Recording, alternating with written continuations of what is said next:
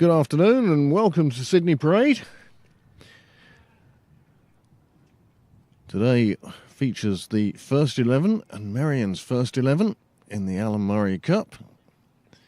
These two teams both unbeaten so far in this group, having beaten Rush and Railway.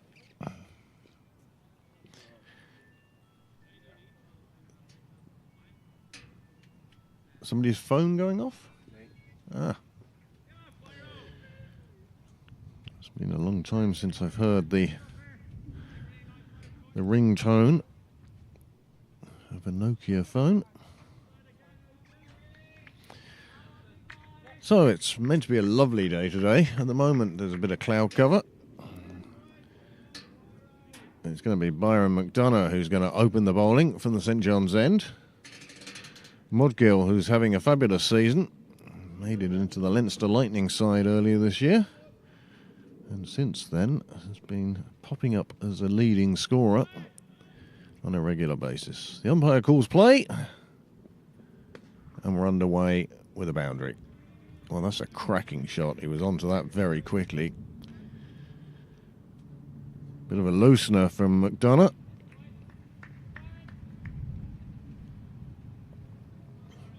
Bit of a breeze coming across the ground, as you can see. Well, you can't see, as I can see on the flag.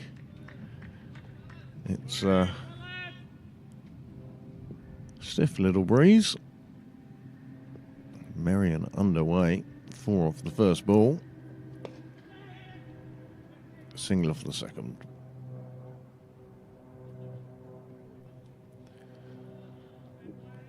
Overhead, the sound of some small aircraft.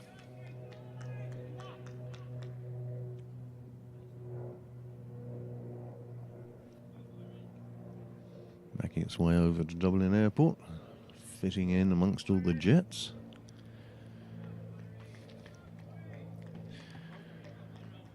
So the winner of these two games, should there be a winner over the two games, if there's not, we're going to be looking at run rate, see who qualifies from the group. That one goes past the edge of the bat, through to the keeper. Keeper today, Danny Hogan.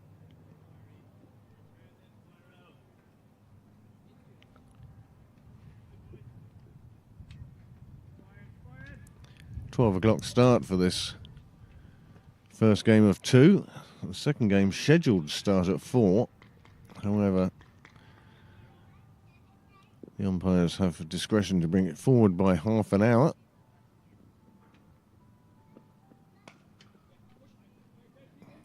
Punched out, square on the offside, just a single.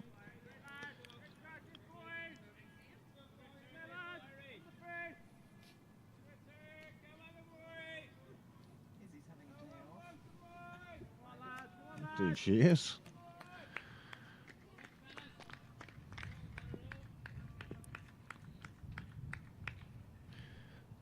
These two batsmen, both representative cricket, and that's beautifully played out on drive.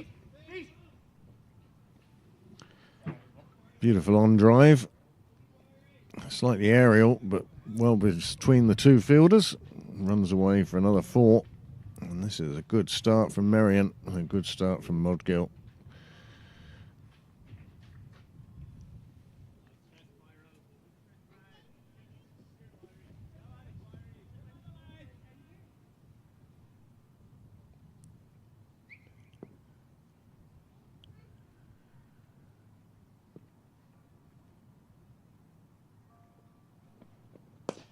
Goes for the same shot again. Once he clears the ring, it's going nowhere but to the fence. That one crashes into the fence. 4 more, 3 boundaries in the over. And a very good start for Merrion. 14 from that first over, 13 of them to Modgill. Darney, he's off the mark as well, but that's particularly destructive start. I'm afraid I don't. We're back to old press A&S together or something. Oh, in that case, definitely don't know.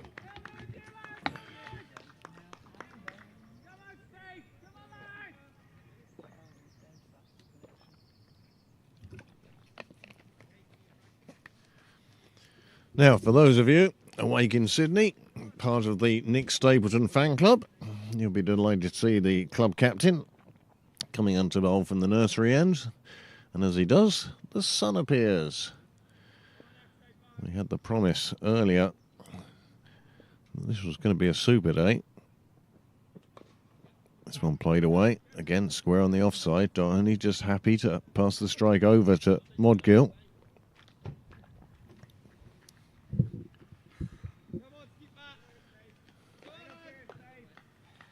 Ashish Sharma, the standing umpire. Kieran Casserly down at square leg.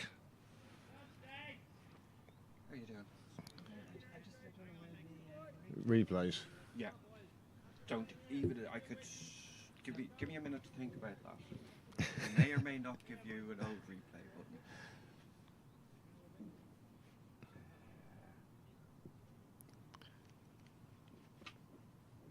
This could be one of the key battles of the day. Stapleton, Modgill.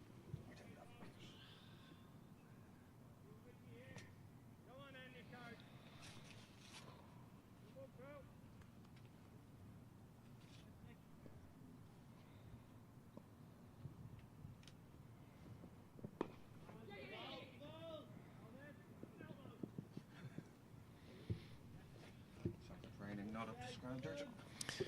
You'd think with all the practice they do of football before practice, they'd be better at it than that. Wasn't to be on this occasion. Just black.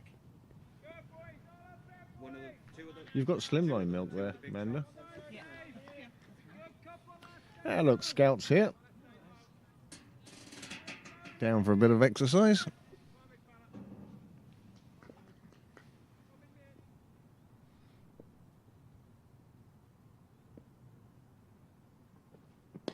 Comes down the ground and puts bat to ball to good effect. 6 down to the dressing rooms, specifically the away dressing room end of the ground. And that's a super shot. And he has come into bat with intent on his mind. Merrion hoping to build such an imposing total.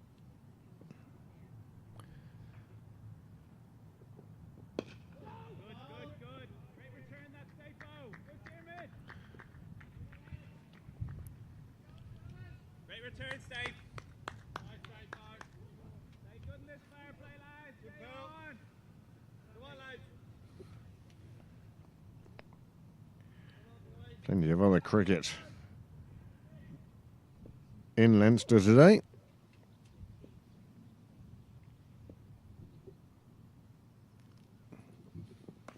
We'll try and keep you updated with what's going on there. There's another one who's played out square on the offside. Boundary rider gets a bit back into Danny Hogan.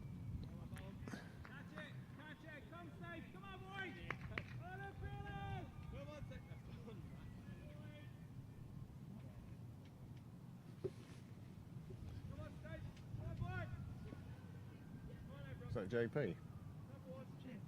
Yep, good. Joe.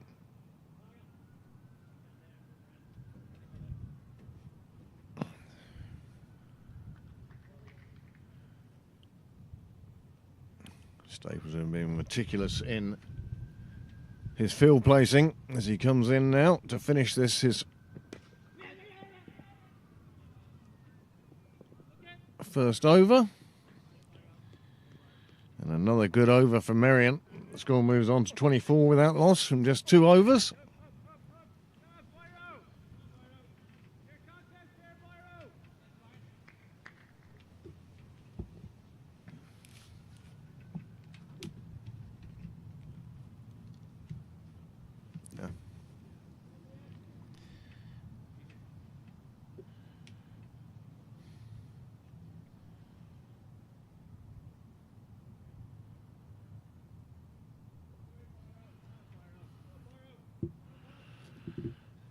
Prasant Nair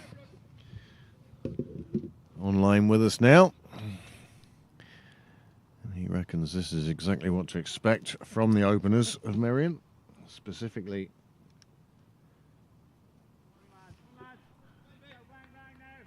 Modgill.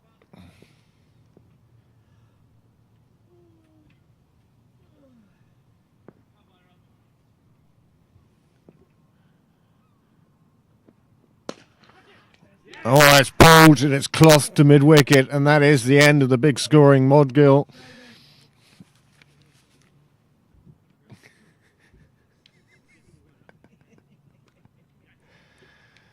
Director just faintly coming into my ear there.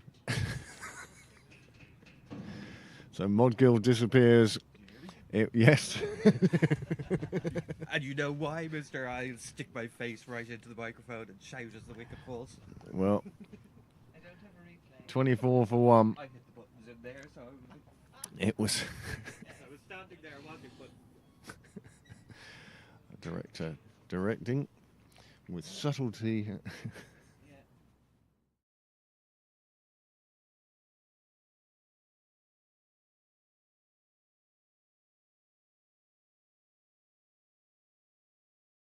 Over.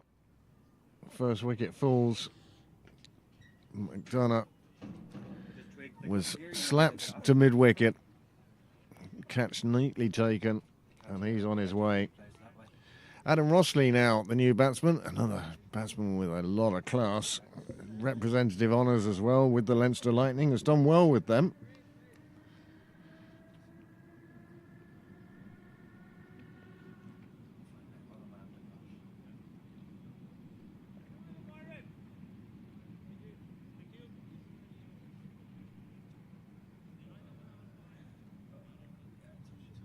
Oh, is that in there? Oh, you got it perfect. Oh, yeah. Your skill with the camera is amazing to me. I've tried camera work.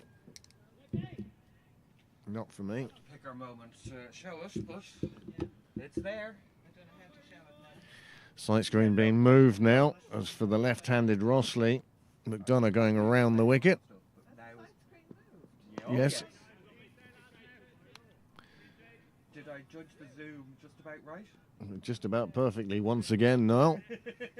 Miracle. I didn't see the side screen. Couple of Merrion players now making their way down to the sight screen. No, I'll wait till the end of the over. Your camera work. Even if they are at this. Ah, here.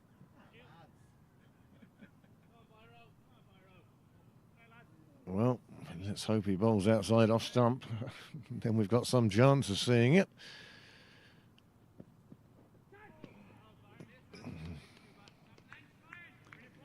Yeah.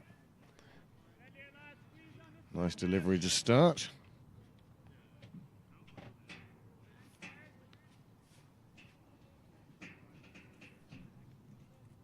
Hit you off that length, Byron.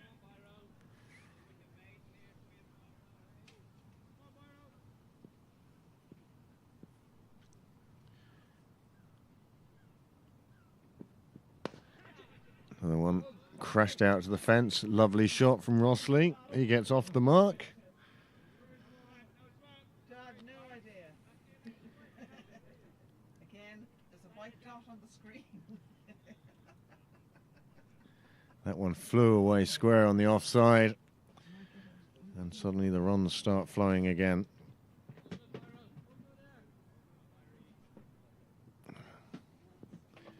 Very good batting lineup Merrion have. Oh, that one's put down by Hogan. Doesn't run away for anything more than a single. But that was a shame.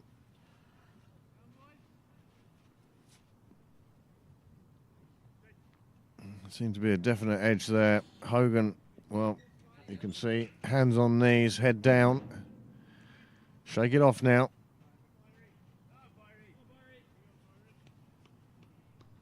And now sight screen moves once again. And now it's too far the other way.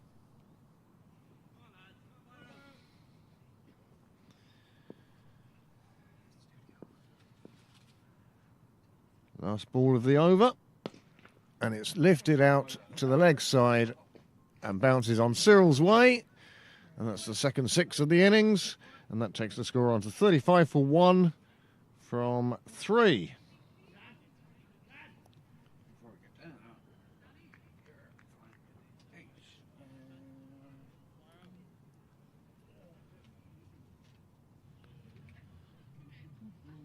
It's been 3 action-packed overs so far, nearly 12 and over.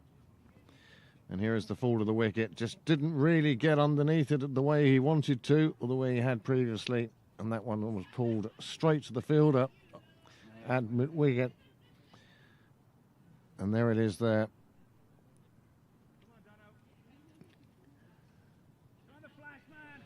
Super catch.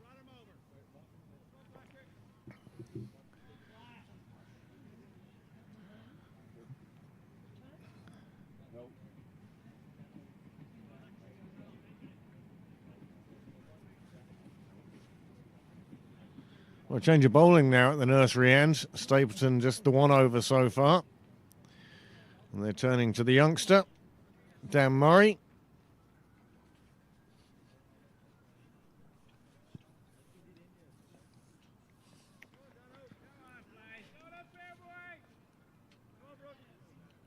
Everything is okay. I'll do it need to.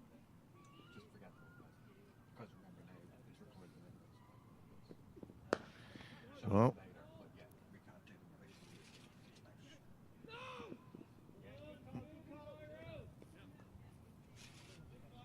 well, that was a bit sloppy all round by all players.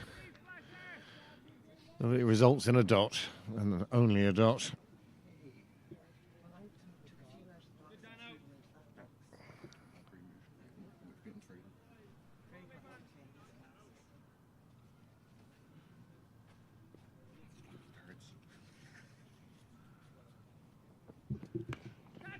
Oh, that one bouncing just in front of the fielder. No appeal made.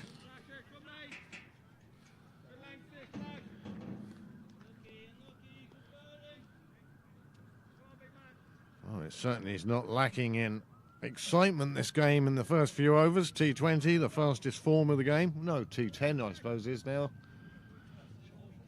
Shortest, yeah. Doesn't make it the best.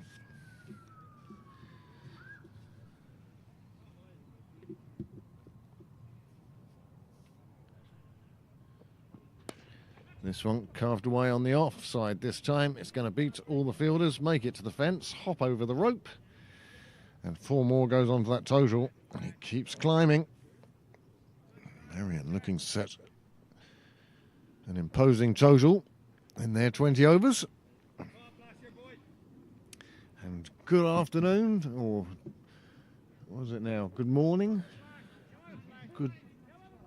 12:15. What's that? About 10 o'clock? 10:15. Back in Sydney, Melbourne. What about Sydney? Same?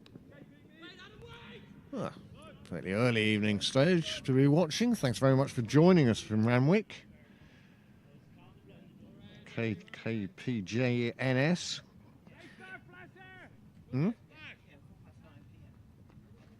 And good afternoon to our French traveller, Graham Mooney.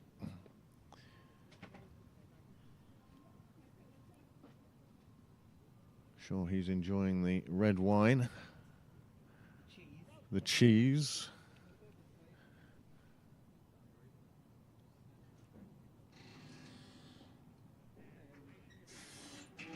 Cuisine, the culture, architecture. But apart from that, what have the French ever done for us? Dan Murray now coming in from the nursery end, staggered run up. Play back at him, gets a hand to it. It's a dot ball. This over not going too badly for Murray at the moment, just the 1 boundary. Darnay has very quickly moved on to 15 from just 8 balls. Adam Rossley, since he's come in, has looked to be positive. That is for sure.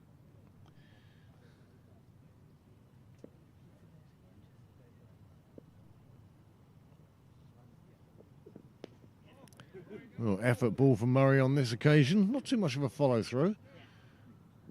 But Tector doing some wonderful fielding. There's 2 of them down there. and that's commitment to the cause. Covered a lot of ground to get down there. Diving stop, flip up to a teammate. The teammate returned it quickly and saved runs. Now, Stapleton to come on from the St John's end this occasion. I'm sure that will please the fan club. Ah, Kate, good to hear from you.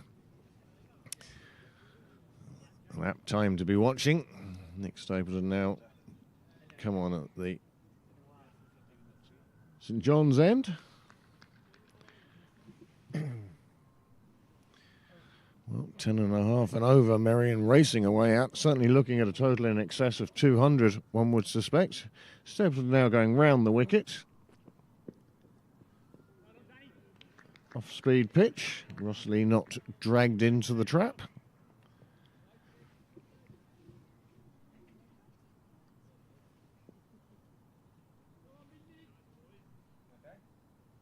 Yeah.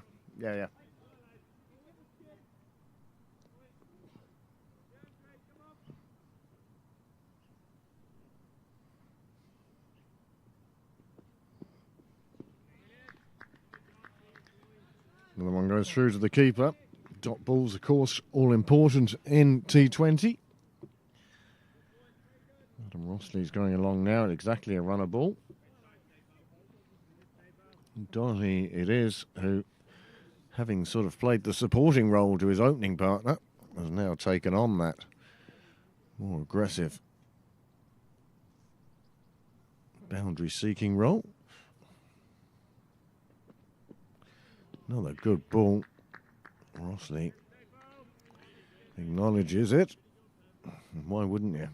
A few people down to watch already today. Good to see. I'm sure some of you who are tuned in with us at the moment will be down later on. Perhaps some of you are walking around shopping centres and supermarkets as we speak. Yep. In before the crowds. Called through for a single, just dropped down on the offside.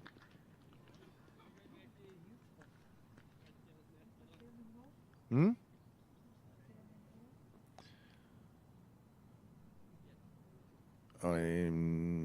not sure. I think it's JJ.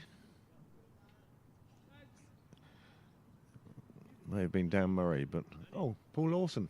All right. One of the youngsters of the team.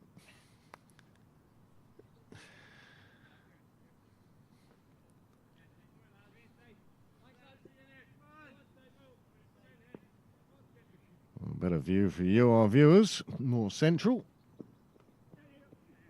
And the batsman obliges by tapping one away on the offside, and that runs away to the boundary. Beautifully thread through the gap of two fielders. Well, the sky is bluing up. When we arrived, there was cloud cover over, I'd say, about 90% of the sky. We're almost at a 50-50 split now. It's only going to get better as the day goes on.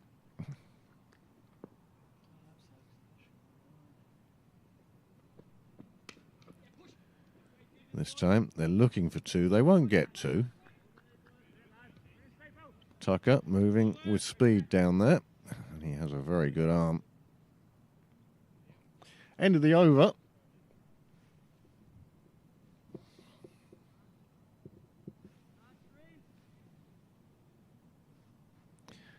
And I see Paul Lawson has taken his hat off.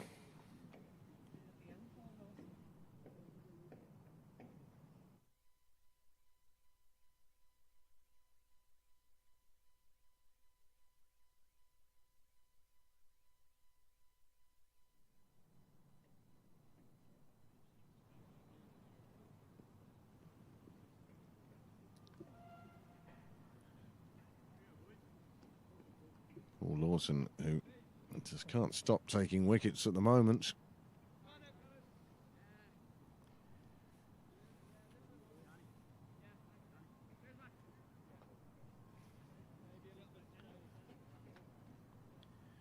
And a magnificent club best, or season's best for the club. 7 foot. Will certainly be in contention for the Spud Murphy at this stage.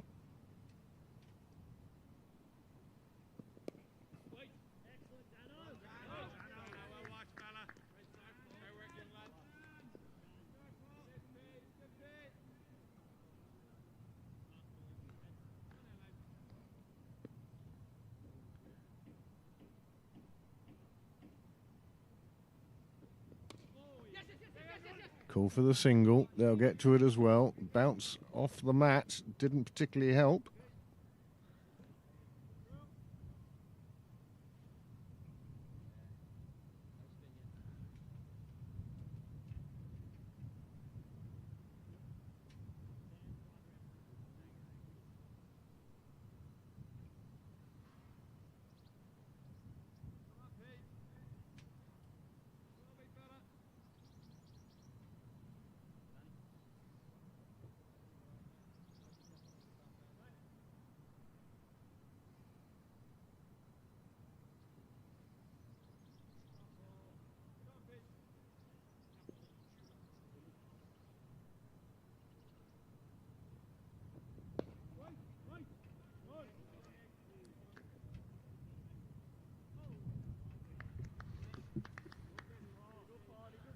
Paul Lawson, now in his 18th year with the club.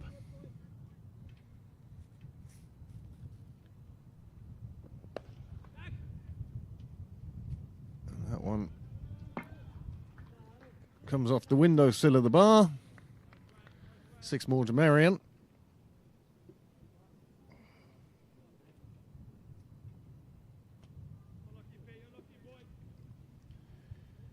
And he's just 22 wickets away now from taking 400 since records began.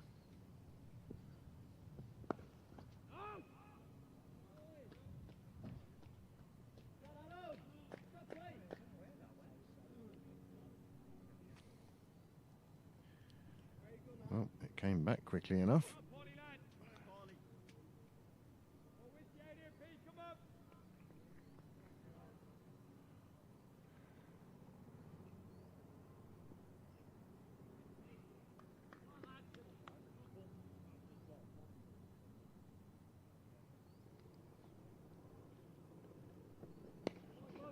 Play back at Lawson on this occasion. Gets through his over. 13 runs coming from it.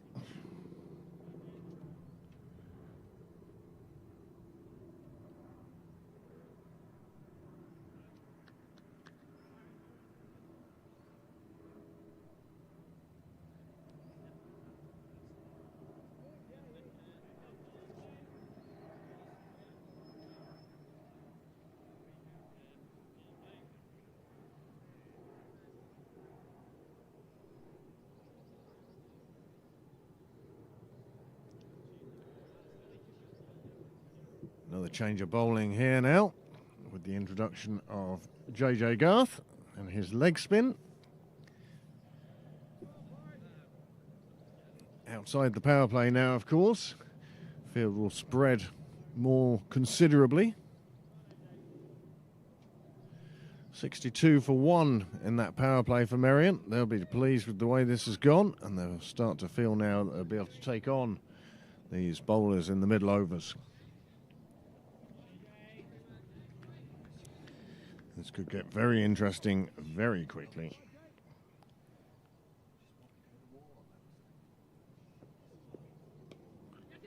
Cut away on the offside, well fielded, hands down to the ball, kept an eye on the ball.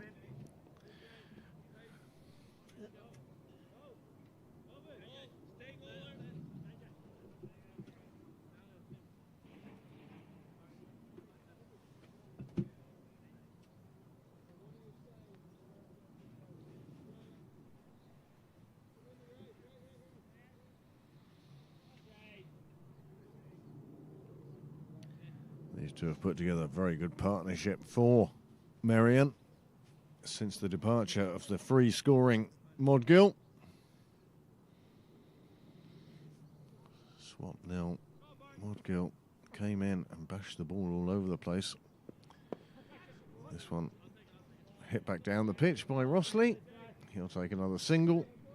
Bring Doheny back on strike. He scored a lot of runs last weekend. Doheny.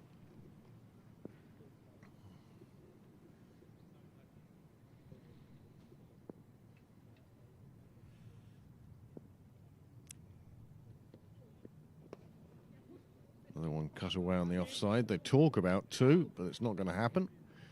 I saw a very nice article, good article, by Nathan Johns during the week. I think I read it this morning, actually.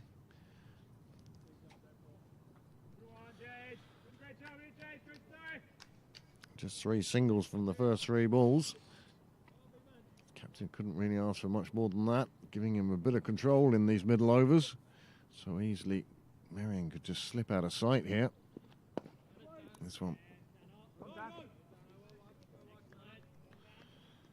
First dot ball of the over.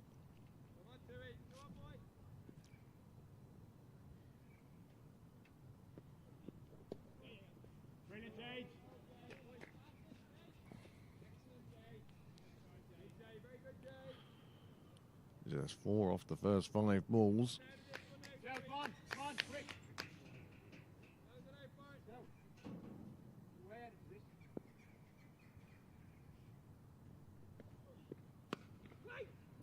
And another dot ball to finish. Just 4 off the over. Super over from Garth, that. And with 7 overs gone now, the score has moved on to 65 for 1. And the weather's picking up. And there's still a few people coming into the ground. Players still outnumbering spectators at this stage, but I can see that changing during the afternoon.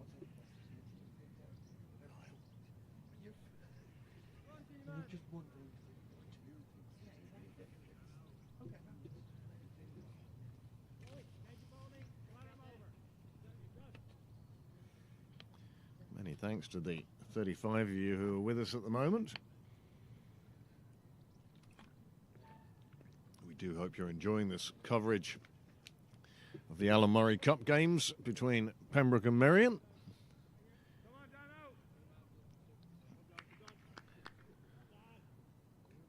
We'll be joined by a viewer in Lanzarote later, James Cresswell.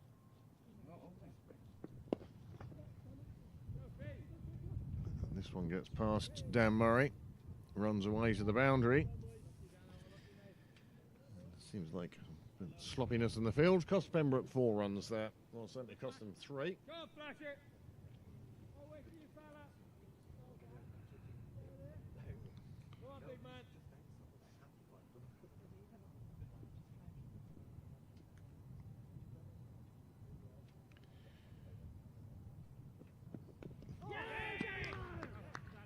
And Dan Murray picks up his first wicket. And a super wicket to get as well. That of Adam Rossley. Well, that's bad news for Adam. Bad news for Oliver Mullins, who joined us on the live chat. Just as we were about to read out your comment, he's on his way. 2 down then with 69 on the board, and good afternoon to James.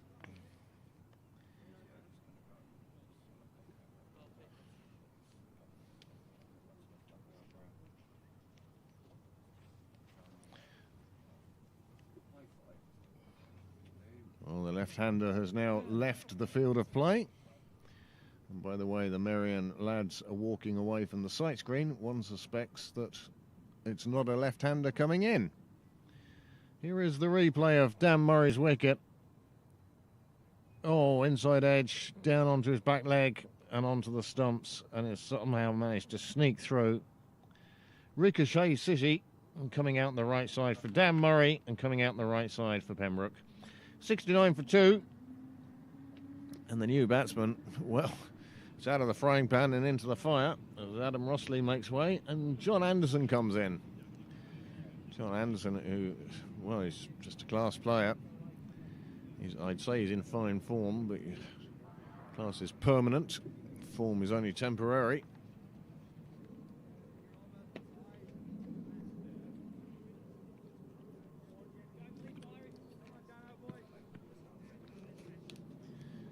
looking to back up Doheny now Oh, yeah. as they look to take this innings forward. They're not moving the sight screen anymore. Yeah. Come on, Dano. So if you wanted to I move will the sight straighten screen. it a bit. Now before they... When they're at the other end, we won't really think about it. Great start, Flash. Great discipline, Splasher. Nice the Flash, man. Come on, Pembroke sort of dragging themselves back into this game now. Come on, boys. Come on, Pembroke. 3 and 4 now. Dan Murray, who's made his first team debut this year.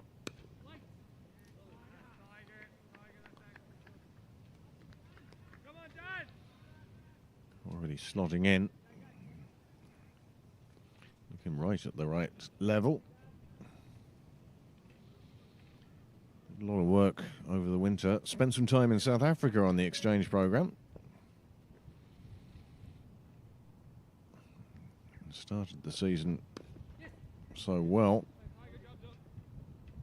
Made his way up through the teams, and he's let none of them down. And 1, Flash, and 1. Come on, bro. Fire it. Dano, bro. Come on, Dano. No.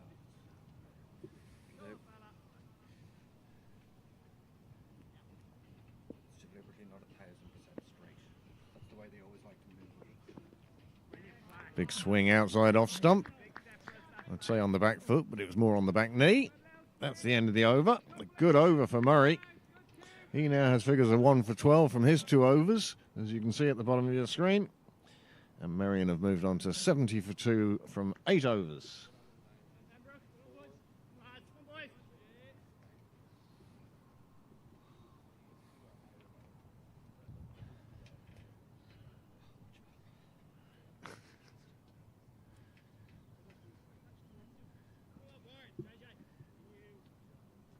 You got new ones. That's the Uggs. I was worried about twice. And I was refusing to wear them on wet days out for something like this to just instantly. Keep them nice. No. Keep them for good. Anderson now eyeing up the short boundary on the leg side. On this occasion, just pushes it up to...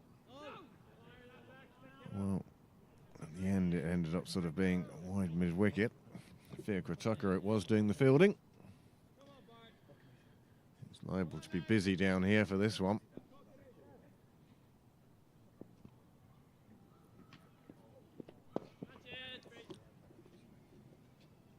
And there it is. Well, the opposite of commentator's curse, it worked perfectly on that occasion, as Fiacre Tucker takes a beautiful catch. JJ Garth picks up the wicket. And Doheny departs for 25 off 18. Well, for a moment there, I was quite worried about that. That was coming directly for this table, not you lot over there. Yeah, I hadn't figured out how close it was to you. I'd figured out it was to our left. It was coming directly at me, and luckily Fiacre got involved. Took a nice safe catch.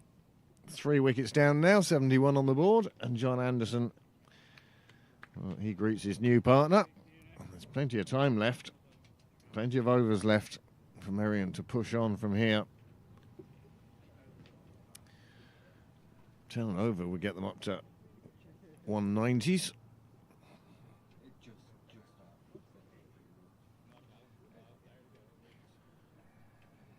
143 at a runner ball. They'll be looking for much more than that, surely, with the batting lineup they have. Well, it's good to see JJ back in with wickets, and this is the ball that did it for him. Look, as soon as he hit it, he knew. Oh, that one squeezing out on the offside. Sam Harbison, the Leinster Lightning captain, in the absence of Derek Dockrell. He's had a good interprovincial series as well.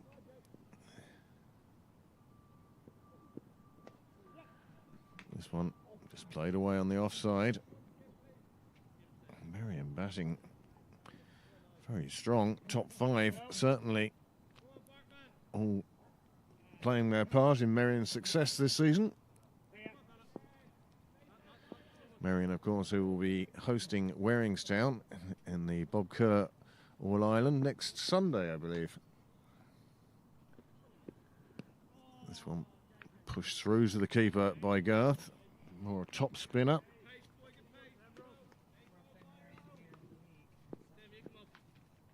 Yes, it would have been Merrion twice today and next Saturday and next Sunday if we'd beaten Waringstown. But we didn't, so it's not.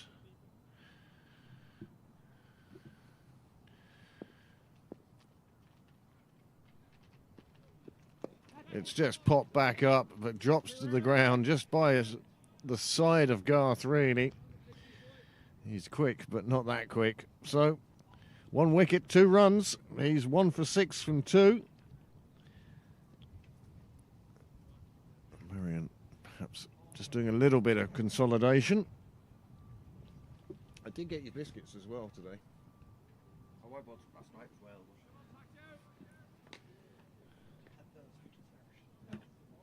Breakfast.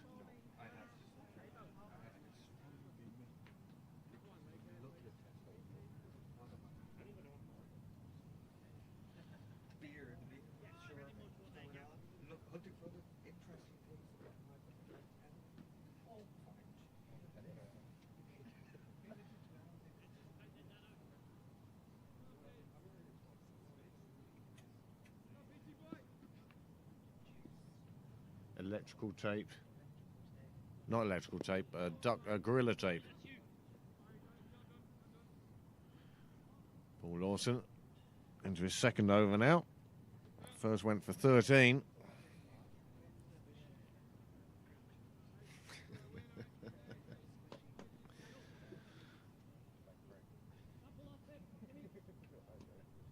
Your cup has fallen over.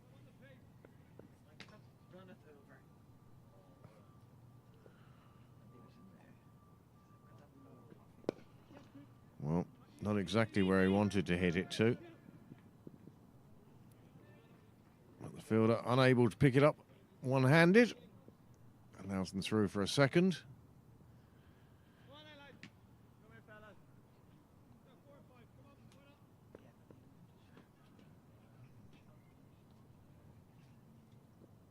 Again, same shot. Different result this time. Just the single.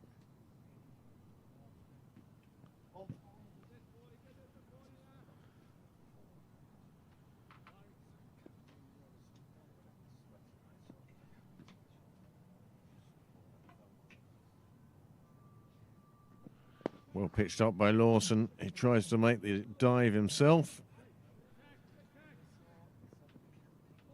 Oh, and that's beaten everybody. Luckily, there's backing up at the back.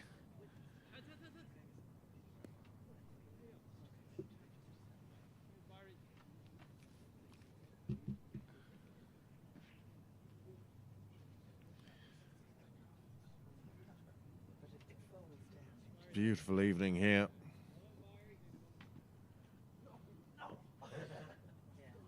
If I told you it was a Simpsons sky, would you know what I meant? Fluffy clouds, that particular shade of blue. This one coming off the leading edge of the bat, out in the offside where JJ Garth picks it up. And it's no run.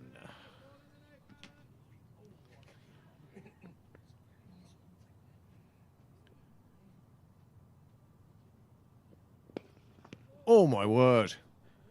Oh, they'll take the single. It came off polystyrene, you know, padding, so he was lucky. It was a good shot. It nailed his partner. It's the end of the over. Good over for Lawson. Just 6 off it this time. Well, that was a beautiful shot.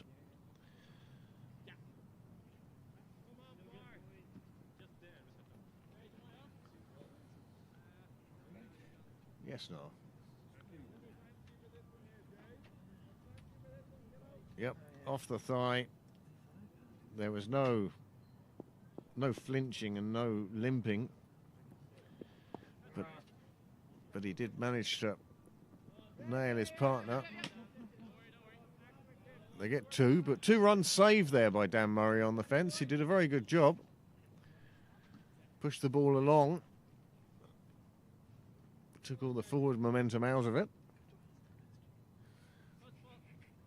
Ah. No, she can't.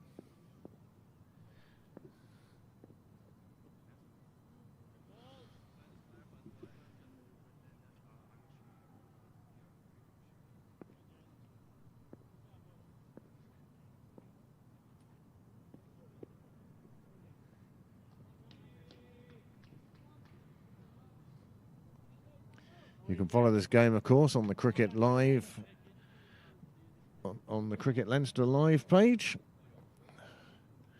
And now they're up to 84 for 3 with the help of a couple of boundaries.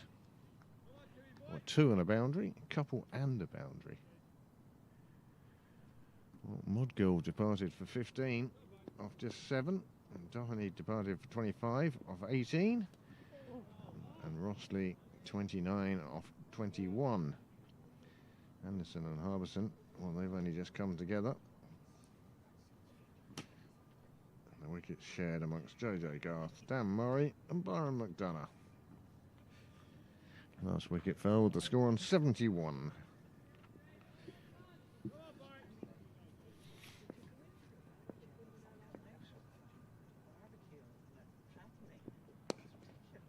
We keep talking about trampolines.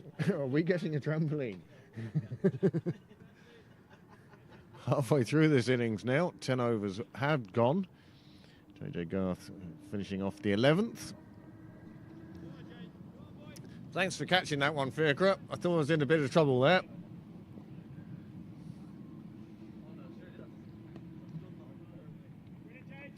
Cut square, looking for 2 again. Again. I think it's JP down there, perhaps.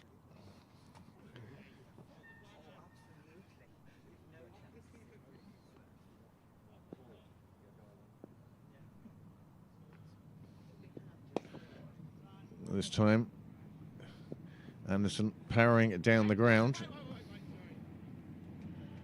Tucker making sure there was no second. It's the end of the over. 11 gone now, 91 for 3 on the board. And with only 3 wickets down, you'd think Merrion would start to get more expansive at this stage in an effort to bring the runs total much higher. Should we bring the weights out? I'm just thinking from the flag. It hasn't been bad so far, but it wouldn't, without the weights, it wouldn't take much. That's all I'm thinking. Even 1. Yeah, it's just a... This one, because all the others, no matter what way they move, at least just see them moving and Look. Crap and fix it. It's just something that occurred to me when I looked at the flag was, don't be fooled by the sun here. It's still quite breezy. Bit of breeze over it. Yeah. Where do you want it? Here?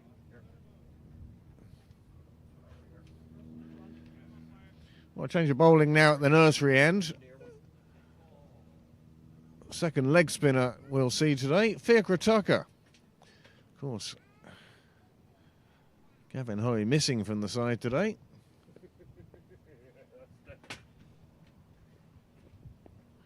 Reverse Hoik. Gets away for 2. Dan Murray does the fielding. Afternoon. How's you? Enjoying proper summer. Delicate little touch from the reverse shot. This one played down the ground, completely 180 degrees away.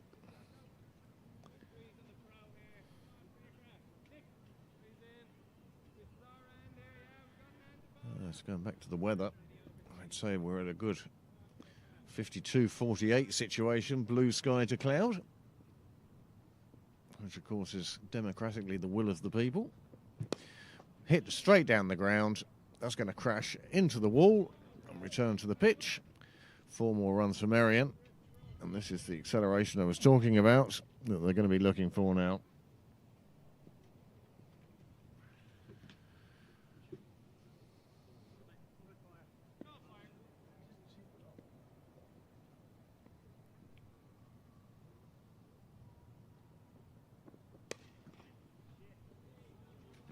Another boundary crashes away through the offside.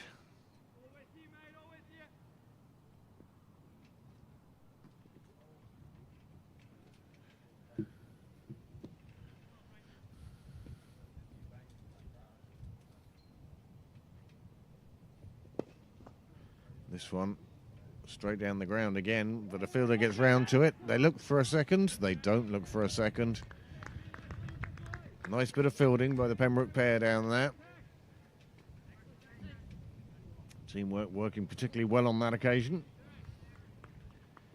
Brings Anderson back on strike. Tucker comes in.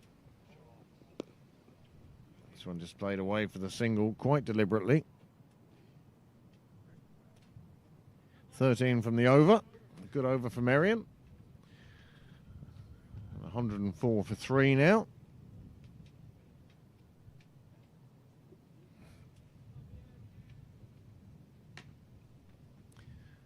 Twelve overs gone. Oh. JJ Garth taking a break at this stage. I think the umpire's asking for somebody to look after the sight screen. It could also be he's signalling a free ball without no ball coming first.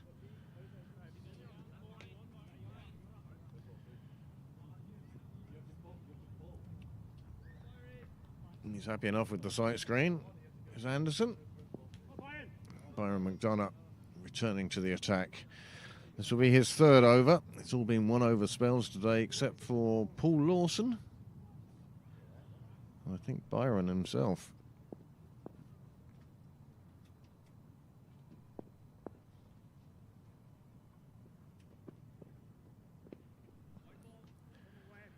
Just too far outside the off stump.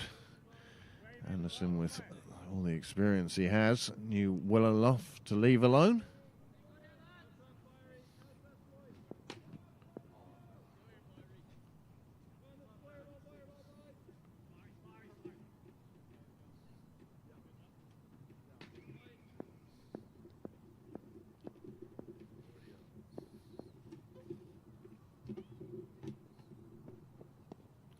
Nicely picked up, but he's only found the fielder there, right in front of the clubhouse. Super catch.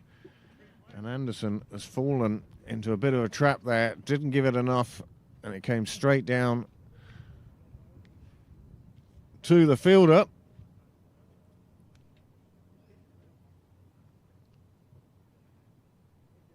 Who I do believe is Paul Lawson. If it is, that will be his second catch today.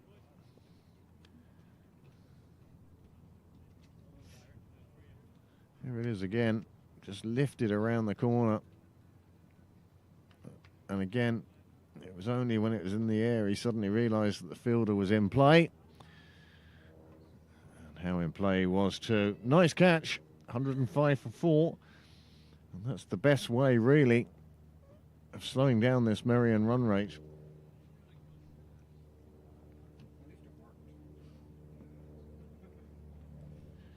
Just while the new incoming batsman comes in, we'll take a look at the card. Peter Francis it is, who will join Sam Harbison in the 13th over then.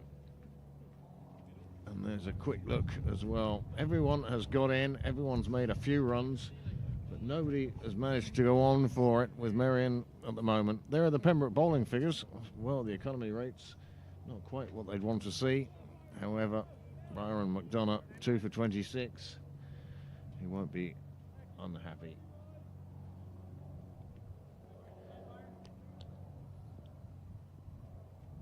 So, wicket off the first legitimate delivery. And a dot ball off the second.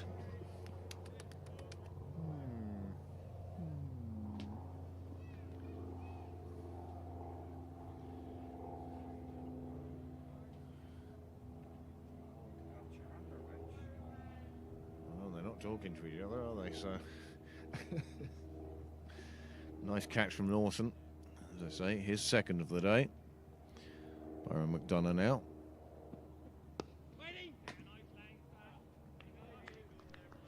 Picking up his second wicket. Ollie Riley not playing today. He's been called up by the emerging Ireland side. He's a replacement for Tom Mays, who suffered a finger injury, I believe. So, young Ollie Riley playing an awful lot of cricket at the moment. There's going to have to be some thoughts given to how much cricket he is to play. Still growing, of course. Young lad.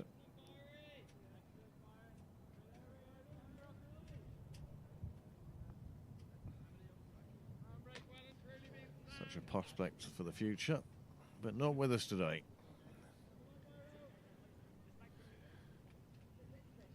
Stapleton putting a lot of faith in his spinners today, and it seems to have paid off. The run rate has cooled off in these middle overs. And now he's gone back to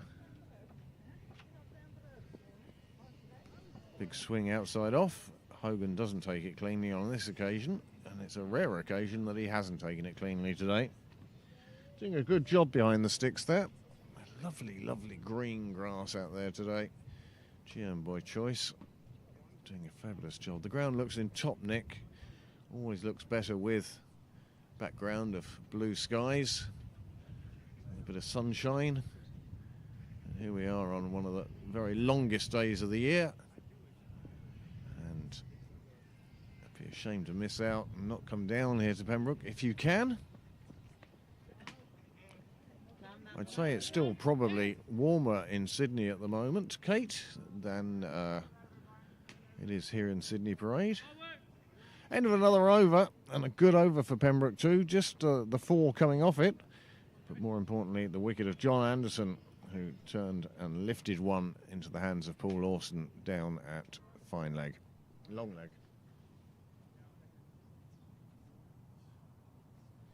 7 overs to go now. I fancy myself a bicky.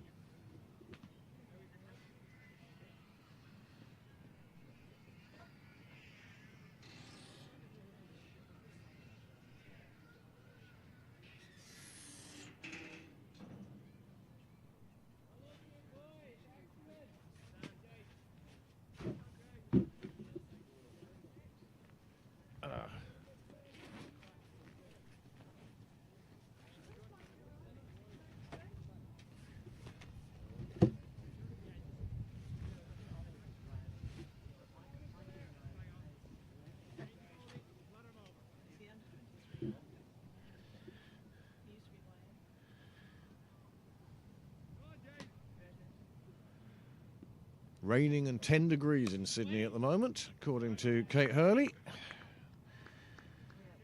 Well, that'll stop her going out on a Saturday night, enjoying herself. Yeah.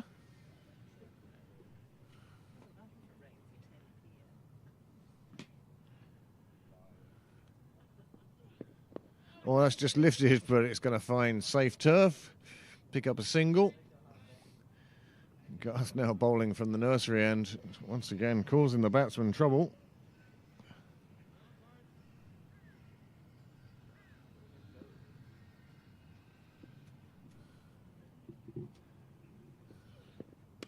This one in the air, and it's lifted straight to the fielder.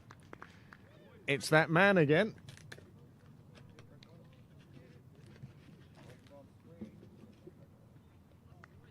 Well, that's magnificent.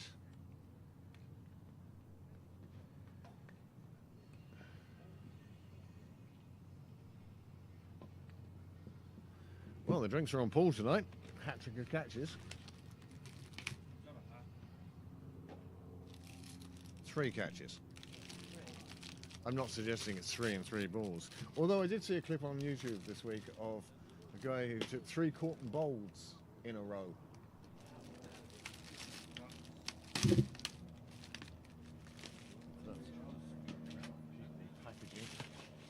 going to last that long. So a 5th wicket goes down with the score on 109. And this is why slapped at the one outside off, and it's come off the bottom of the bat, and it's gone straight to the fielder. J.J. Garth didn't even watch it. Once he saw it was going towards Paul Lawson.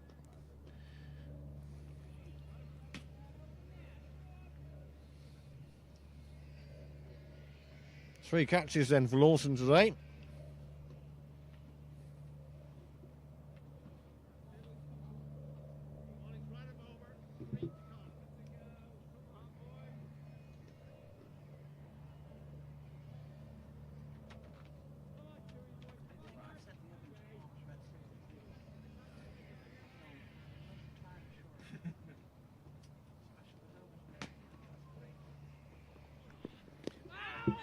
Paul Lawson, who before today, under 112 catches in Leinster competition.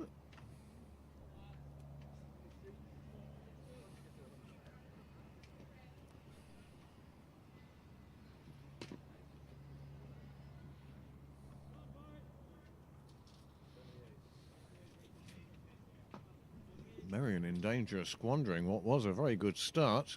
As I say, plenty of people getting runs. Nobody really going on. With a little bit of carnage. Those who've tried tend to have departed.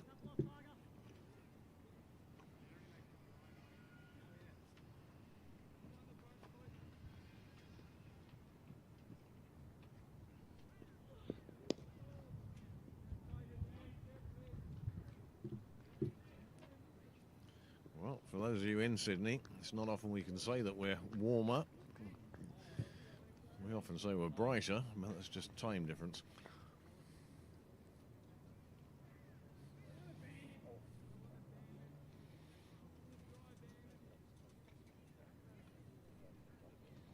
Now Nick Stapleton returning to the fray. 6 overs to go now. 112 for 5 on the board. 20 for 7.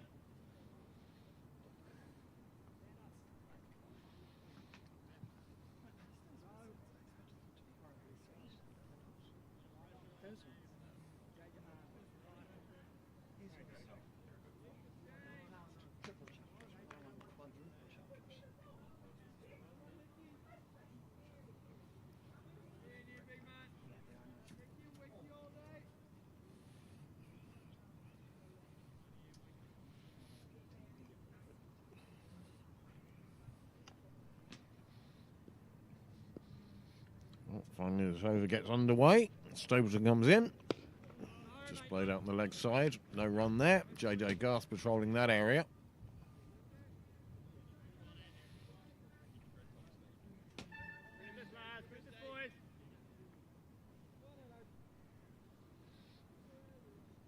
It's amazing how many jackets and jumpers get left here now.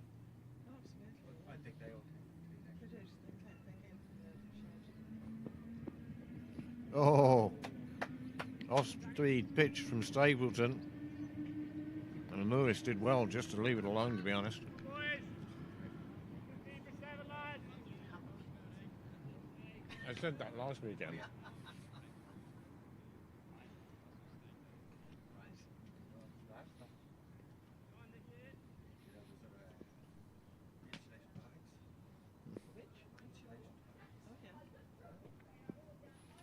Another dot ball as Stapleton gets it to fly past the edge of the bat.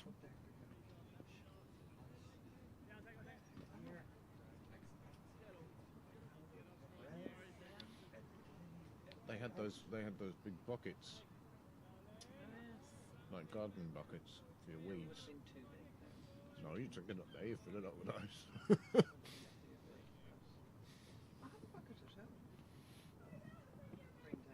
I don't know, it's ours. Nice bit of fielding in the ring. Nothing more than a single to come. Single off the first 4 balls.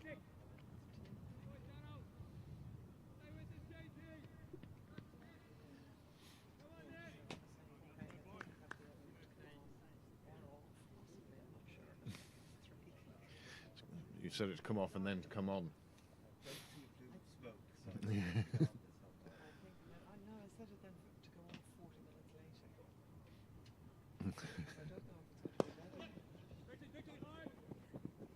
Well, so we'll take 2 to that. It's gone all the way out to cow corner.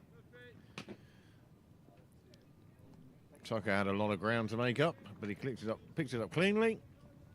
Returned it in. Just 2.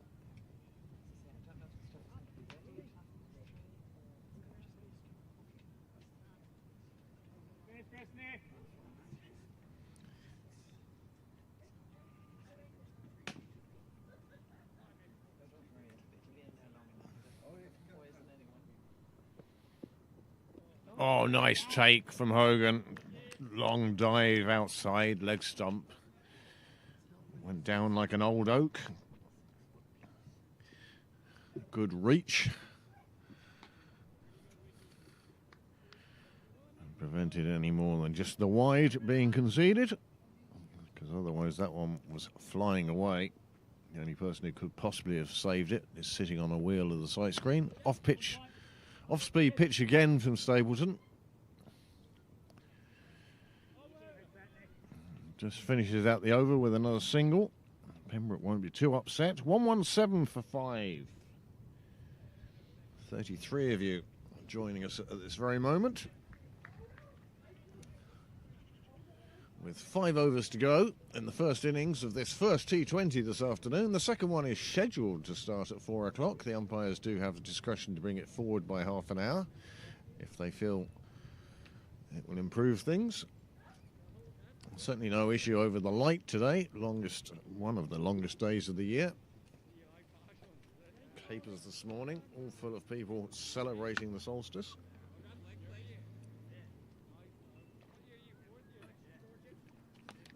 High summer.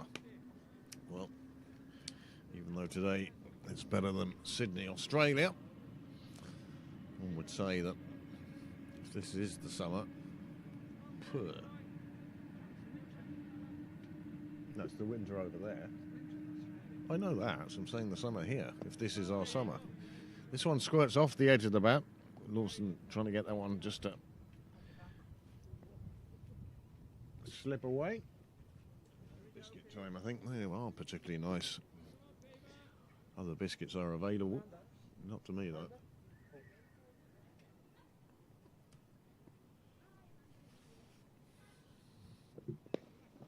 Oh, just wide of Lawson on this occasion. But again, just a single.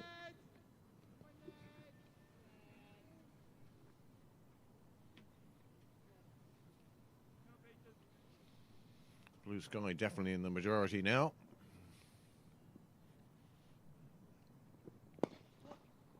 God, blimey, that was hit hard. Lawson put his hand up for it. But that went back at him at a rate of knots.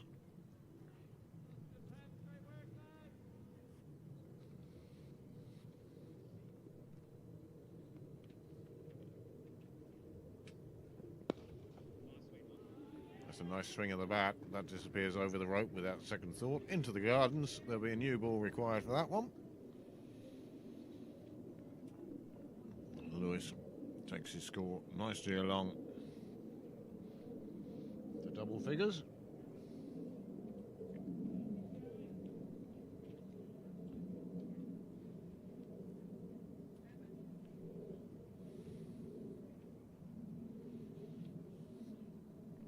You've got to feel now that Merrion are going to try and take advantage of these last 5 overs, get up to 170, 180.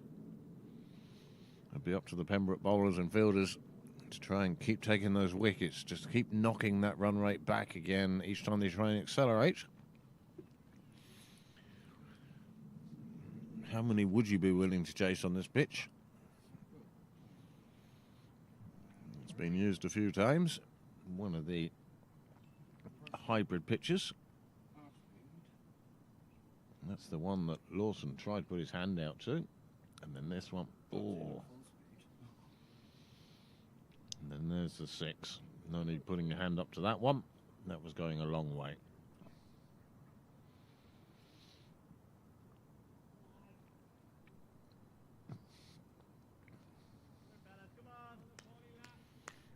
Right. Lawson with the ball in his hand.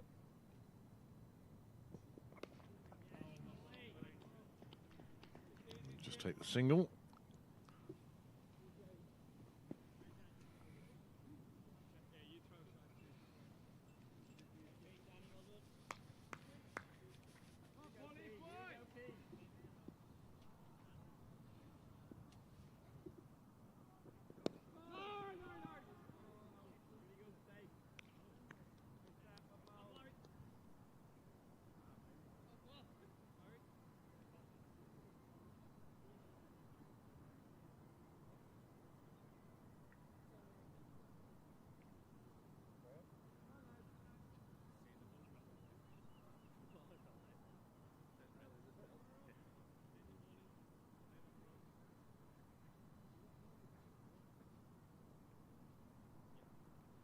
Ten coming from that over. That means that Stapleton is now going to turn to his chief wicket taker today, Byron McDonough. 2 for 29 from his 3 overs thus far.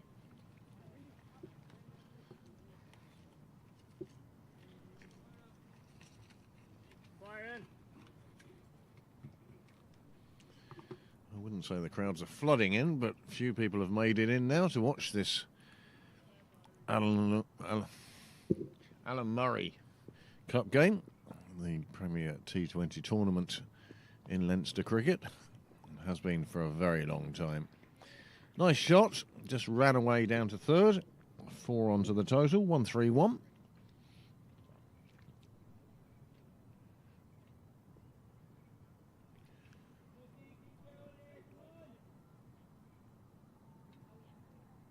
It's those boundaries that Pembroke would really like to avoid.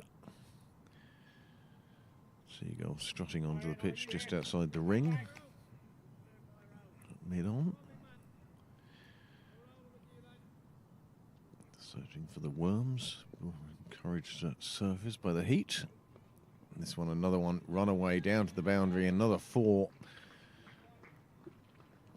This is neat, clever work from Lewis, using the bowler's own pace against him.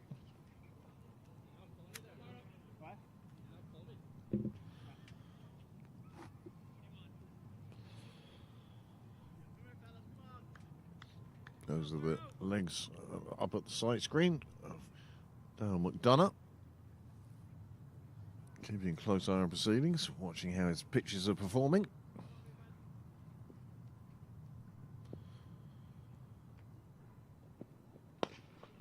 He's gone big on this too. Front of the bat and the offside. Over extra cover. He picks up another 4.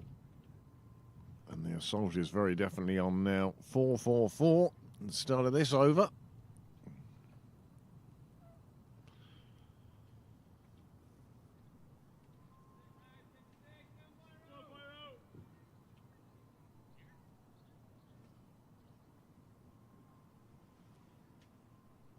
Captain just taking a moment out of the game. Just let things calm, cool. Let Byron get his thoughts in line as he comes into bowl now. That's a much better delivery, but it's driven down the ground, and a beautiful drive it is too, just to the offside of the sight screen. Pretty much as straight as they come, and it's a 4th boundary in a row for Merrion, and Lewis is racing ahead now, scoring at over 200. Helped in no small part by 4 4s in a row.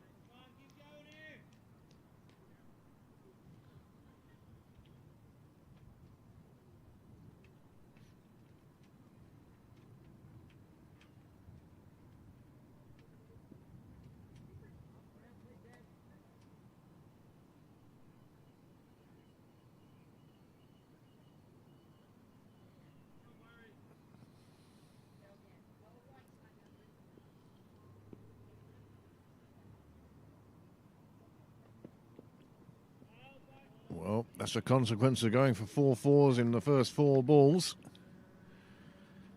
Just trying to keep it away from the batsman on this occasion and drifting too wide, and the umpire signalling it as such.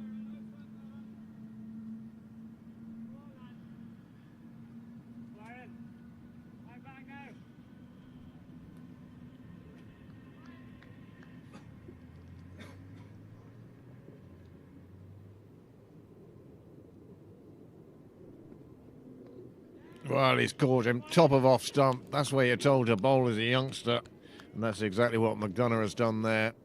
Well, it had been a good over for Merrion prior to that, and you still might say it is, but with one ball to go, it's 17 for 1 in this over. McDonough's figures, well, they've taken a bit of a battering today. 46 for 3 with one ball left in his spell, in his allocated 4 overs.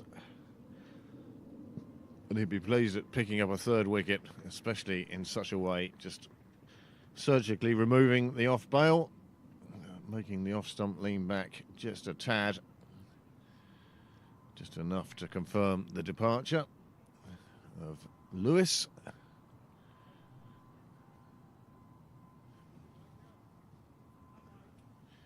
Just 3.1 overs to go, 19 balls.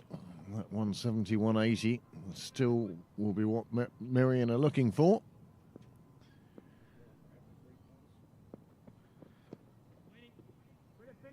And he finishes with a dot ball. Well, the first half of that over was very definitely Merrion's. The second half, Pembroke's. And that's kind of the story of the game so far. Here are some replays for you. Beautifully guided down to third. Super shot that. That was the first of the boundaries. Next one even finer. The other side of the fielder, short third. That was the biggest of the hits. And then that one beautifully driven and threaded through the field and away for 4. But then trying to guide another one down to third. Not making any contact on this occasion, and it takes the top of his off stump, and that was the end of a short but bright innings by Lewis. Max Sorensen, ex-Irish international, back into the game now. Dan Murray to return. He's only gone for a runner ball so far and did pick up that wicket. So he'll be feeling good about his day so far. Now being entrusted by his captain to bowl possibly the 18th and 20th overs.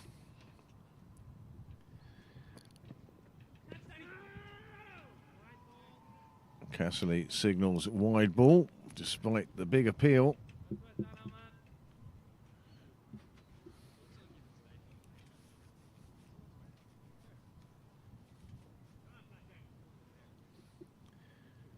Last few overs of this innings now, so important to both sides. 150 will be a total that Pembroke will be delighted with and would have been before. 180 is a target that Merrion would have had in their mind before the game started, I suspect. Once you get up as far as 9 and over for 20 overs, well, it becomes very tough to chase those ones down.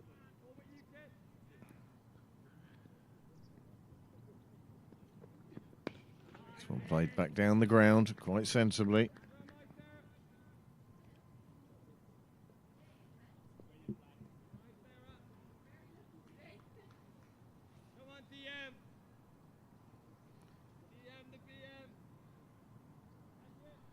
Well, those of you who have been waiting for the Prendercast today, we think it will be shorts, t-shirt and baseball cap for the first time this year. That would be perhaps the correct outfit. Breeze has dropped now, the flag has dropped. Start rolling on into town. Hedge on that side. It's got way too big. I don't know if I like the train being hidden. So that's depriving 60, 70,000 people a day the chance of viewing us as we play our cricket in the middle of Dublin 4. Or do I like the hedge just hiding the tree and just taking it a little bit further away?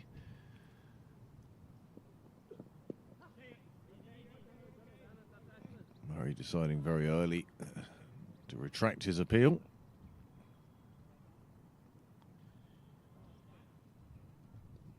Another good over from Murray. 1 ball to go, just 5 off it so far.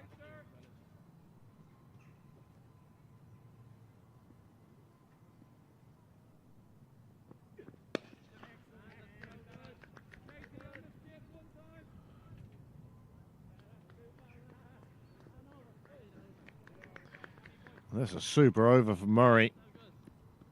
Just 5 runs added to his figures. 6 runs added to the score. 150 up for Merrion now.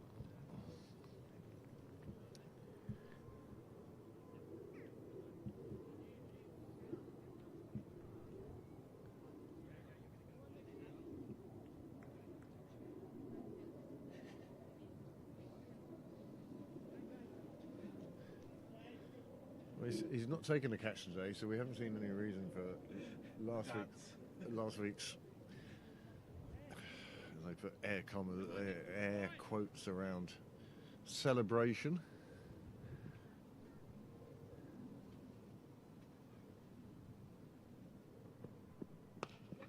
Let's cut away on the offside. They will look for 2 now. We're at that stage of the innings. They decide against it, but they definitely were running the first as if they were looking for a second. Don't know why we're never at that stage of the innings, all the way through an innings, to be honest.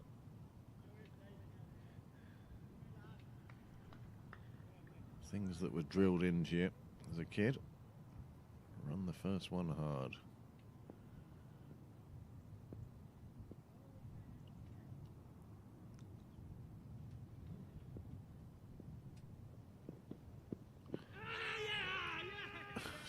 Well, that was really a sneaky delivery from Stapleton. Totally off pace, caught the batsman on the crease. The appeal, well, only he needed to appeal. He knew it was out. And the umpire, Sharma, agreed with him. And that's the 7th wicket down now, and that's the end of Max Sorensen. And as I said, this is how Pembroke are going to keep this run rate under control. And that's by keep taking wickets, and they've done that. And Stapleton picks one up today. Kate, you must be delighted with that.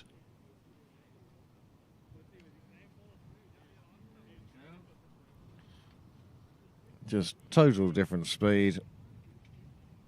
He threw the shot before the ball even gets there, smacks him in front and gives the umpire no choice but to give that out.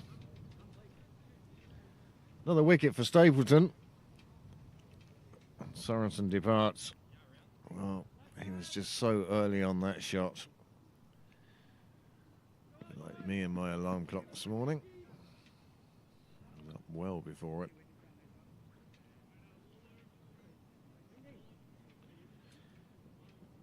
Forkin is the next batsman. Daniel Forkin. We'll see him with the ball later. No doubt causing difficulties, but at the moment he's facing Nick Stapleton. This one goes down the leg side.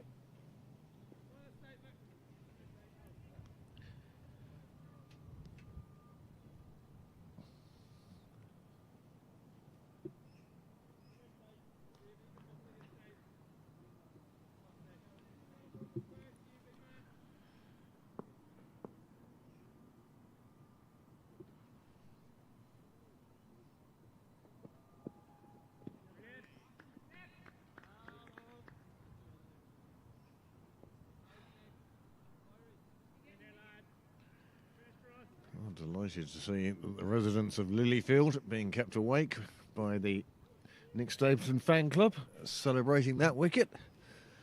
Let's see if he can't pick up another one. He's decided to come round the wicket now to the left-hander.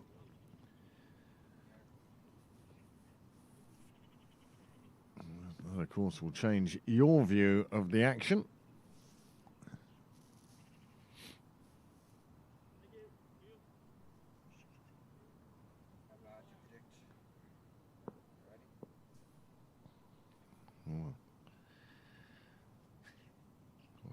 All the action on the left-hand side of your screen at the moment.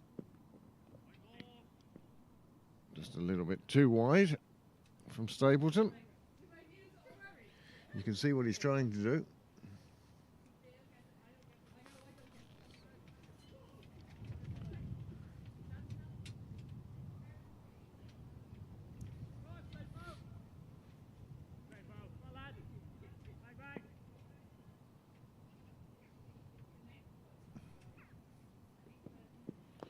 This one takes the edge of the bat and flies away down to third. It will just be a single.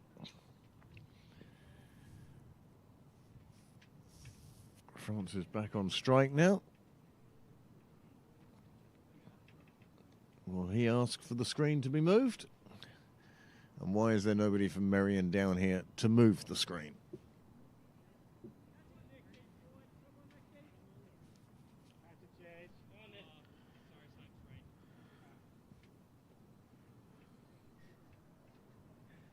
Still no movement on the Merrion sidelines of somebody willing to come down.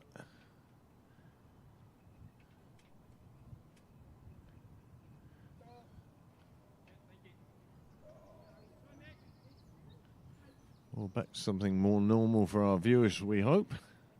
Not quite. Ah, an interesting view. Goes for the scoop.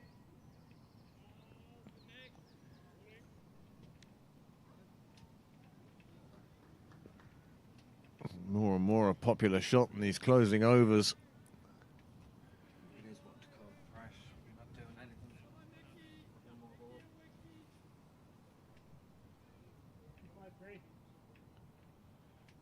154 for 7 now, Merrion.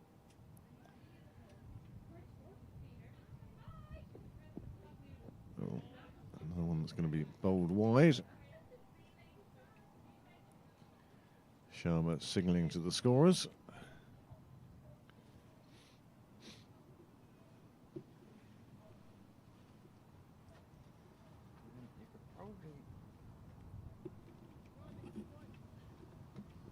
Oh no, it's my eyesight. Yeah, I know, but that's probably... It's my eyesight, not that. Well, this one's just clobbed down the ground. It'll just be a single. Fiacre Tucker doing a fine job. And that's the end of the 19th over. And we're just 1 over remaining now. Merrion move on to 156 for 7.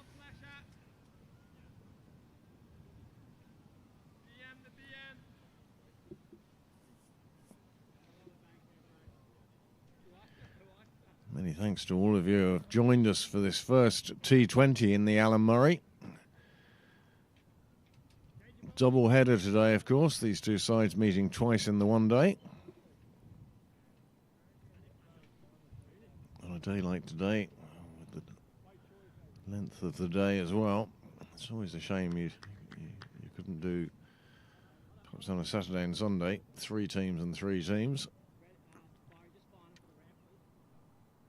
Get a third game in each day.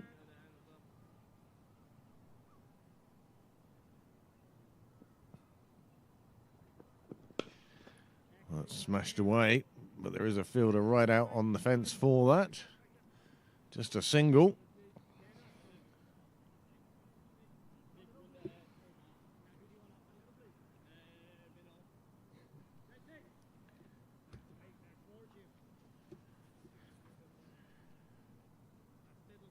Dan Murray entrusted with the last over. Shows you the esteem in which he's held now. Would have started the season on the 4th 11, 5th, 3rd 11.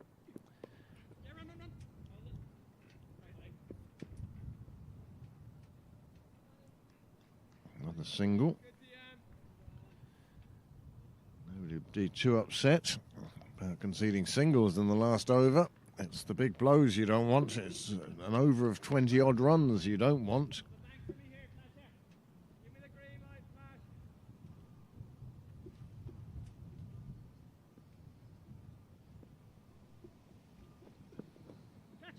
This time goes for the ramp. It works. It gets a boundary for it.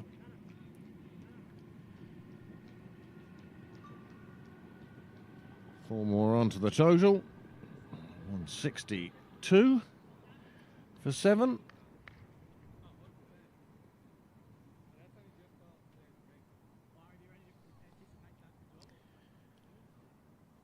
Well, no sign that the bar is open as yet. No.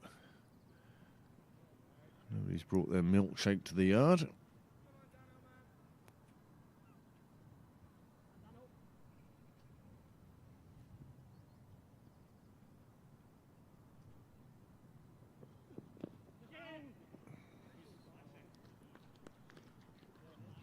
Nice delivery just for a single.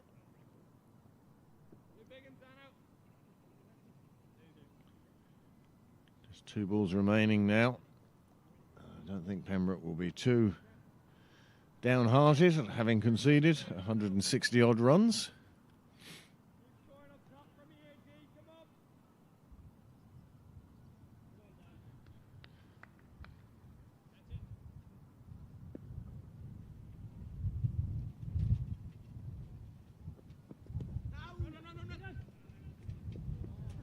Well, the attempted run out by Danny Hogan, unsuccessful. They get through for a leg bye. Now the last ball of the innings.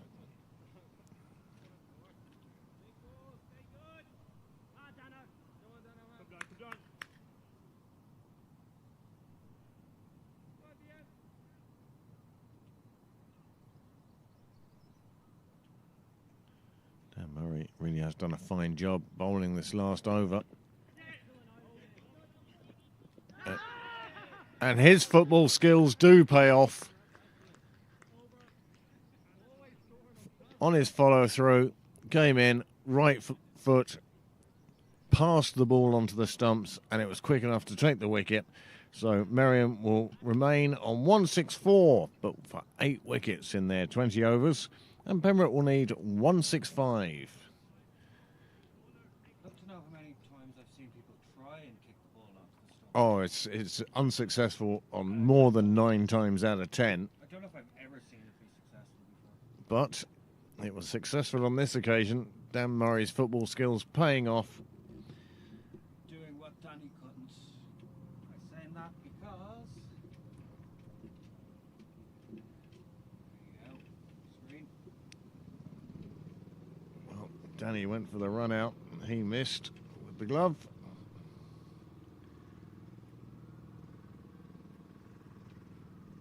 Didn't cost any more runs. And then finally...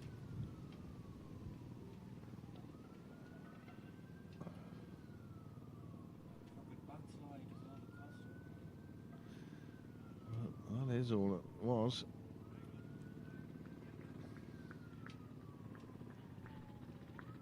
Dan Murray with a super little kick on, which finished the innings with the score on 164 for 8.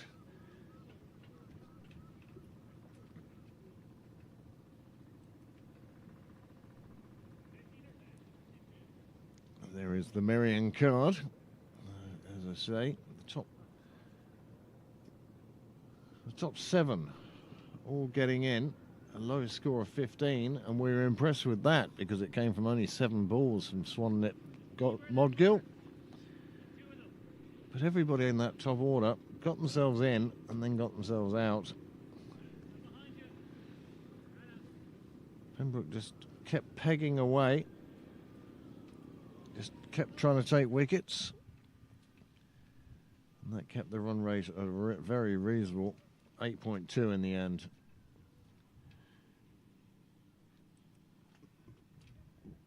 Pembroke bowlers, well, they toiled. There were 6 used, Fiacre Tucker just for 1, and nobody having really great economy rates, but JJ Garth picking up 2 for 23. Dan Murray picking up 1 for 24, plus a superb run out at the end of the innings. Nick Stapleton 1 for 27, but it was an absolute peach of a delivery. Slower ball, completely fooled the batsman, and that was his wicket. But top of the pile, and top of the wicket takers again, Byron McDonough, 3 for 46, and without that, Pembroke may have struggled, but it was a great team effort that has restricted, I use the word advisedly, restricted Merrion to 164 for 8.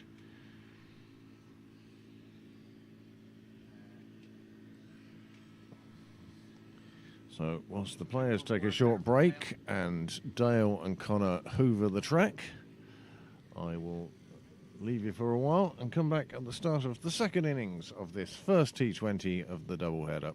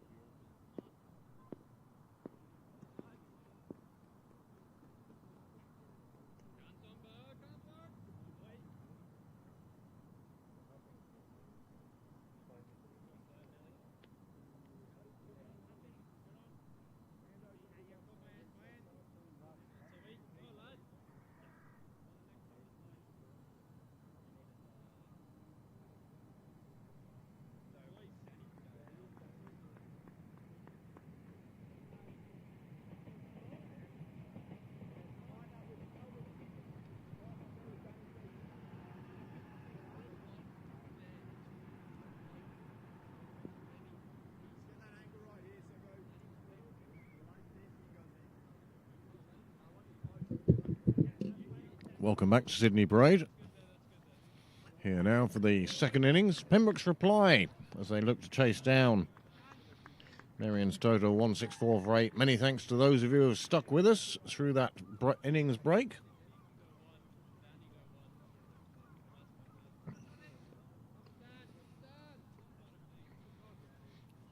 Tim Tucker, Tim Tector opening the batting. Stanton to open the bowling from the nursery end. Left arm around. Tucker just setting himself right. It's so good to feel the sun on your back today. Big cheer, it seemed, from across the road in Railway.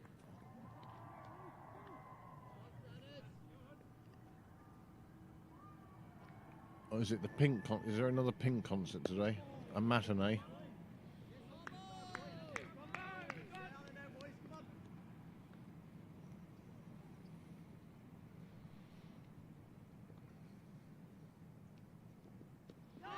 He's bowled him. Attempted stumping, in which case that was very quick work from the keeper.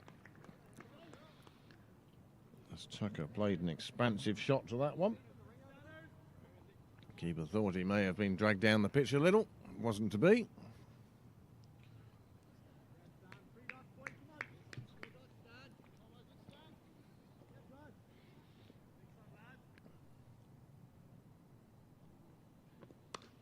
This time it is played away on the offside. It goes straight to the fielder. There's a miscommunication and a run out, and that is unnecessary and a little bit silly. Tim Tector probably making the wise decision to have nothing to do with that. Tucker had got frustrated and he departs with the score on none for one.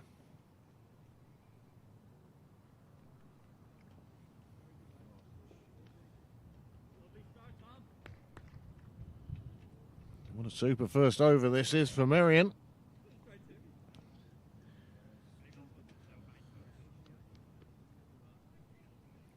I'm about to show you a couple of replays. It's the attempted stomping the ball before. Good work from the keeper.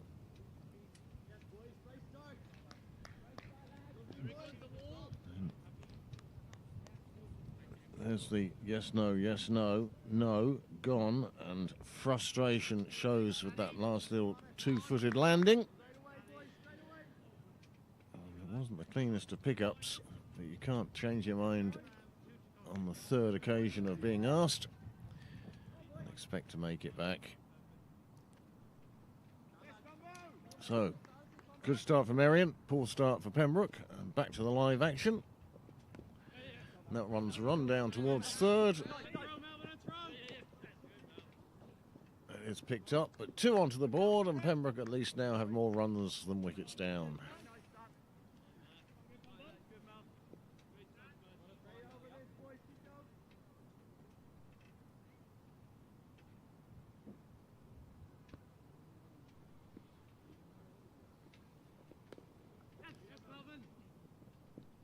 This one picked up by short third, just a single, but that is a super over for Merrion.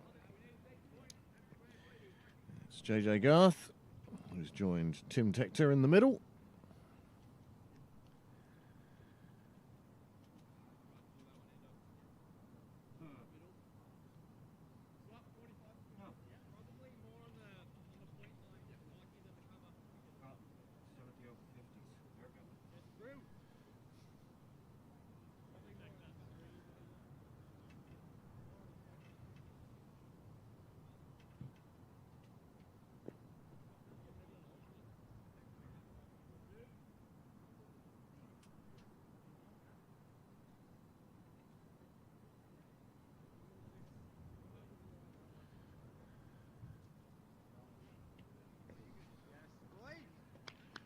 Sun beaming down in Pembroke now, just the slightest westerly breeze.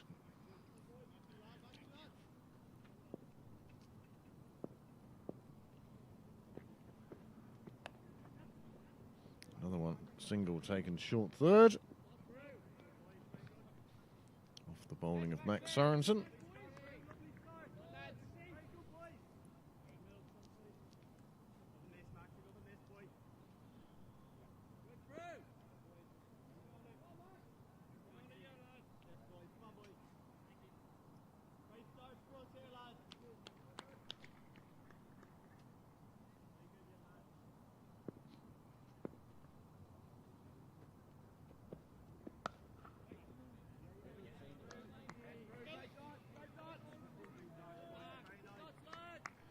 Sorensen, who I suppose still attends to the gym that Tammy and Kieran, Pembroke members, now in Queensland. They used to all attend the same gym up in Churchtown.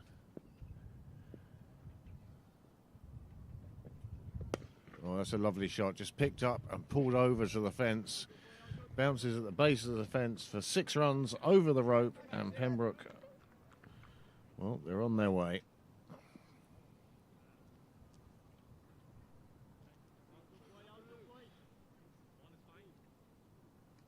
Tim Tector, super shot.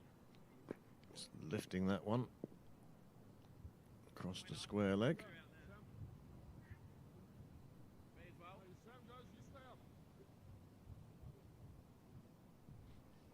Well, the field being spread now. Both men outside the ring on the leg side. Iverson being pushed back. Oh, it's going to bounce in front of the fielder. False shot, really. Just popped up off the bat. Enough to clear the bowl up, but not enough to reach the fielders on the edge of the ring.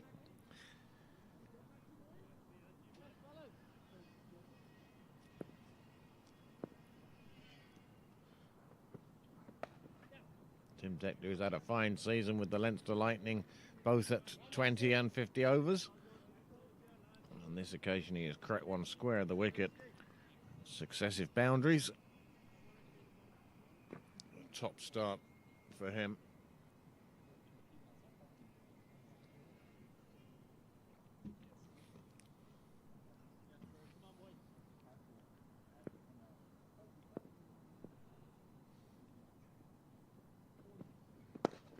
Lovely on drive, which is fielded beautifully at the ring. But the single is taken, the over is over. And after 2 overs, Pembroke have moved on to 15 for 1. And here are the replays of that second over. There's the 6. Beautifully just punched, reminiscent in a way of all of Prendergast, I'd say. Good afternoon, the Bells. Hi, Jake, how are you? Good. How is you, Johnny? Evening, Simon. Is that a hoodie? Good man. Simon Heaney is on the ground. No sign of Brian Bannigan coming in at the far gate. We'll have no such race today.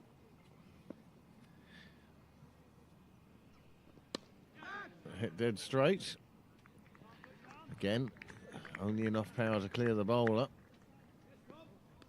Another single onto the total. That'll bring Garth to the crease. Johnny Garth has progressed so far as a batsman. Absolute beautiful talent. Lovely feel for the ball.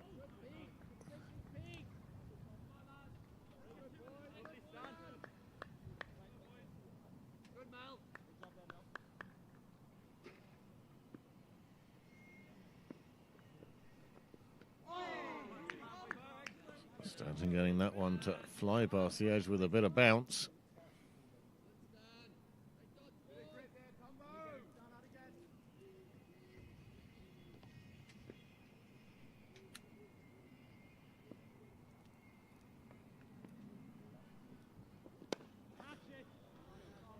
There is a cry of catch it, but I don't know what for. There was no fielder in that vicinity, in that postcode, in that air code. Lovely shot from Garth. Inside out. Lifted just the right amount.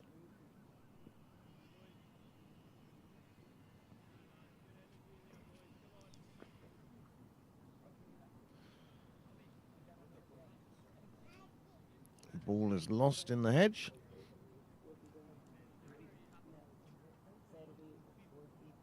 So you can come down the track and then deliberately lift it out on the offside. Afternoon.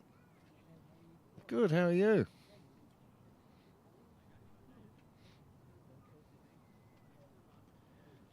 And 4 runs. Was it 4 or 6?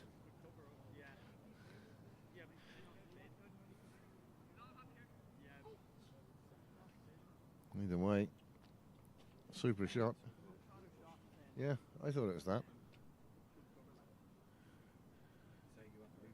No. If I could read the screen, I could read the screen. That's all I need. People starting to come down to Pembroke, choosing different places to watch this game from. A couple down in Cons Nook. A couple down in Compost Corner. Oh, 3 or 4 down there.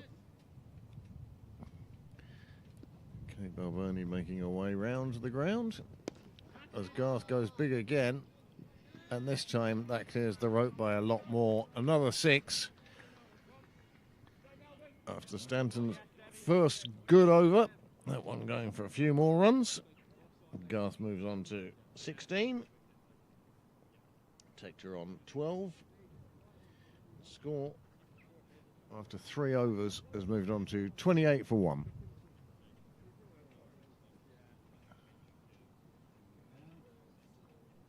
It's lovely to feel the sun on your back again, Johnny. Johnny Bell sat at the next table to me, along with Jake.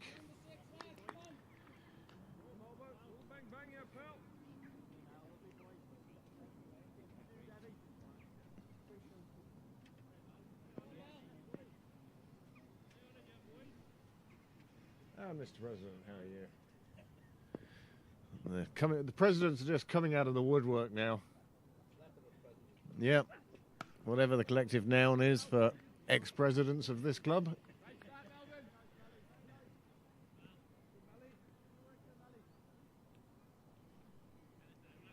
And the funny thing is, I haven't seen the current one yet.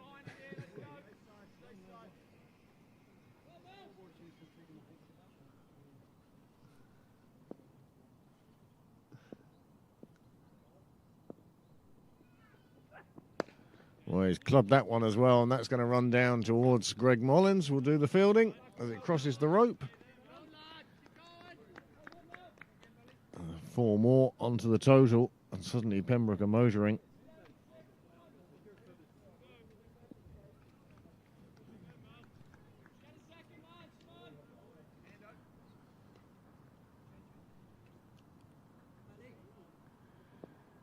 Garth has moved on to 20 now from just 9 deliveries.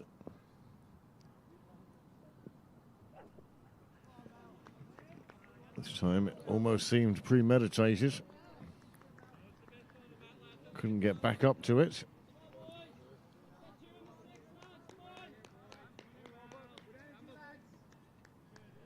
.33 for 1 in the 4th over.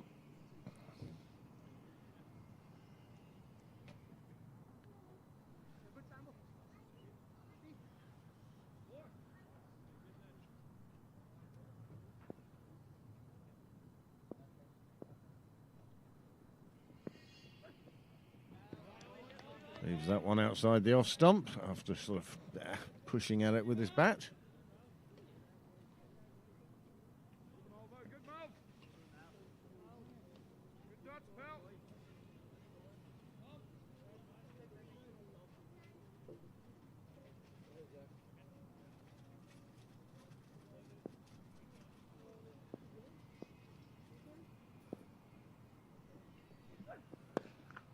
Down on one knee, pulled across to the leg side. There is a boundary rider out there now, unsurprisingly. So just a single. Brings Tector onto strike. As much as he'd have enjoyed watching Garth smiting the ball, he's more than ready to do some smiting of his own.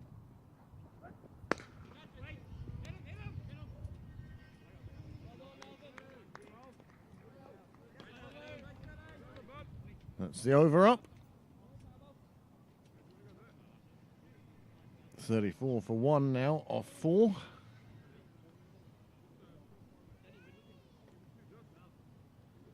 As Billy Gallagher heads off on his first lap of the day.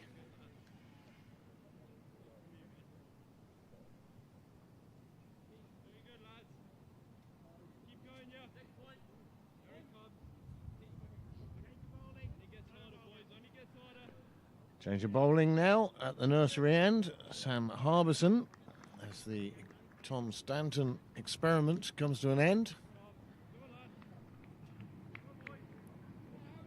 Harbison, bustling pace bowler, as I said earlier, has been captain of the Lightning this year in the absence of George Dockrell on international duty. He goes very short with that.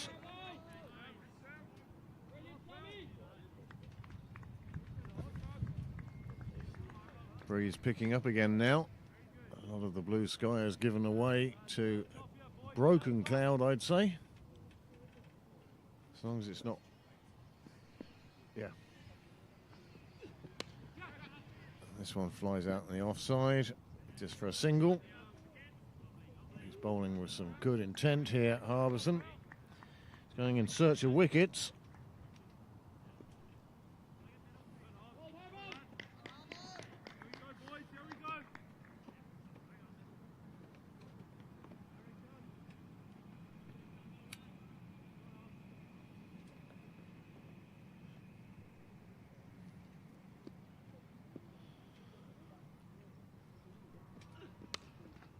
This one cut back fine up, but the fielder able to cover the ground to it. These two batting very well in conjunction. The first wicket was lost before a run was on the board.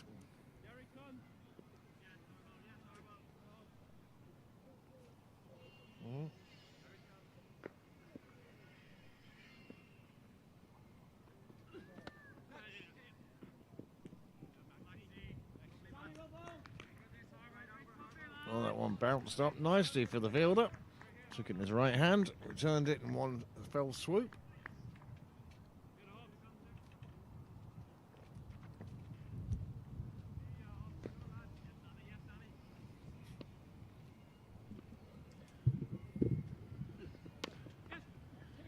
Played away on the offside. There's an attempted run out. It wasn't far off, but there's good backing up.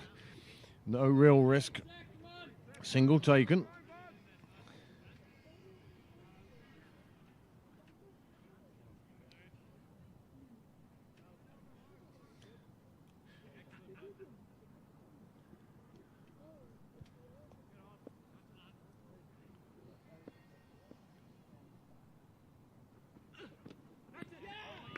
Not out. A good over. Just the 4 off it for Pembroke. Still require another 127 from 15 overs. 8.5 and over. Won't be the rate that worries them at this moment.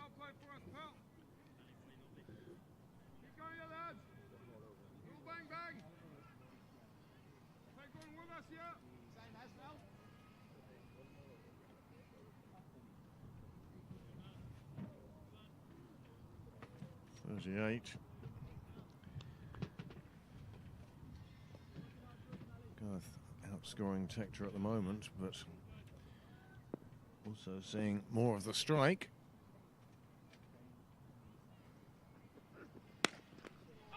Oh, what a catch! Oh, that is magnificent. I say Tim Tector can't believe that was taken. It was hit back with real force, down low to the ground, to the left of the bowler. And not only did he make it down, he came up with the catch. And what a catch it was. Second wicket falls with 38 on the board, and that's a big wicket for Merrion. Just a morale booster. If you can take catches like that, you can win any game.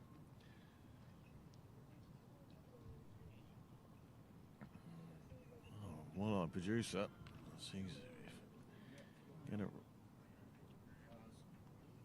replay of that because it was an absolutely fabulous catch. Next batsman will be Nick Stapleton, but here is the replay. Tector smacking a wide one, and it's just the left hand, and it's just in the palm and the fingertips. Even our cameraman thought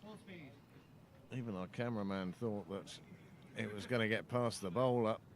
Instead, he takes a magnificent catch. His hand's going to be sore, but he's not going to mind that at all. Taking the high fives, all with the right hand. And that brings Stapleton to the wicket, which will no doubt please those in Lilyfield. I hope nobody's trying to get an early night.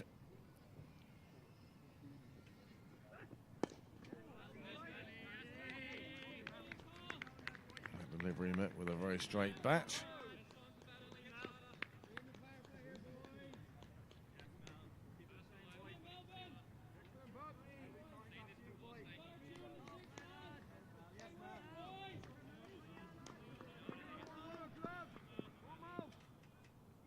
Devaraj, well, he's going to be delighted with that catch.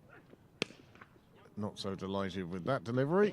It crashes away to the boundary. 4 runs, and Stapleton is underway.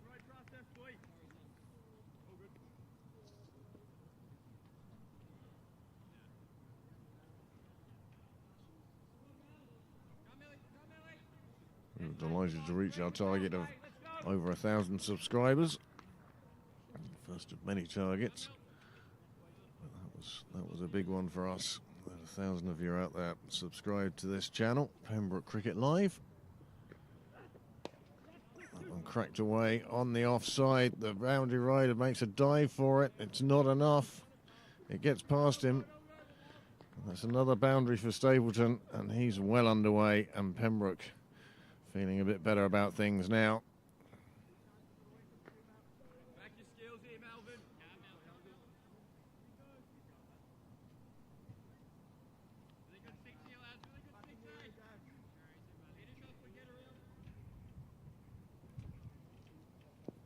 Stapleton just checking on the placement of the fielders.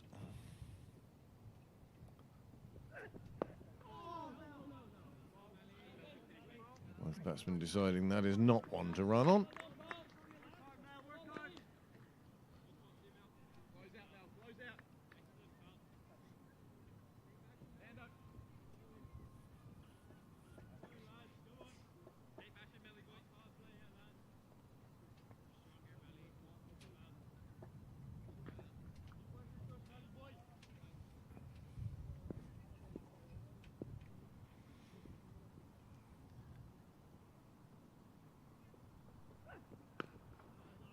Effort ball from the bowler, takes the bottom edge of the bat.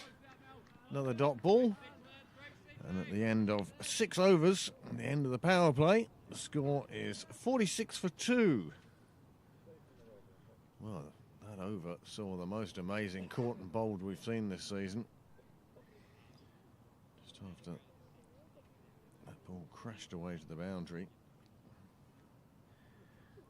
This beautiful shot down the offside. 360-degree player, Nick Stapleton.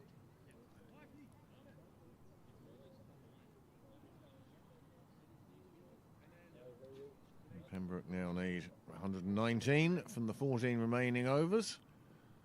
Umpire Castley signalling power play.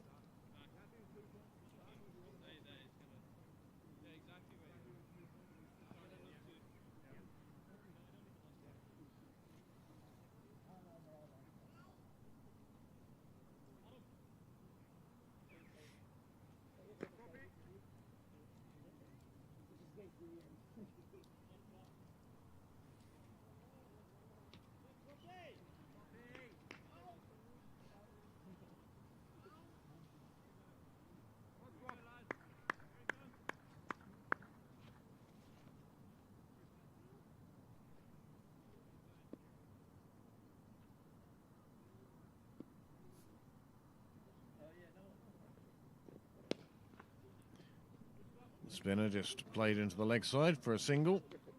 All the fielders on that leg side out on the boundary. Oh, sorry. In answer to that, yes, that catch was very much got.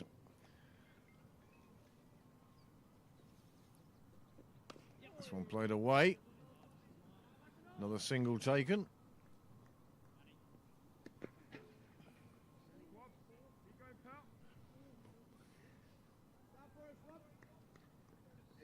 It's amazing people who manage to wait till they're standing right. Right, yeah. Nicely played.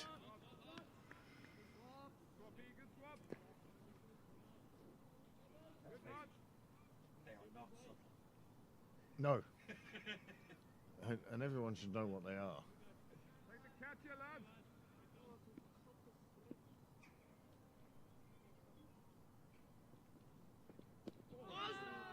Well, doing his best to edge that one through to the keeper.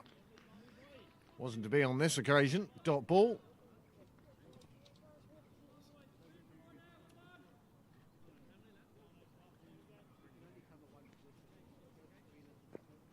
Johnny, is it okay if Jake and Joey share a chocolate button? Yeah, I don't think they like it. Well, I only have one. Well, yeah, absolutely. That's okay with you. Thank you very much. Here, go and get it, Jake, will you? Great.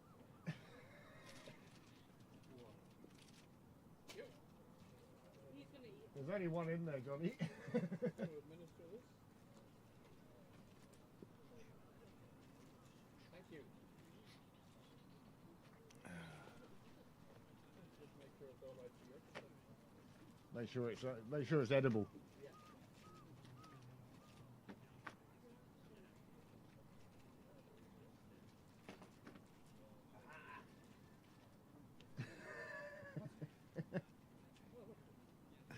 Change of bat for one of the batsmen. JJ Garth obviously feeling that different piece of wood would help.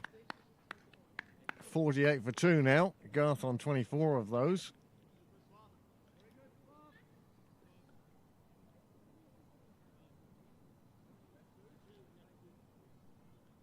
Thanks very much for joining us today at Sydney Parade.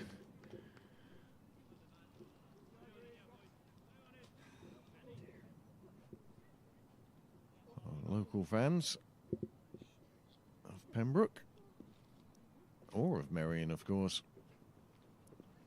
Oh, he's got him. He's got him. He came charging down the track, missed it, and it careered into his stumps. 48 for 3 then, as JJ Garth departs, having scored half of those 48. And Pembroke now in a little bit of difficulty.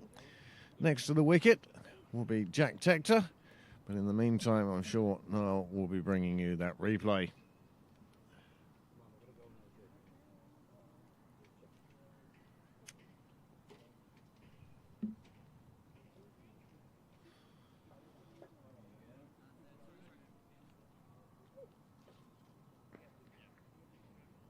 Missed it, and it turned back a long way to connect with the stumps.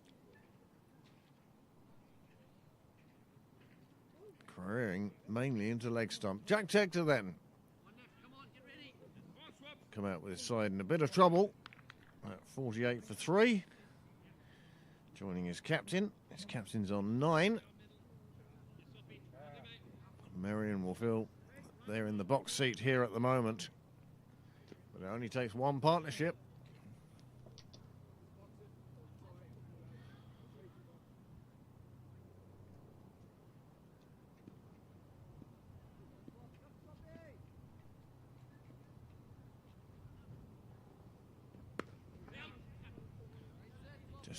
Gently stroked away on the offside by Jack Tector.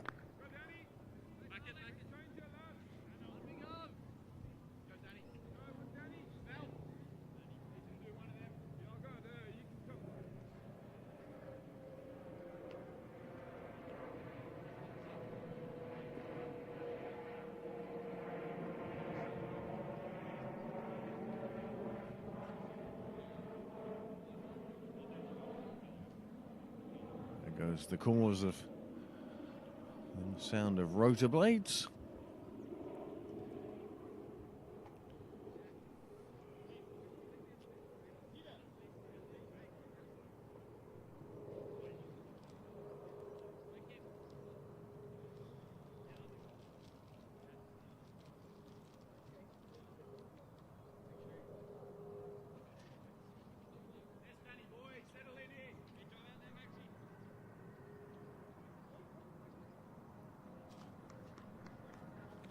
Sounds of civilization. Helicopter mixing in with the dart. Mixing in with crinkly paper somewhere. Tector plays that way on the offside. The call is wait, and wait is a good idea.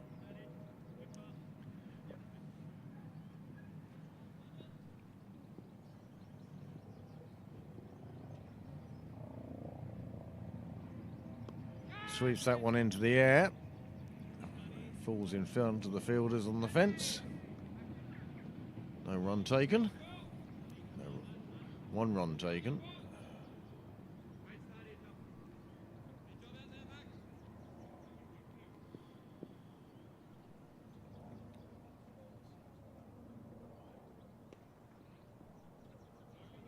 Played away on the offside.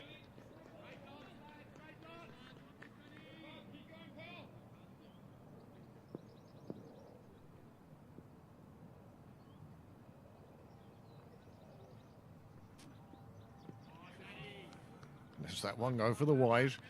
Bit of experience there from Stapleton. He's not fazed by the scoreboard. He's not fazed by the situation. He's just going to play it his way. He knows exactly what he's doing. Pushes that one down the ground. First taken quickly. No chance of a second. Daniel Falcon off to a good start in this over.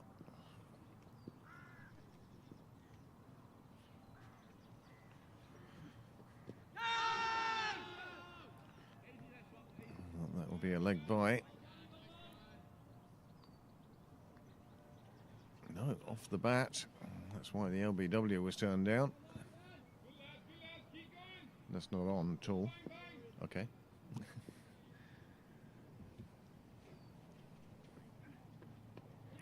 Cut away. Past short third, running away towards Con's Nook. And it reaches the rope. 4 runs. And that takes Pembroke on to 61.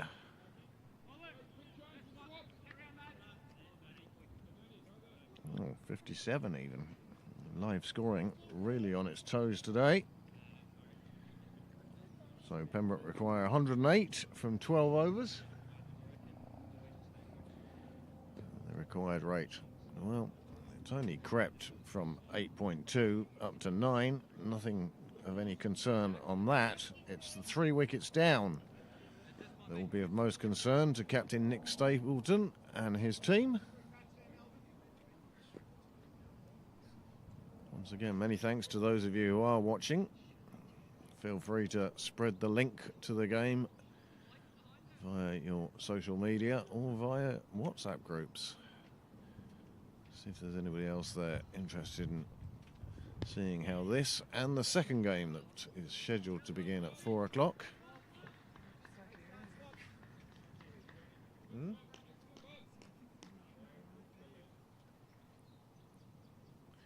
Did you see the caught and bowled?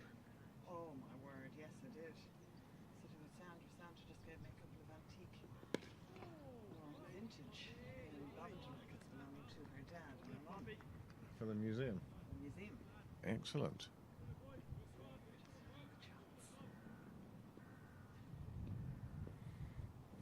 yes, we were both looking in the right direction when it happened. That's a nice shot from Tector. Just played round the corner. There is a fielder there. But Stapleton judged that he was going to get through for the single. The ball gets all the way out to the boundary. Sorensen prevents it being overthrows.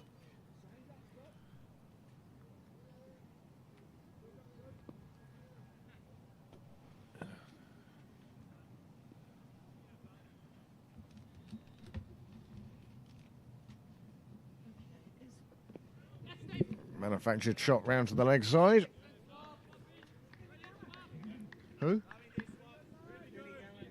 Yes. He headed off that way, and we haven't seen him since.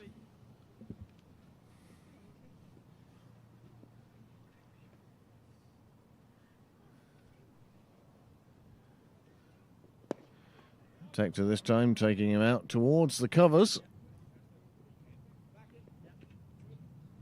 Covers over on the railway line side. I see the covers now have numbers on them, so there's a definite order for them to be in. They all seem to be numbered one.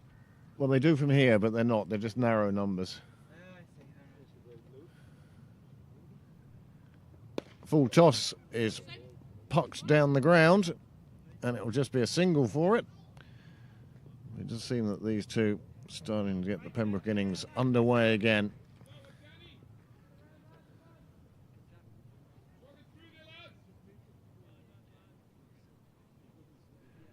Another over slits by. That's 9 gone now. 63 on the board, 3 wickets down. Stapleton has now moved on to 17 and Tector on 6.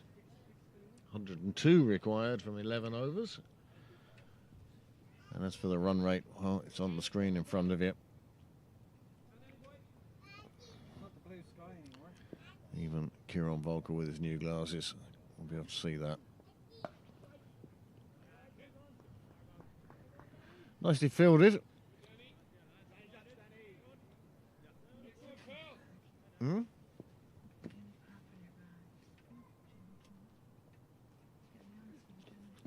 Any what? The biscuits are there. Biscuits are there. And there's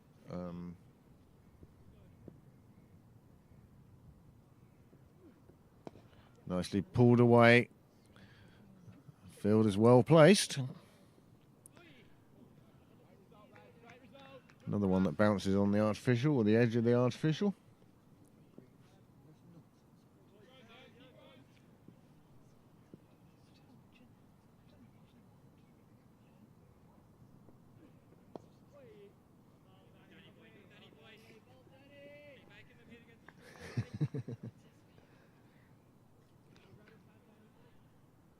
Oh, a Shane, but don't ask me to pronounce his surname. Nicely lifted against the fence on top of the wall in the direction of Kate Balburney. And 6 more onto the total. Stapleton moving on now to 24.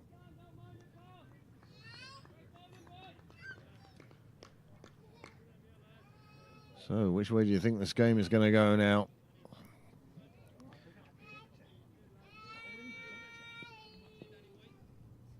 The win predictors, whatever somebody thinks.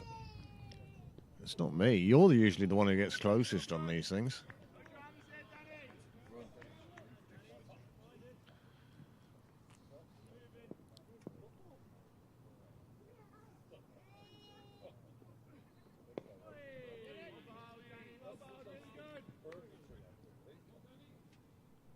Well, another single taken, another over passes by. We're at the halfway stage now.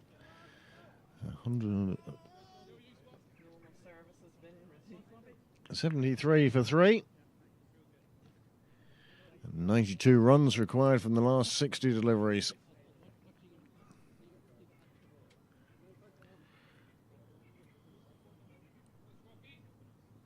A lovely shot, showing the wall starting to fill up today. As I say, this is the curtain raiser in a double header of Pembroke against Merrion in the Alan Murray. That one just hit out towards the scorer's table where it's stopped in front of the rope, but they can't prevent a single. This is the last round, isn't it? Yes, this is the top of the table clash for the top of the table. Bring your spreadsheet to be ready to calculate after this game. No. Jack Tector plays that one just out in the offside. Once he got past the bowler, it was always going to be an easy single. Able to play himself in a bit here because he's got Nick Stapleton facing now. This time just pulled out to one of many people on the boundary on the leg side.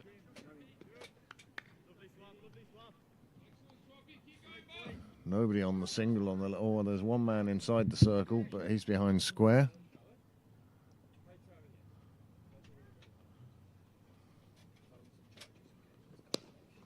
This one now, head out to the railway side, and a beautiful piece of fielding will keep it 2. Definite 2-run save there with a fabulous dive and throw. Oh, somebody's going to the return bank.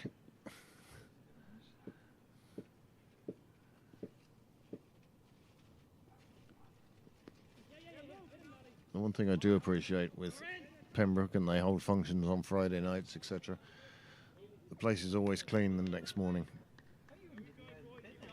Do you remember how it used to be back in the 80s? You'd go into the bar and the stench of stale beer, and there'd be half-empty pints all over the place. Yes, and then ashtrays and the whole thing. Oh, it used to be horrific coming in here on a Saturday or Sunday, well, especially a Sunday morning.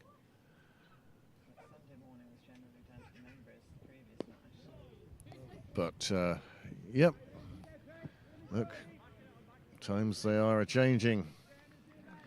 Times they have changed.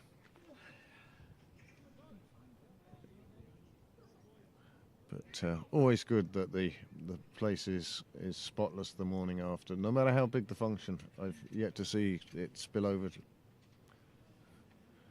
the night before. There's the beautiful piece of fielding out in the boundary rope. Teammate waiting for him decided he was going to get rid of it as well. There's Harry now. Last time I saw you, it was on TV. Oh yeah, well you're seeing it now again on TV. How's things? Yeah, really well, thanks. Good. You're still here. Yeah, not playing much, but nah.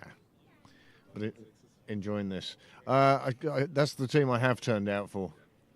But yeah, you know, won't get picked on the 5s because I won't train.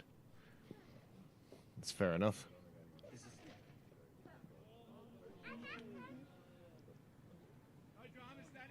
New extreme standards, 5ths requiring training. Yeah. Well, that was how it used to be.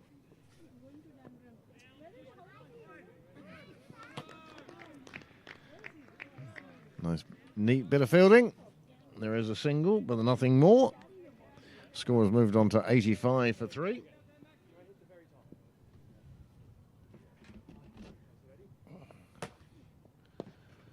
Well, that's half a shot. That is not the shot Tector wanted to play. Ended up playing it with one hand and kind of, I don't know, bunting it. I'm okay. I got you a glass.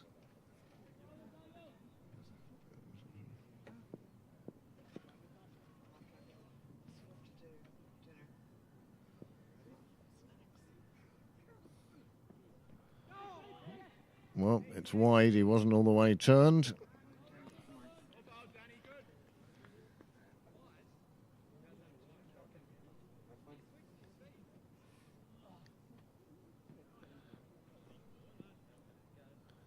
This game slowly starting to come to the boil now. This one lifted over the rope. Another one that clears the rope by a foot. 6 more onto the total. 6 more for Tector. He moves on to 18 off 13.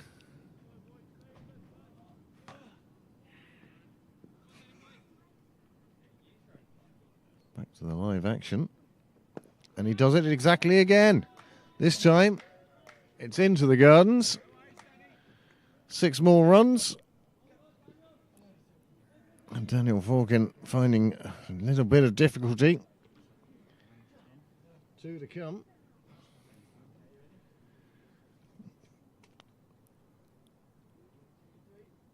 Jack Tector has taken a liking to Daniel Forkin. Put the first one a foot over the shortest boundary. He put the second one over the biggest fence.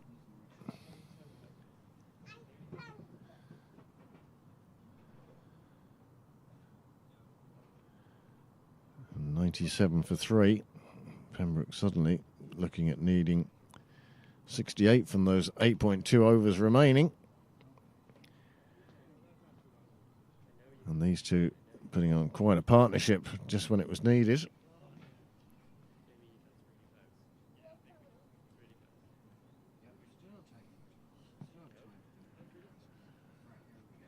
Oh.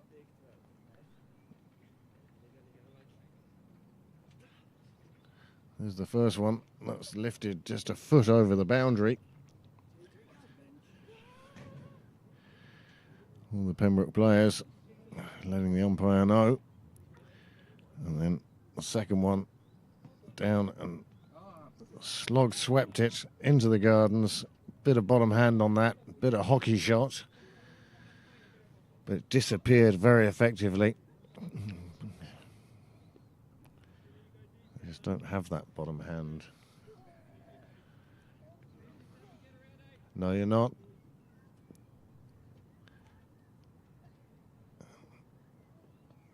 Wide outside off stump.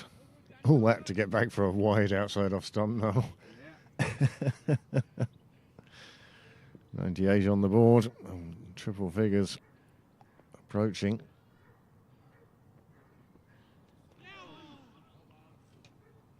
That one a little full in length. Last ball of the over now. Over Forkin would rather forget, I feel. Can he turn it around now? No, indeed. Pushes it down wide of off stump again. Just take a breath.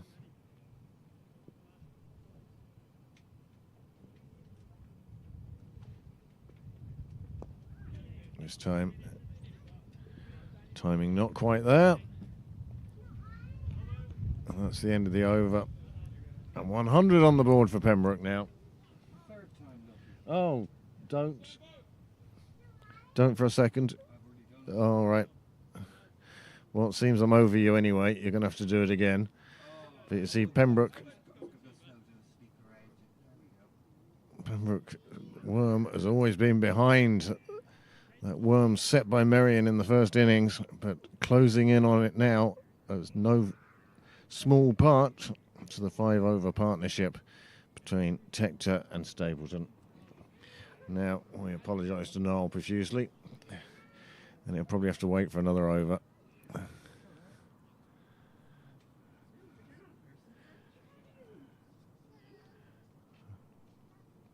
Well, Harbison's first over only went for 4 runs, and it's no surprise he's come back into the attack now.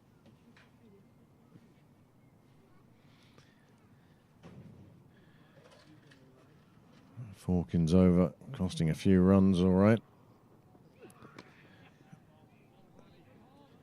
Now Harbison bowling at 2 batsmen who've been in for a while, feeling good about things.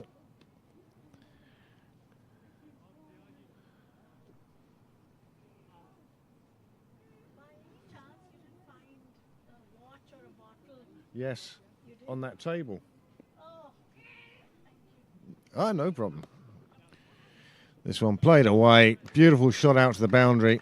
After acting as lost and found, it's back to the cricket. And that's a super shot from Stapleton. Just really sort of guided it as much as anything else. Willed it to the boundary.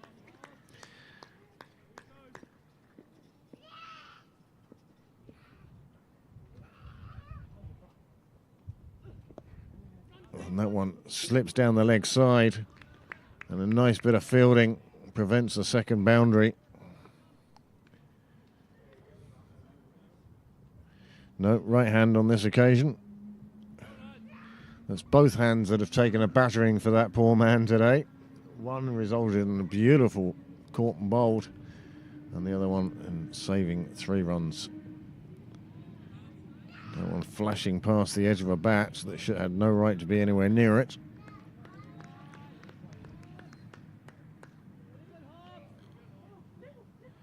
The breeze has picked up. The amount of blue in the sky has receded back to, I don't know, 10%. Not quite as warm as it was. Still a pleasant day. One of the longest days of the year, as this one's played to third. And no fielder can do anything to stop that single being taken.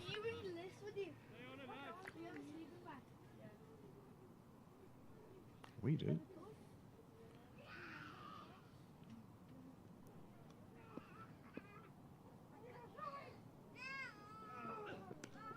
Oh, beautifully guided between third and the wicketkeeper. Nothing to stop that. Super shot again by Stapleton. That takes him on 38. Score on to 111. For the first time, the run rate required has dropped below 8. And there's 7 overs remaining and 54 runs required.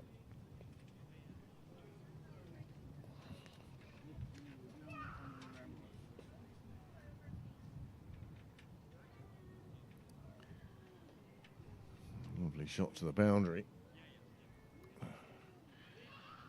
Well, it pays to keep your eyes open on that wall, even with the fence in front of you. And then that shot, well, there's a man who's in touch. Just guiding it down to the nets. 4 more runs onto the total.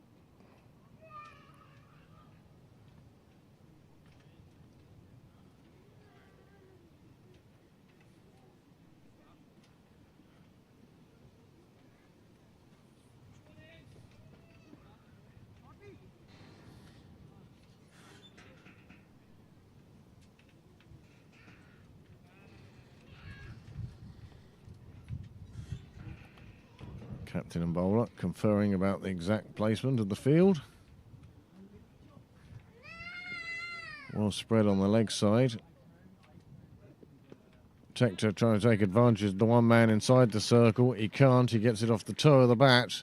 It remains in the air long enough that the man running around from short leg, no, the mid leg, on the 45, he would like to have been inside the circle, made some yardage, took the catch, and that's the end of Jack Tector with the score on 111 for 4.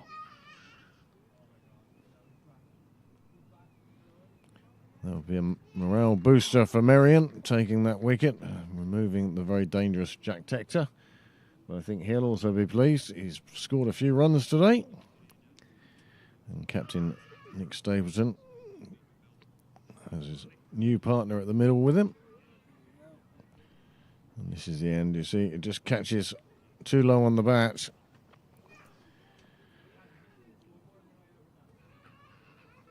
One for 4.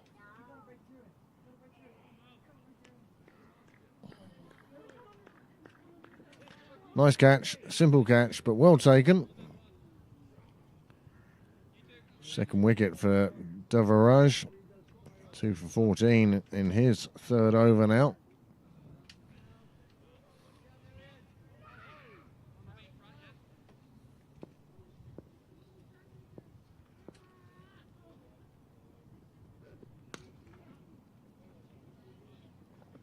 Crispy hit, shot on the offside, just a single.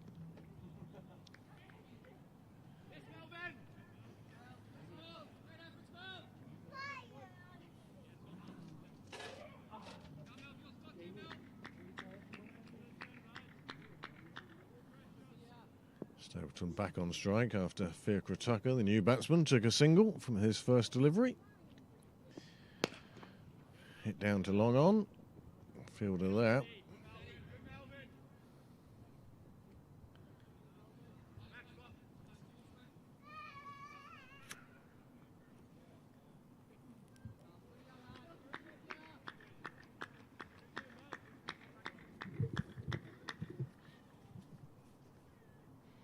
Intriguing game this now.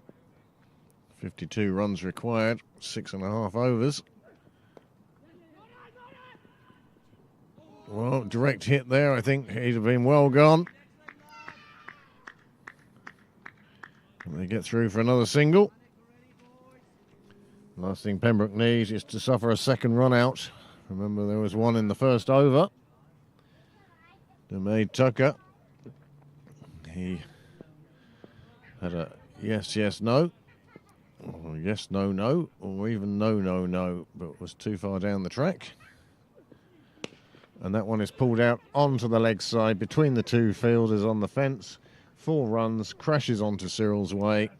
And that's a nice shot again by Stapleton. He moves on to 47 and to 43. And Pembroke have moved on to 118 for 4. Live scoring is today.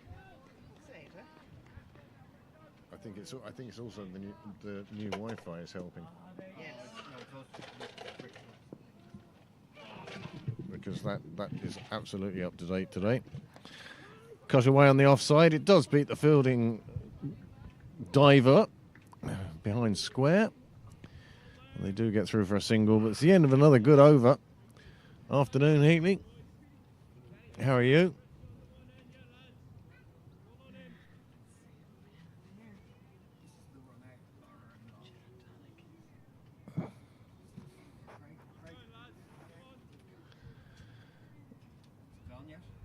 Yes, it has. He'd have been well out there with a direct hit, and he knew it. 119 for 4 then. 6 overs remaining. Still 46 runs required. Fiacre Tucker now joining in with the established Nick Stapleton, and that's the wicket that Merrion are going to be looking for, the one of Stapleton. As we come up, build up to the conclusion, climax of this game.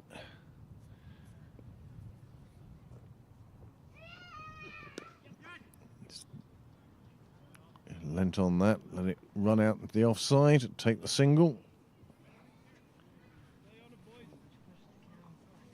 That's what I've been doing. Yeah. Yeah. Because they're return cans.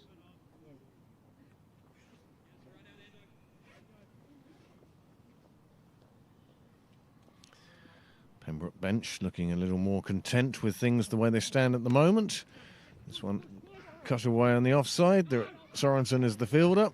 They'll just get a single. One more added onto the total. One more taken off the run was required. Stapleton now facing. He's on 45. Harbison into his 3rd over now. His first was most economical, just 4 coming from it.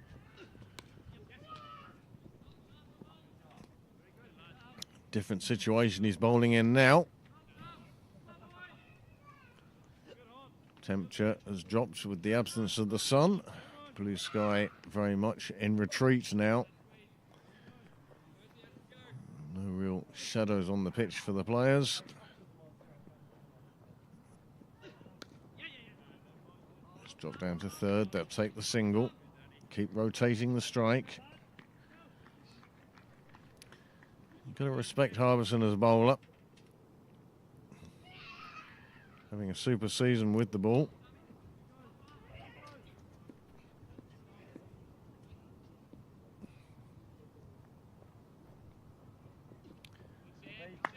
Goes short on this occasion.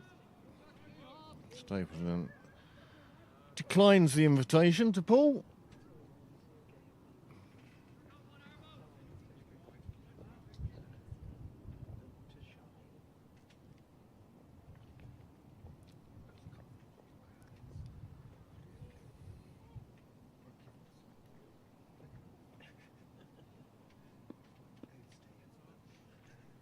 Nice ball of his 3rd over now.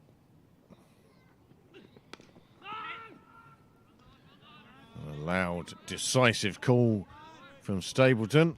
Some murmuring in the field. Sees out the end of that over. And there's now 5 to go, 42 required.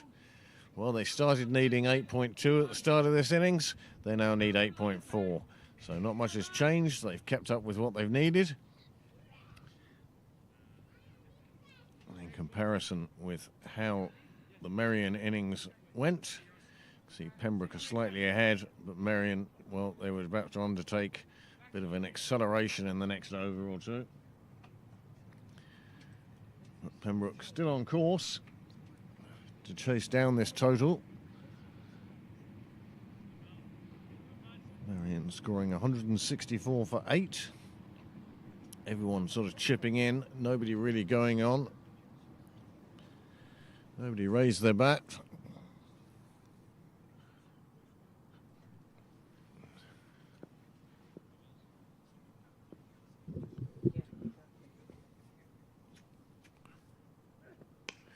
Oh, that wasn't where he intended, but effective. Scoots away to third man. 180 degrees off where we think he was aiming. But it's a single. Another one on the board. Bring Stapleton back on strike. He's on 46 now, just that one shot away from another half century for Pembroke.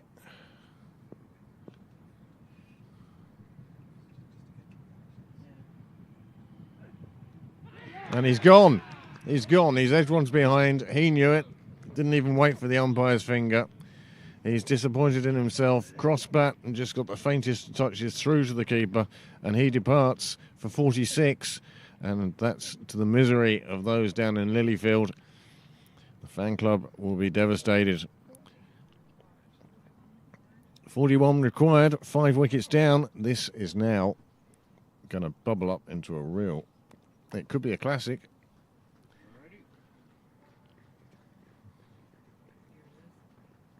This one outside off. He goes to cut it down to third. Gets quite a big chunk of it. And it goes through to the keeper. And as I said, you can see it doesn't even wait for the umpire's finger. Save that finger for another day. And there's a little shot of Cullen's Nook. Quite well filled out today. A few people on the grass as well over at the Willfield gate. Merrion Flying Club over there by the Wilford Road gate. And a few supporters filling up down the wall. Great to see Harry Balburney here today.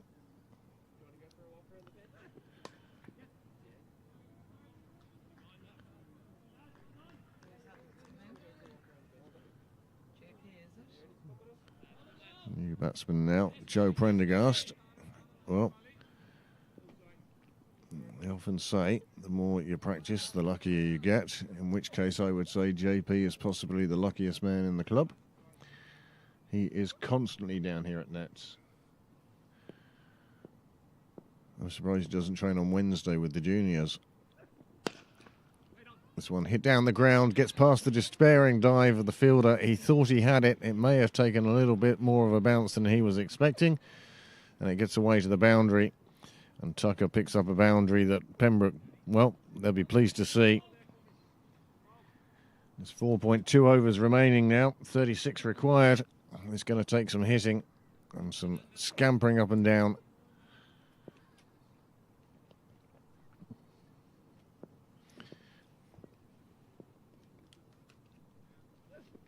He's gone big on the offside, and that's a super shot. One bounce and it clears the tracks. Well, clears the rope anyway.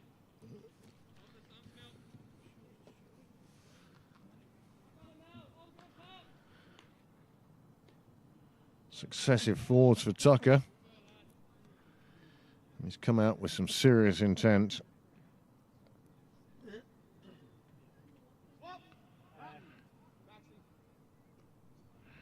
"26 degrees in Ibiza today, apparently. Just remember to take plenty of water as well, James. That's what I'd say. What club is he hitting tonight? Or is he hitting a few of them? You never commit to a club. See where the night takes you, I think, that more is. That is the end of the over. 134 for 5 after 16, and with 4 overs remaining, 31 runs required at 7 and imperially 3/4. That was the big slap down the ground.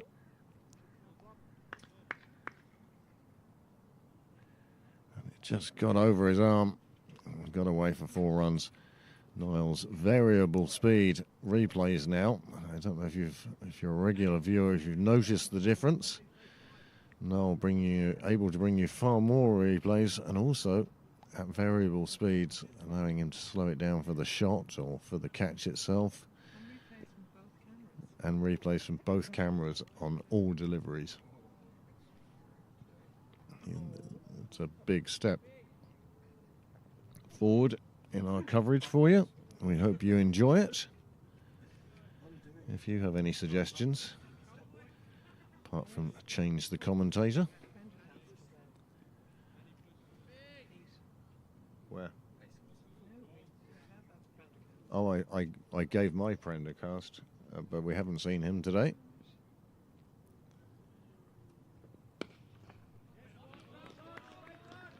Good start from Modgill.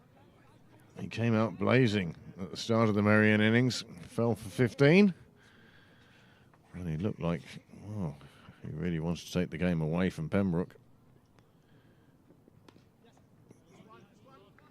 Just a single on the offside. Almost a single by agreement. No great rush in either field or runner.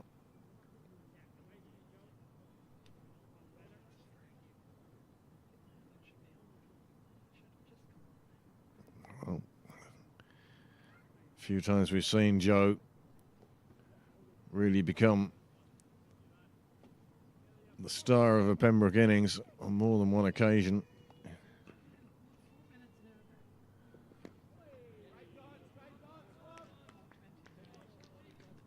This one is knocked back to the bowler, not with the full face of the bat.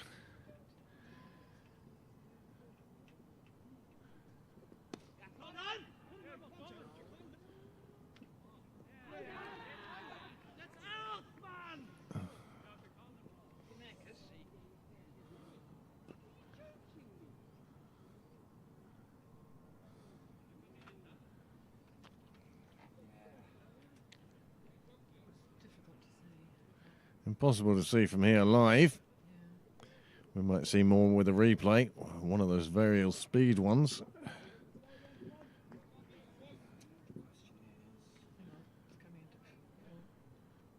Stick with the live action for the moment.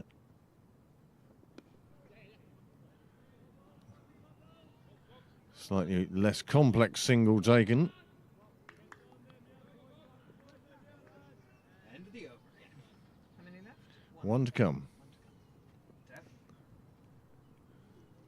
Fine over for Merrion this. Fine over for Modgill. Oh, that's the opening bat, isn't it? It is. Swap nil. This time aiming to put it onto Wheelfield Road. It's just a single, and you get the sense that this game is just slipping away from Pembroke now. It would only take a blow or two to bring it back to them, but 27 now required from 3. Two batsmen looking at the scoreboard.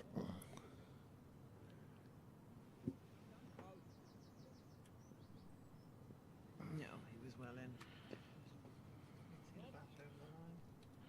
So I don't need the second one, is what you're telling me. There I was thinking we were going to.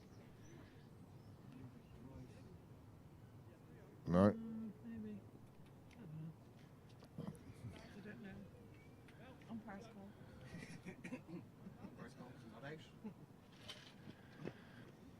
So discussion in the background about the possible run out. Couldn't see anything in that want to overturn the umpire's decision.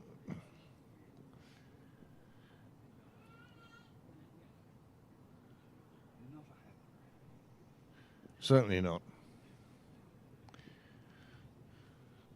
Always great to see games in Pembroke covered by umpires, whether it be this at the Premier League first 11 level or down at the development level, although unlikely to happen there, but down in the lower levels. Always grateful to see umpires. Take so much heat out of situations.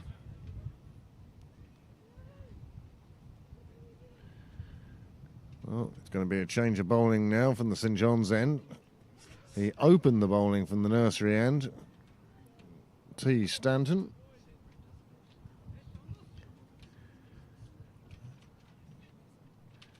And it looks like he's going to bowl 2 of the last 3. And Joe Prendergast now, I think, would almost prefer a bit of pace.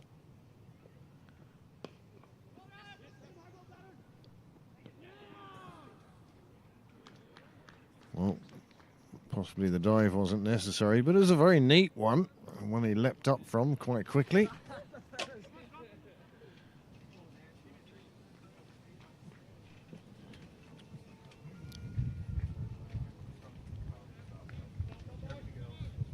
.26 from 17, which is an IPL game.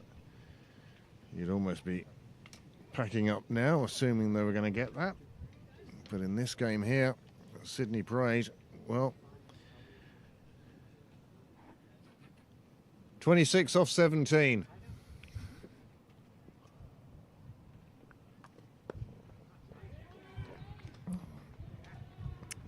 Well, 20 off 16. Tucker, well, he wasn't leaving anything behind there. And he picked up 6 runs. A big chunk of what was required.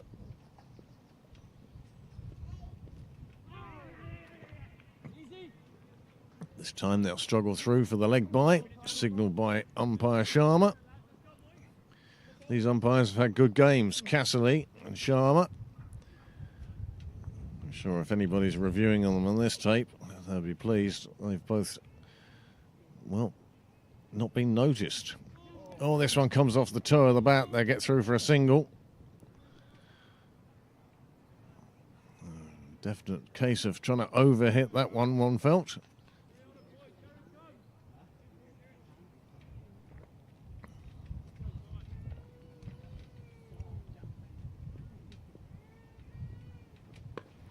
He's gone big for this one. He's not going to reach the boundary. It's coming down to the fielder. He takes the catch.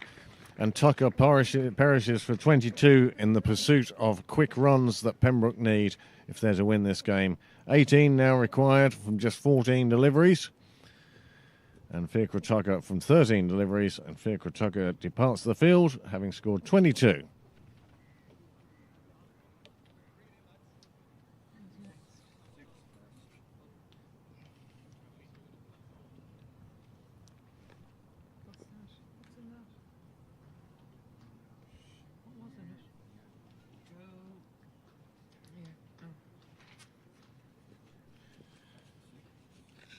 Next batsman coming in for Pembroke, Danny Hogan. We know Danny, he likes to smite the ball. What was it Nate says? Like he's angry with the grass.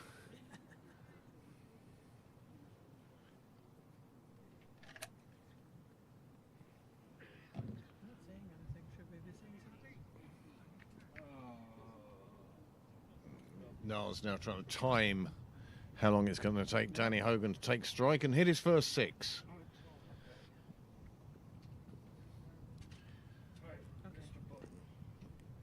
There it is there. Just got too far underneath it. It was a good idea. This is the catch. And there it is. 6 wicket down. Fiacre Tucker departs.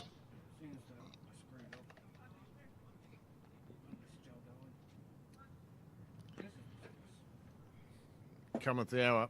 Danny Hogan, of course, who raised everybody's hopes last week.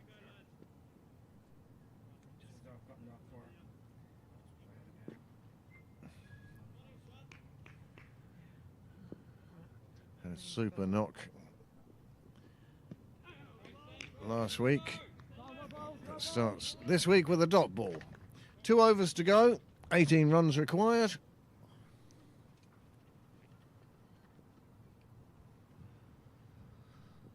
Four wickets in hand. Who knows the super over, Rex?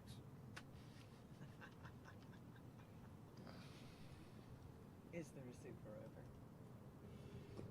There You should should remember be. from There what's should gone be. on. No, there isn't. It's There going probably to be. shouldn't be. That's how tight it is. That's the lead. That just reminds me of bits of hair caught on my Hoover. You know, when you have to clean the real part. It looks like bits of hair caught around the Brush of the Hoover. brush of the Hoover. We have the right Hoover then. So, 2 overs to go. 12 balls, 18 runs. Joe Prendergast facing Max Sorensen bowling. Single taken from the first.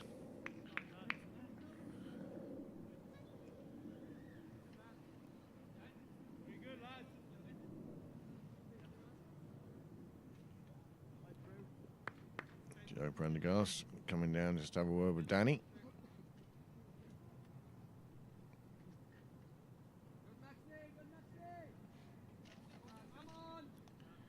Might be keeping a little low, Danny.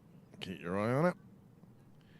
Sorensen at the back of his mark, 148 for 6 in pursuit of 165 for victory.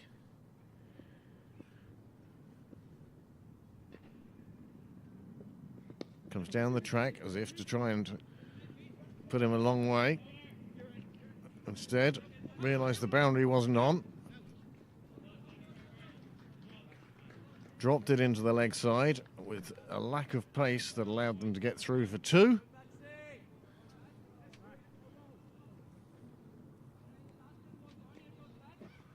Three off the first 2 balls means the run rate required remains at 9.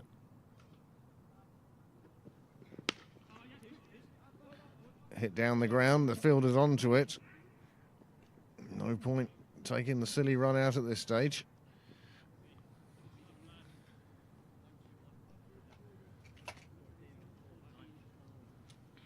How many do you think they need off this, the penultimate over, to leave it possible in the last? 14 in the last might be asking a bit too much. 3 balls to get that needed total down. Prendergast goes big and long. It lands in front of the fielder. It'll just be a single, which Merrion will be more than happy with.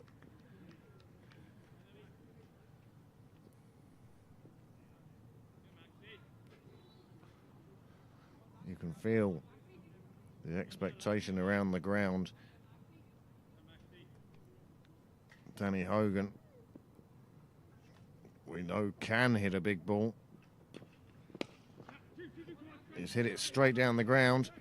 He calls for 2. Prendergast is on his way. He's out.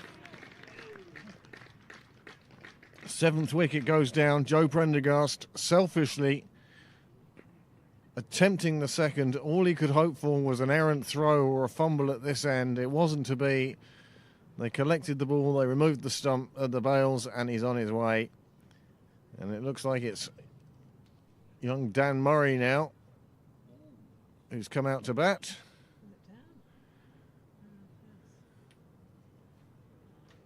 Joe Prendergast now on his way. And with 7 balls remaining, Pembroke needs 13.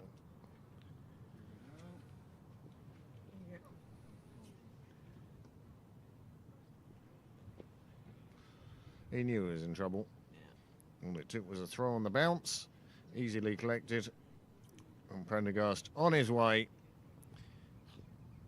But if you want a definition of selfish, selfless, selfless, let me say that once more time.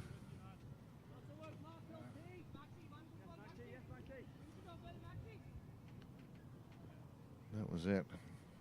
Giving a wicket to the cause. And that's a catch, and Hogan's on his way. He's edged one behind, and this now is slipping away from Pembroke. 1 over to go, 12 runs required, and numbers 9 and 10 in at the wicket. Has Young Mr. Wilson been in yet?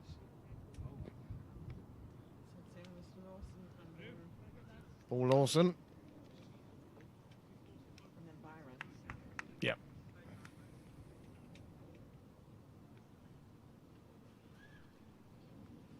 Why is that open? Why is that open? Oh yeah, don't worry about it. Okay. I think I was looking for a plug. Well, Merrion very much on top now. Into the last over. After Sorensen, well, he only bowled 2 overs, 1 for 18, but what an important wicket. And now Paul Lawson and Dan Murray are tasked with scoring 12 off the final over.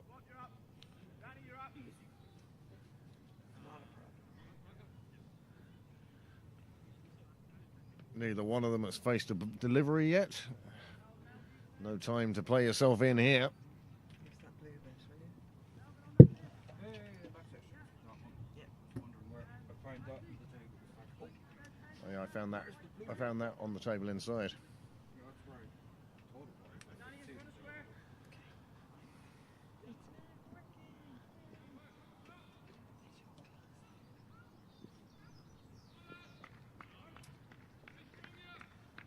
Well, Merrion very much in the box seat.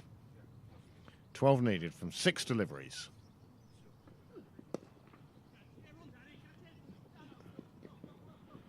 Well, that's 4 off the first ball.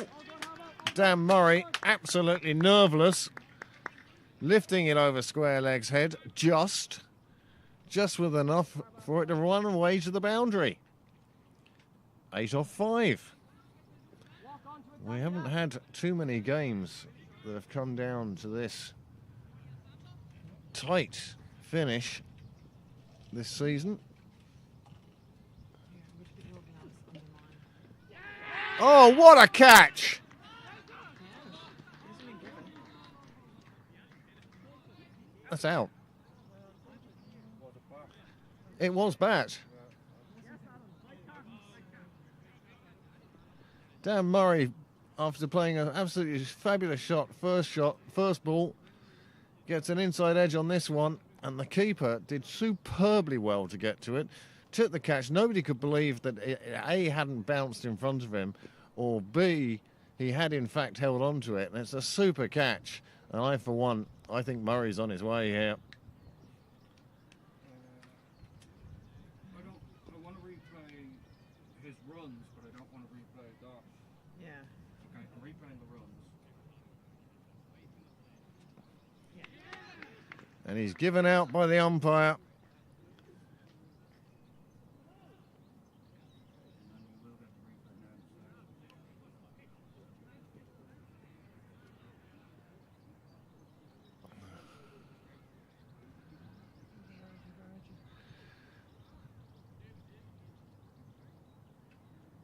The attempted ramp, he got an edge, and the keeper did fabulously well to get his glove down to it.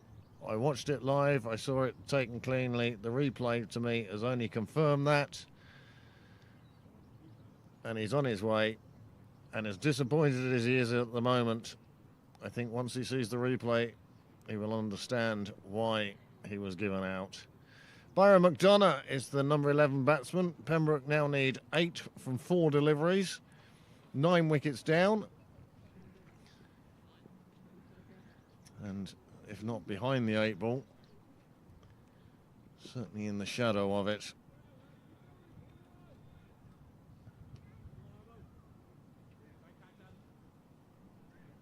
Adam Rossley, superb piece of keeping. Get his hand down to that and to hang on to the ball as well. He did superbly well. Who is the keeper? Adam Rossley.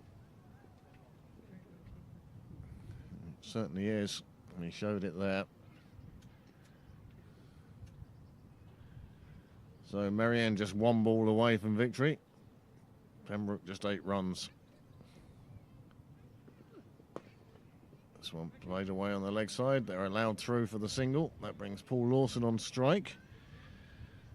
Now he needs a 4 off this or the next ball.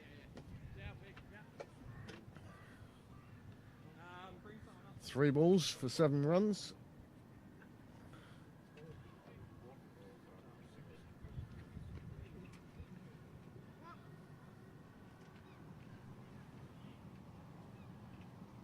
Where's he looking? Field very well spread, as could be expected by Merrion at this stage.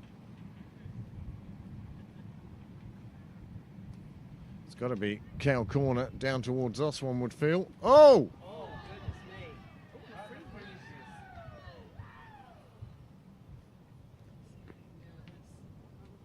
Well, that was a surprise. Sam Harbison, the ball slipping from his hand. No ball, free hit.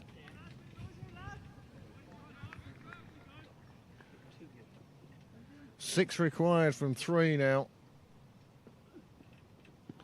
Big swing outside off. That goes through for a dot. He gets away with the free hit.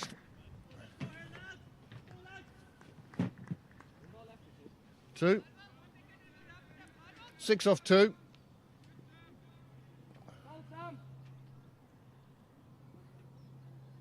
Where do you put this? If you go short, you threaten the side boundaries. And a wide. Now 5.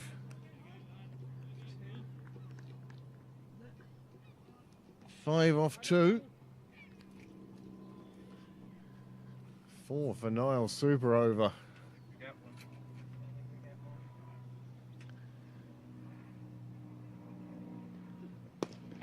It's a big blowout on the leg side, but the fielder's there, the catch is taken, and Merrion win, and they win by 4 runs. And there you go. Pembroke fall to defeat, all out for 160. Paul Lawson going for the big shot. It wasn't to be on this occasion, and Merrion have taken victory in the first game of this doubleheader by 4 runs.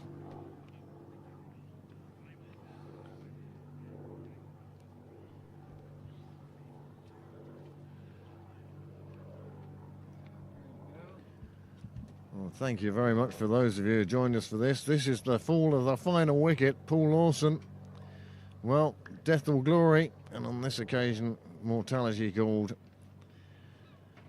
Pulled out into the leg side. The fielder came into it. He was very comfortably set. He knew what he was doing. Hands in front of the face, and the ball taken nicely, and the win.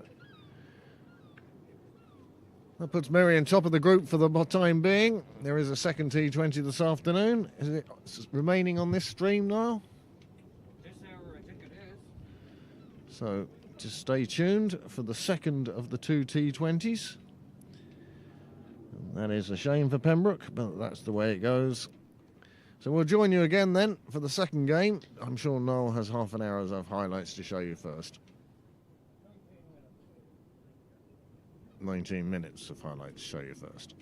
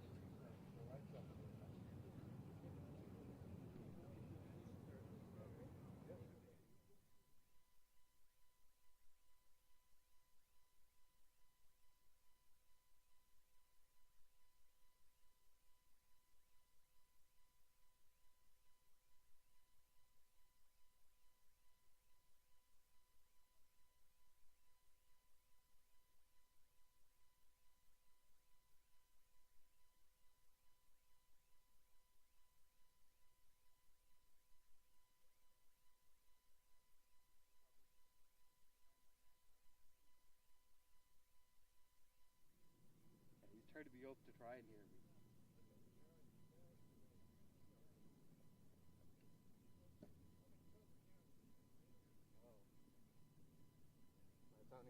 this sort of. Hello, everybody. Test, test, 1, 2.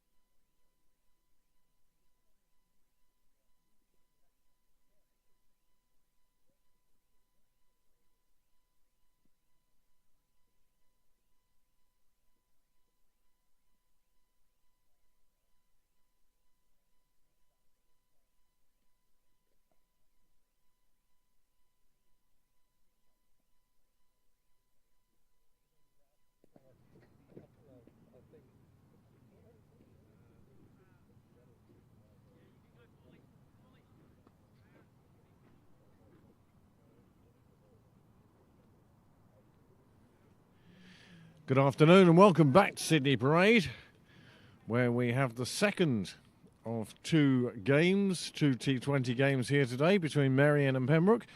Merrion won the first one by the distance of 4 runs. Pembroke feeling somewhat aggrieved towards the end of that innings. However, we're into a second game now, and I can tell you that this is winner takes all. The winner of this T20 will go through to the next round. Have Merrion had their moment in the sun today? And will Pembroke put them back in the shade for this second T20?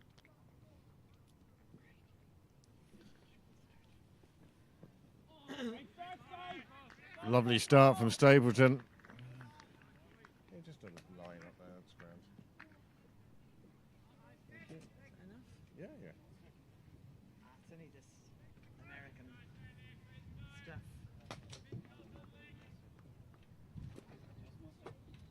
No, Ballymaloo. Okay. No, that's grand. That's grand. Oh, right, I've just okay. turned it, so Oh, it's okay. all over. What's that like? Powerfully put away through the offside. 4 runs to Merrion, and they're underway. George Onions. Not grand at the moment, thank you.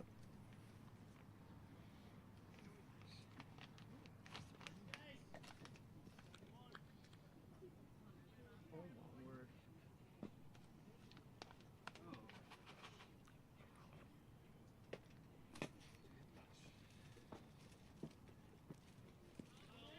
Wide ball given. Stapleton seeing him coming. Modgill went off at a rate of knots in the first innings. He's liable to want to do the same again in the second. No,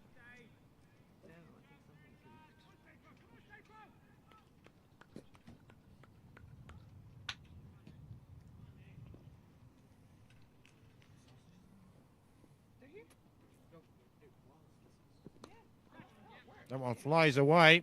It's going to make the boundary again. JP's despairing run down the sidelines of Cyril's way to no avail. Another 4 on the board. What cutlery though? It's the same thing. Napkins. Blue roll. Very true. There's about 2 napkins. No, put onions on first. It's only £40 later.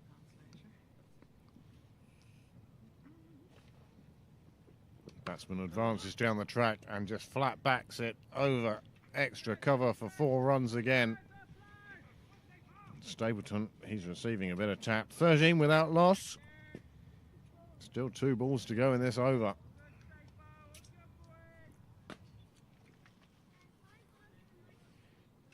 you're going to have to help yourself to it. Alright. Cover the mustard then. Down the track again, this time out on the leg side. Picked up inside the ring, can't stop the single. But after the last couple of balls, not a bad result for Pembroke. Hey Robbie, grand thanks, and yourself? Not playing. I'm not getting 29. 29 not out. The not out is very important now. You may snigger. The not out has always been important to me. Another 4, this time through the offside. And that is a great first over. Doheny joining the party.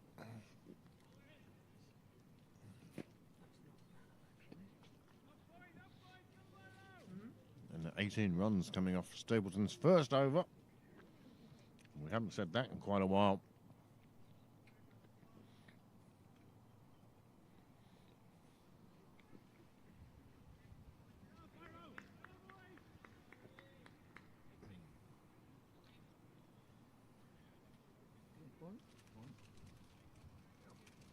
Onions.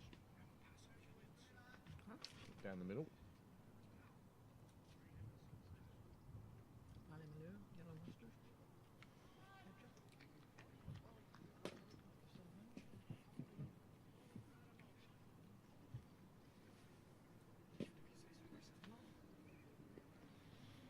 We now have the arrival on the ground of Pembroke royalty, Ed Dwyer, fresh back from his trip to Florida. Went there in the company of Steve McCarthy and Louis Hoffman.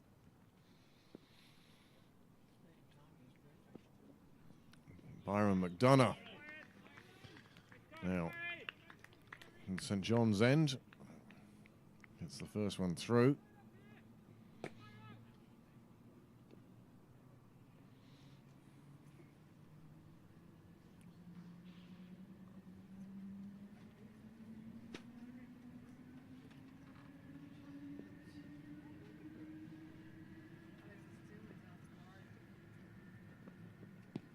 Hit on the pads this time, but they'll get through for the leg bye anyway.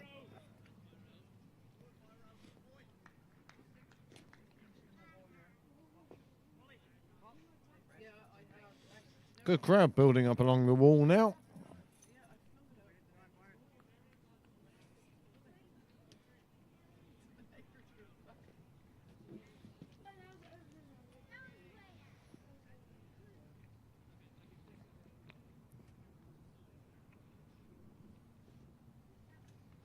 Modgill, similar to the first game, has gone off like an absolute train. Doheny, well capable of a big knock himself.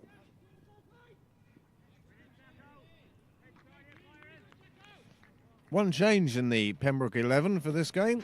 Greg Hollins stepping in, Danny Hogan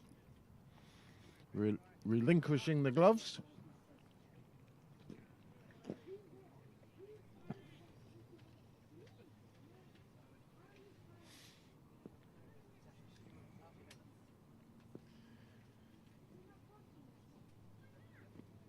Another shortish ball played round to the leg side. Modgill gets it off his gloves, I suspect.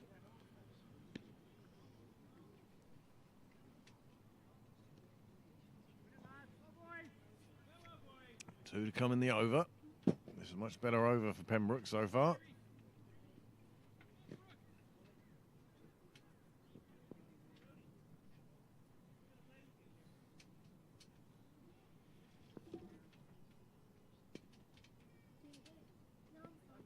It's in the air, it's down towards us. And it hits the roof of the media gazebo and doesn't break through. Phew. I thought it was in for a touch. Well, that one coming straight down towards us. Jake. Is that Jason? Yes. Hey, how are you? Hey, Amanda. Yeah, I know. All right, yeah, sorry. Well, do you want to go into there with them? How are you? How are you? Yeah, sure. Sorry. Well, it had been a good over for McDonough beforehand. Two of them are mine. Oh, they're both yours. Yeah. So, oh, he wanted to. He's walking over there. Oh, nice big six off the penultimate ball. Turns that into a very good over for Merrion. The score moves on to 28 without loss from just the first two overs. What did you ask for? Yeah, you won't be surprised I didn't get much. Got another one, Craig. $9 at the moment. One will do. Tell Ray where he's running. No, Yeah. you want another one? What did you do? What did you do with the first one? It just. Yeah. Have you ever seen those hot dog competitions in Coney Island on Thanksgiving Day? Not hot dog. Yeah, they're hot dogs. Coney Island hot dogs. That's the famous one. And the guy worked out that if he dunked his bread in the water, it was easier to eat. You know, doing that 36 times or 56 times, whatever it was. Just,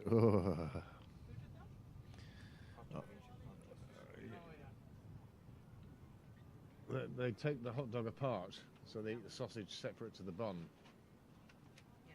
But you dip the bun into your glass of water. Yeah, not something I'd be leaping forward to. No.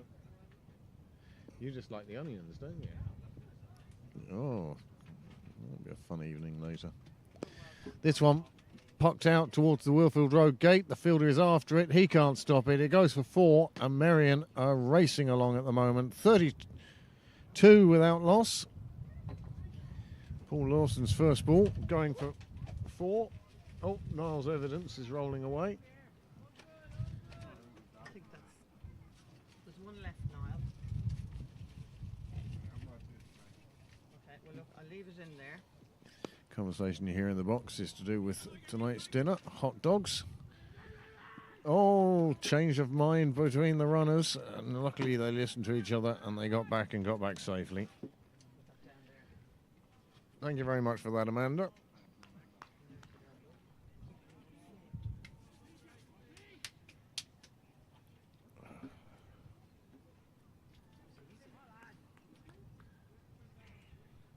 Very weary now.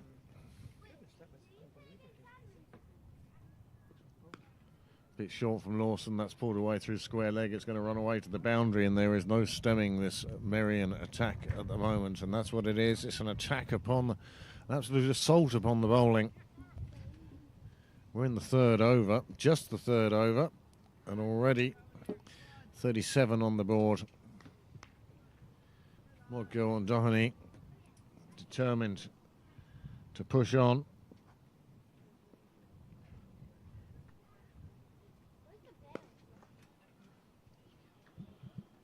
Another shot to the boundary. Nope. And the question on the live chat is this an IPL game? Well, it certainly feels like it at the moment, minus the flamethrowers and the dancing girls on the sideline. The crowd of 50,000.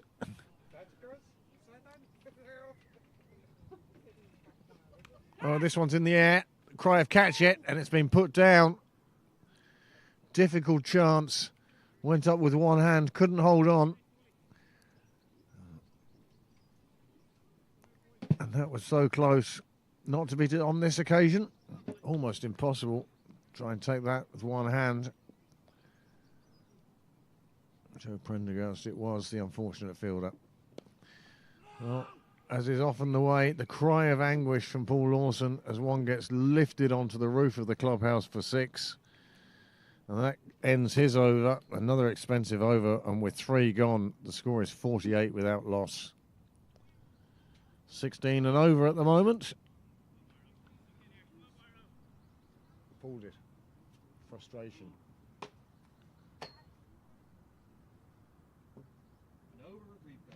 An over of replays from Niall. There is the 4.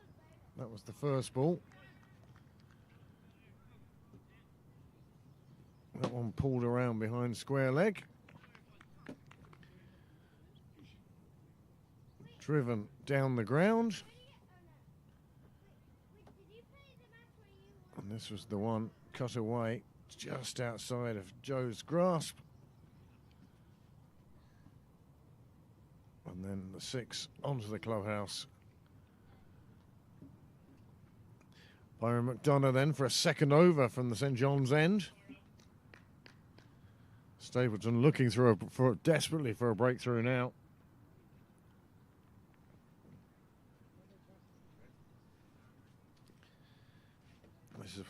I suspect that delay is because of the search for a cricket ball.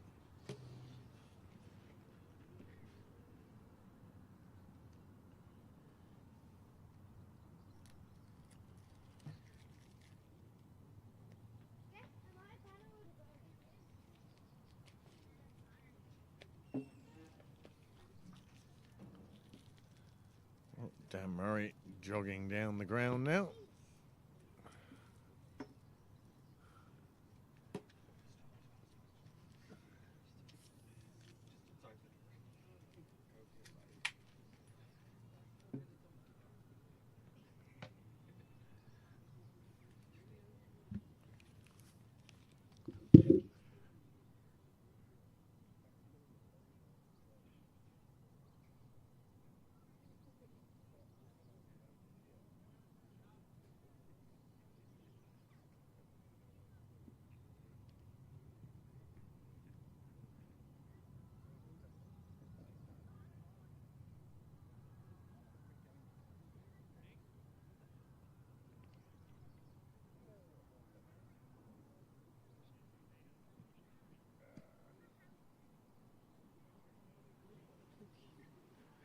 Well, a new ball has found its way out onto the pitch.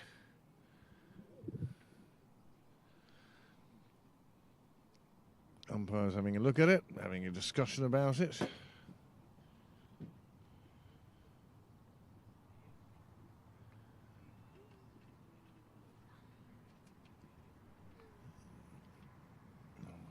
Well, I think you've still got time to go and put a cup of tea on here. Umpires don't seem particularly happy with this white ball.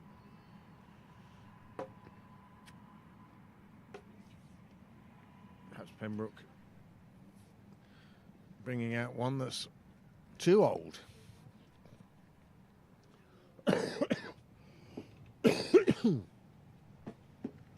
Sorry about that. Not quite the scorcher of a day the weather app promised me yesterday. Bit of a breeze coming across the ground now. Not the coldest of breezes, it has to be said, but still too much cloud cover for my liking.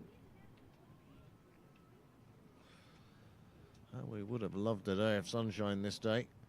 That ball goes back off the pitch. Umpires have got one they seem happy enough with.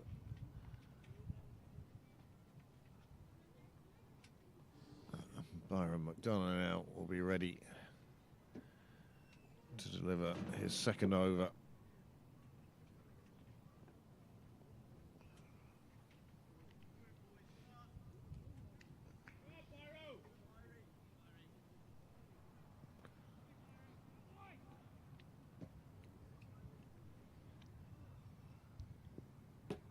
.48 without loss in the fourth over.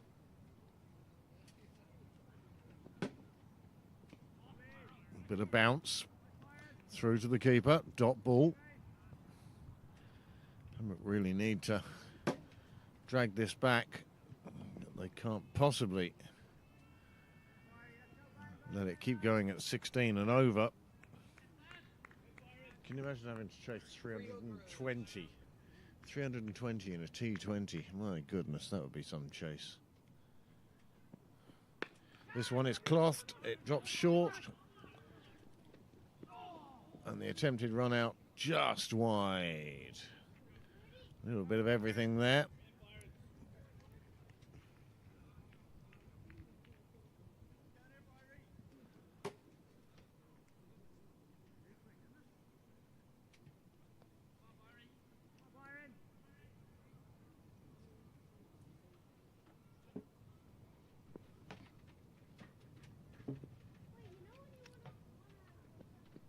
Goes for the attempted scoop, and it's a beautiful catch by Greg Hollins. Well, he's come into the side for this second game and immediately makes his presence felt. Doherty going for the ramp down the leg side, and Hollins was onto it and all over it. Lovely catch, 49 for 1.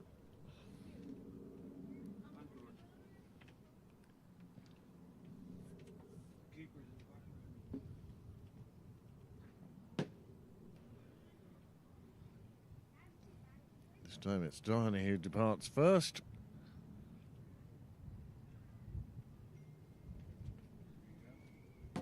And this is why. Well, far cleaner decision to make than in the first game. Very well taken by Greg Hollins. Super piece of keeping that. And he gets the congratulations of the bowler.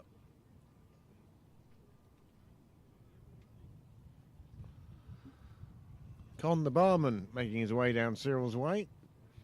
Sean will be relieved of duties. Glad to get out of there, I'd say. It's put in a few hours this morning.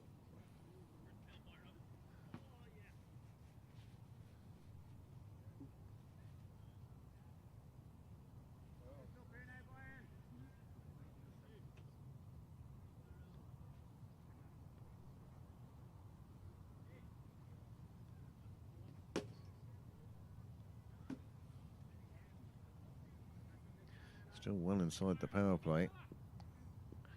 But will the change to Ross Lee, Adam Ross Lee coming in at number 3. Will this slow things down at all? Plays that one back. Rossley hit a couple of nice shots in the first game. Another one of the top 7 who sort of got going, got into double figures, got into the 20s, and then got out.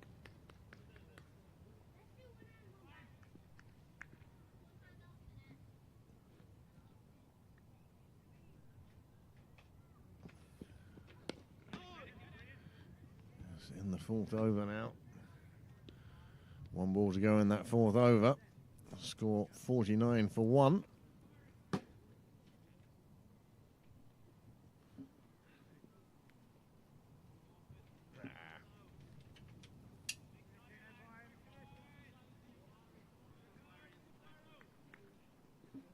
Camera angle a little bit strange for you because right arm around the wicket to the left-handed Rossley. 1 through to the keeper. That's the end of the over. 4 gone now. Pembroke have brought the run rate down from 16s to just over 12s. Still a little high, perhaps.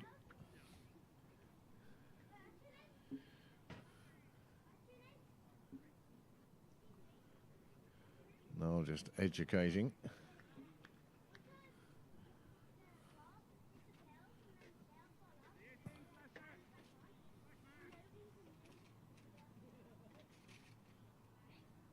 What are you going to do with your euro? With that, sorry, 60 cents. Myself and Amanda went down to the one in Tesco's the other day. We had 2 bags full of Vit Hit, as it unsurprisingly, and we ended up with €6.10 or something. It was like a lottery win. Free money. The mere fact you've already paid, yeah, money back.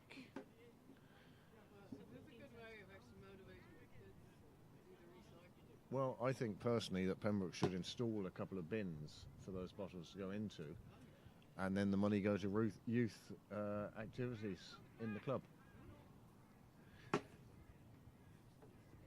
They have them up in Merrion. I think it's a very clever idea.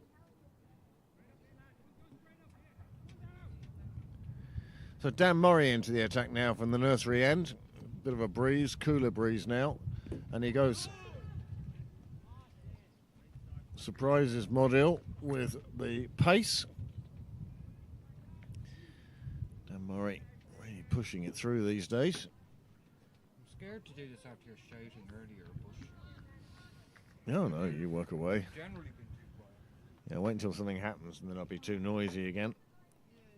Don't lean into the mic as you shout. Lean back as you shout. Short again, slapped away on the offside. Fielded, JJ Garth. Dot ball. Pembroke need a few dot balls now.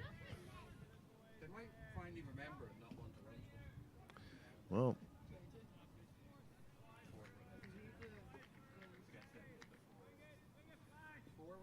yep, 4 run-outs in 1 game. JJ Garth had against Merrion.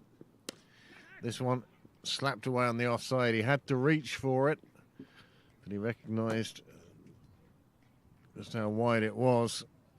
He pumped it away through the offside, and he raises to 28 from just 16 deliveries. And the loss of his partner certainly not slowing him down.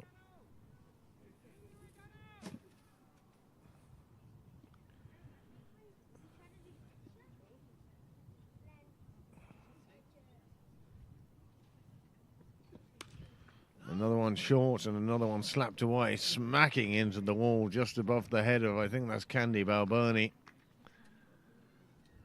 It wasn't far off and it was travelling at some pace.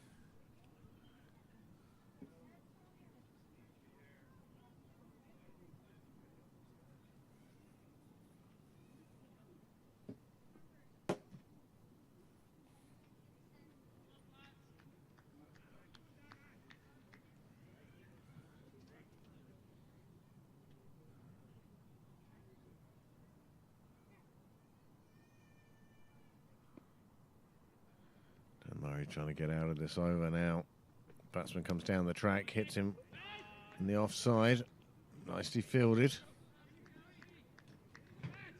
Joe Prendergast's the man, just behind square on the offside, making sure he got both hands to that.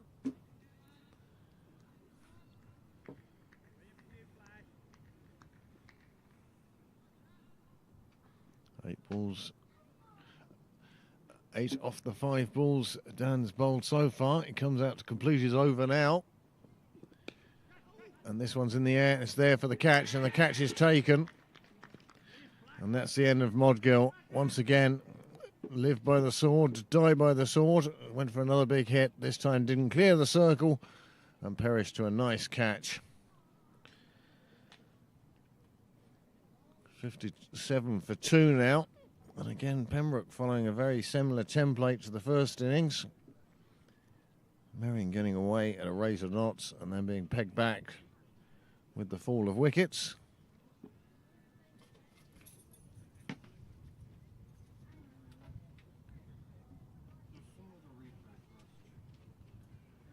Well, that's a good wicket for Pembroke. Brings John Anderson to the wicket. Further up the order than he was in the first game. 57 for 2 now. Nicky.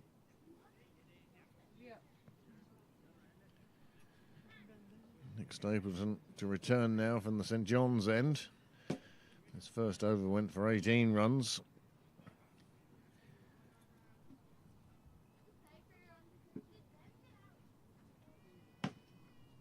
Moving at the sight screen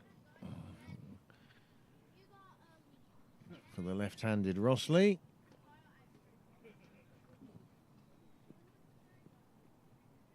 Stapleton going round the wicket to him.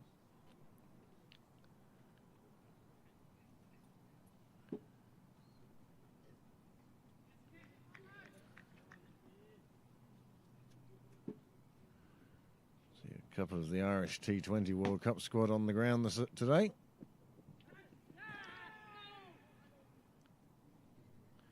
Signal to wide.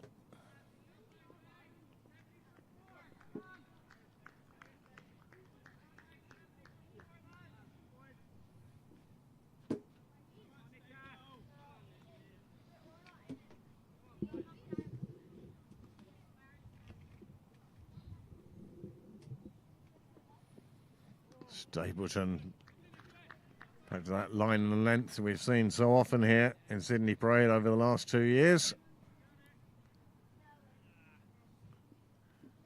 Seems to be a bit of a slope to your screen at the moment.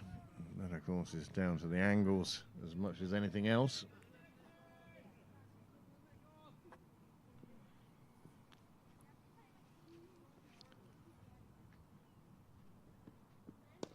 They've gone big again, this time on the offside. I don't think, will it reach the fence? It will. It will spin away. 3 fielders in the vicinity. None of them could get there.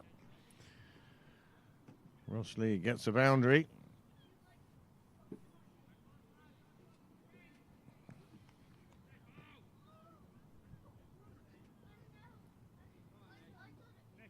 Nice shot. Just enough power on it to reach the rope. Stapleton answers with one much closer. Much more stump bound. That one's just played away for a single.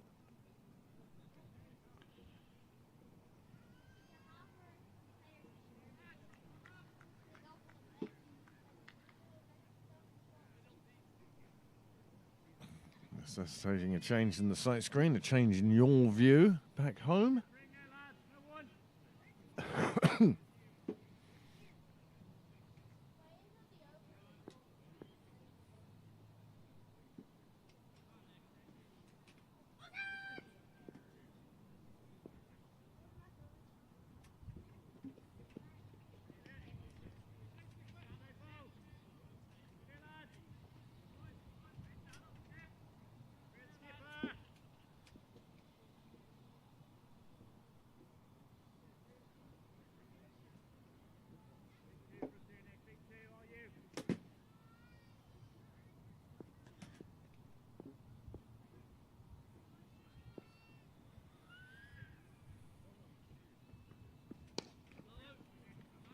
Another dot ball for Stapleton.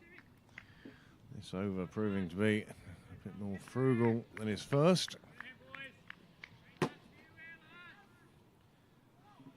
6 off this one so far. 1 ball to go.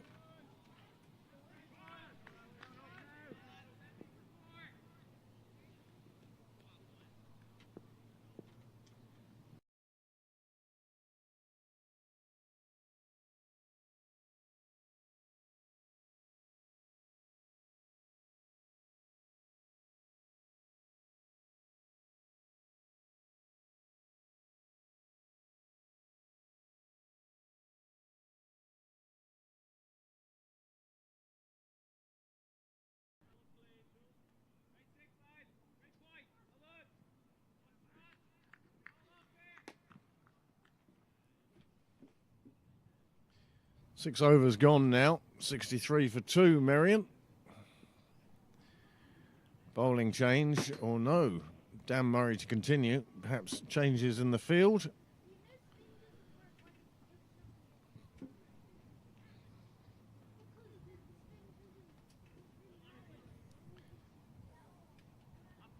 Many thanks to those of you who have remained with us this afternoon or have joined us recently. You're equally welcome. This second of 2 T20s between these two sides today.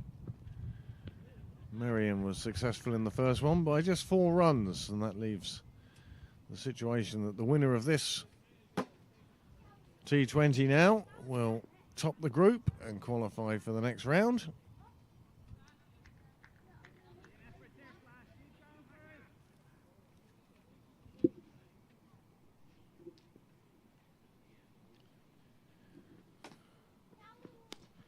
That one's just a bit too full, clipped away. No fielder in that vicinity of the ground. And that runs away for 4 more runs.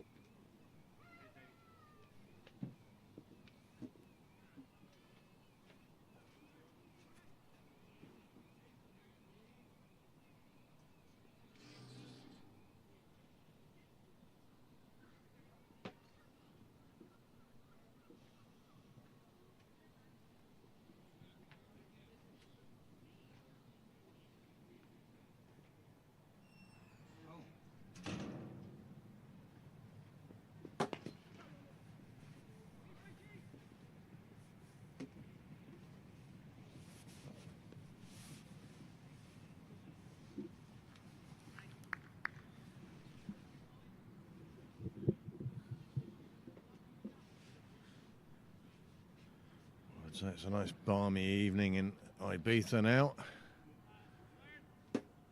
Sun bouncing off the Mediterranean in at the rocks.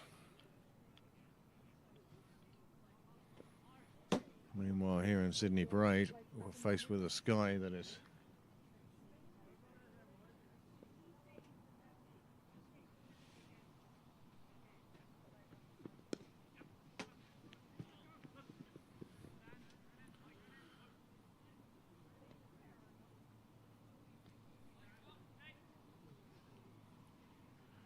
right-hander back on strike.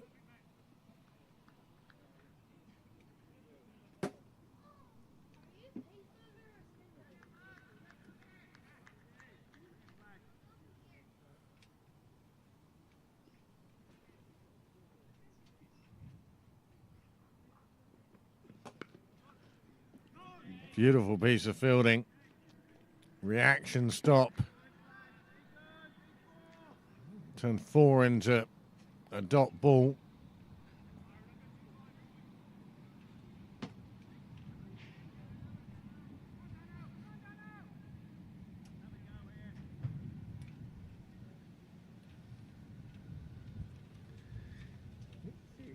Good evening, Peter. Played away off the hips. It's going to get to the boundary again, and it does. Another boundary, another good over. 10 coming from it. And the score moves on to 73 for 2.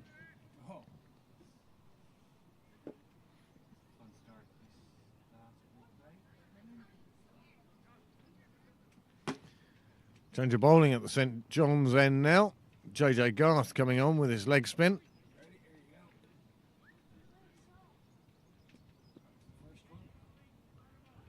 Well, nothing was stopping that.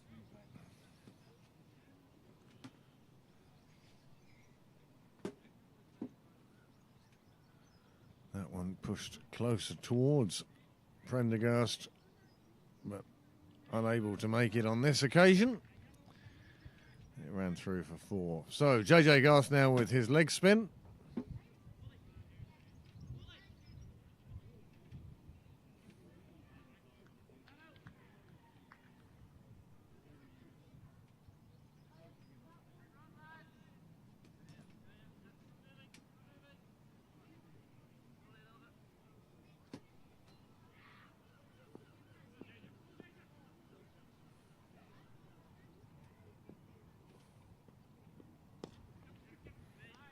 Just pulled into the leg side. No fielder inside the ring on the leg side.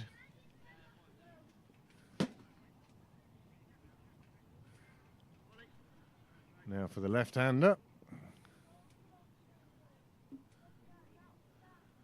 Field spread again. It's the 8th over, of course. Went outside the power play now.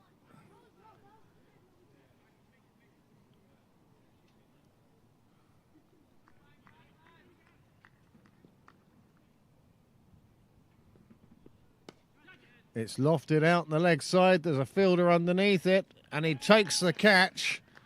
And that's the end of Adam Rossley.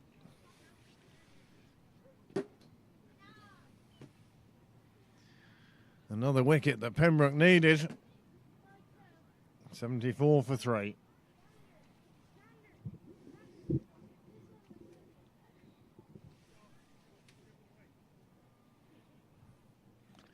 Dan Murray seems to be limping a little bit as he joins the huddle.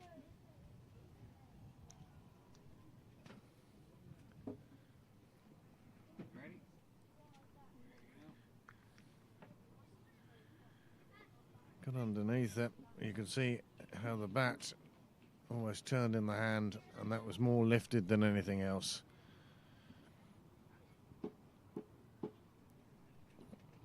Nicely taken catch. Nice steady base underneath him. I'm pleased to take that one. Third wicket falls, 74 on the board. In the 8th over. And after having a run rate as high as 16, Pembroke are pegging Merrion back now. Through to the keeper. Sight screen needs tidying up now with 2 right-handers again.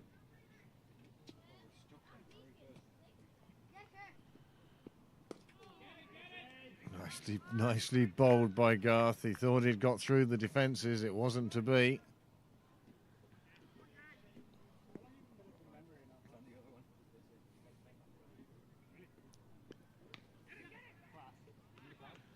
Single taken. It pierces the infield, but not at any great pace.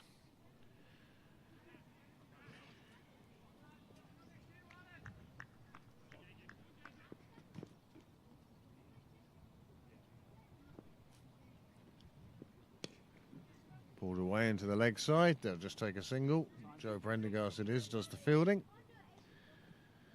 It makes Greg Hollins work for the return.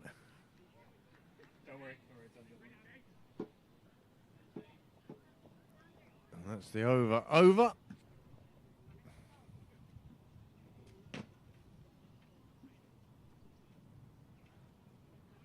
And now Niall heads off over to the side screen to see if he can't straighten up this picture for you.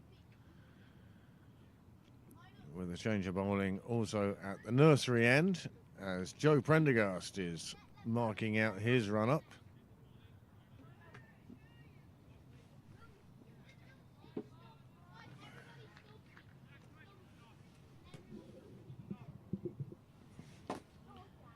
Anderson has been joined by Sam Harbinson.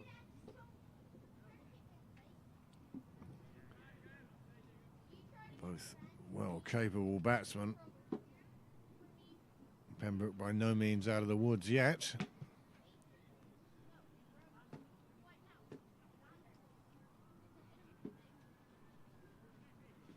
.48 runs came off the first 3 overs of this innings.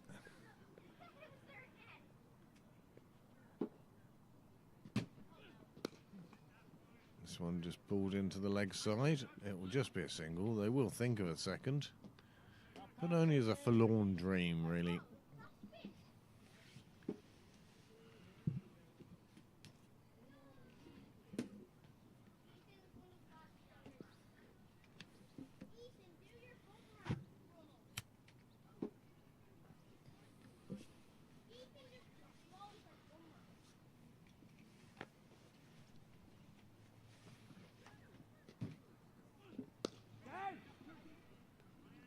Well, that was a straight drive.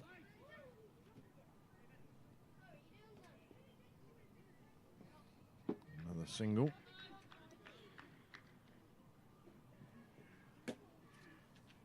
Two balls bowled, two singles taken.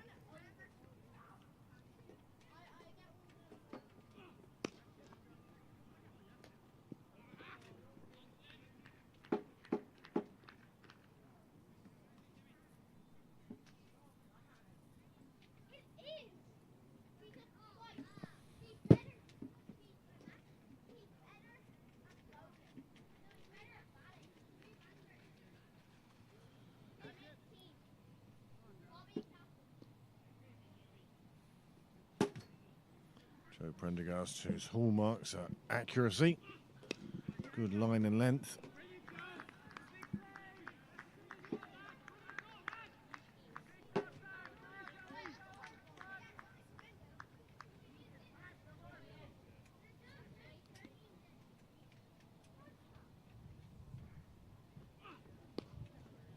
This one just straying onto the pads.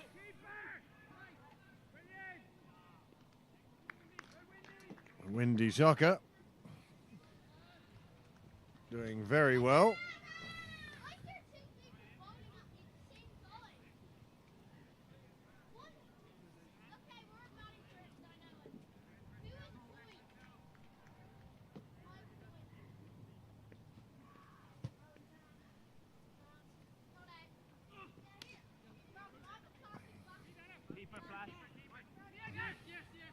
This time they will get through for two, but it's a good stop on the boundary by Murray. Sliding stop. Saving 2 runs. Another over slips by. 9 gone, 82 on the board. Still looking at a very large target if they can push on from here. This over will bring us up to the halfway stage.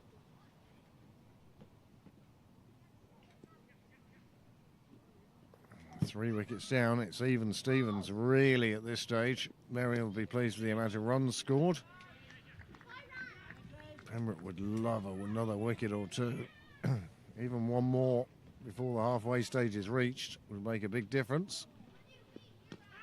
Is that it there? The umpire says no immediately. They're through for the leg bye.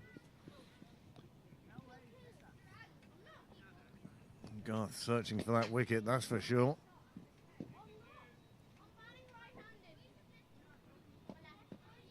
Thought he had the batsman in a bit of trouble there. The umpire decided very quickly otherwise. Castley it is at this end. Umpires have switched ends between games. Ashish Sharma, it is now down at the nursery end. Castley at the St John's end. Many thanks once again to the LCU SNA for providing the umpires today.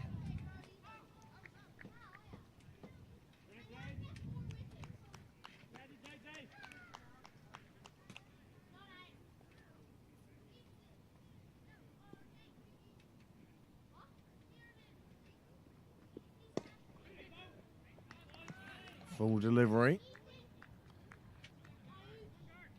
Harbinson could only dig it out. Another dot ball. Good over this for Pembroke. Just 2 from it so far. Make that 3. You heard the cry through your speakers. Great over, and that's the truth of the matter.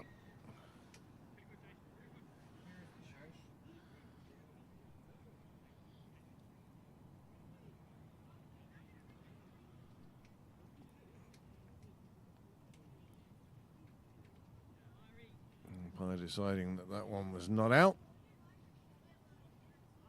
Can't see anything there to disagree with. Prendergast will come on for his second. His first only cost 6.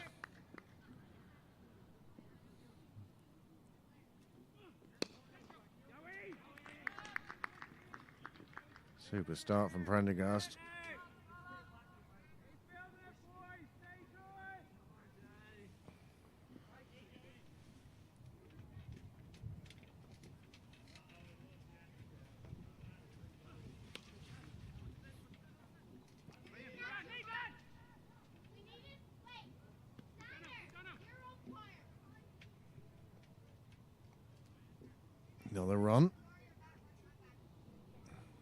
Murray doing a good job on the fence there on Cyril's way. A lot of ground to cover there.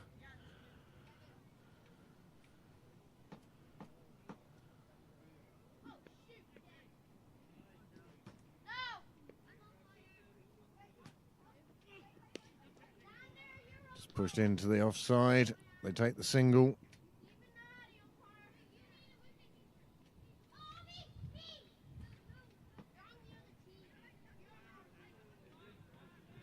Another good over in the middle of a T20 from Joe Prendergast. 2 off the first 3 deliveries.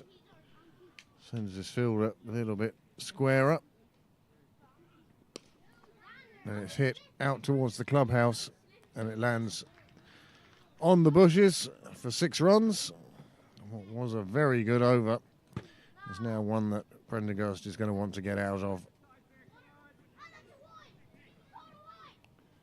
Harbinson, he would have been 6 off 13, now 12 off 14.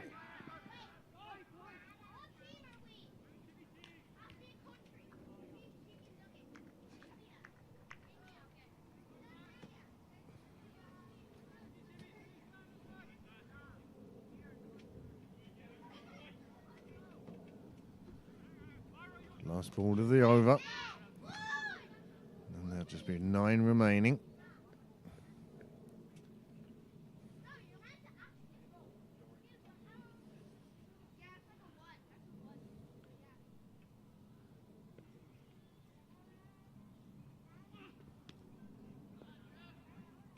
And a dot ball to finish.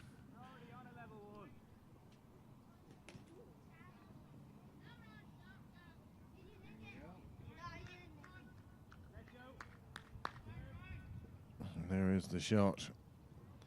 Over extra, straight to the bushes.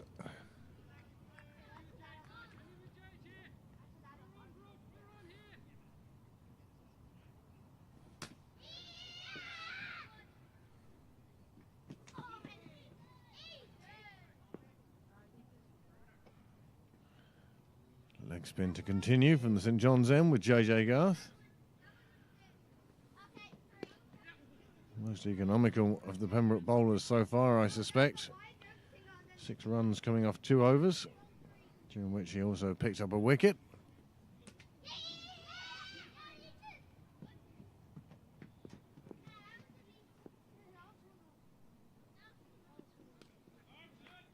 Hit square.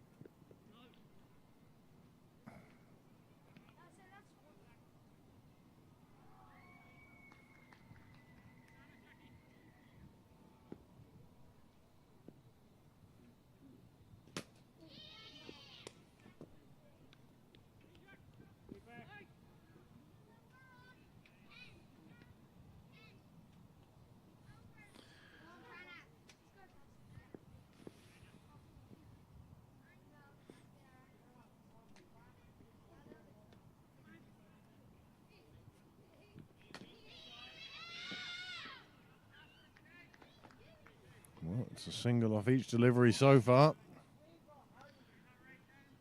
Field spreads now. Harbinson take on Garth. He goes for the scoop. He gets it. It runs behind the keeper. Dan Murray is after it. And he stops it inside. And they'll only pick up 2. Good fielding by Dan Murray. Put a lot of effort in there.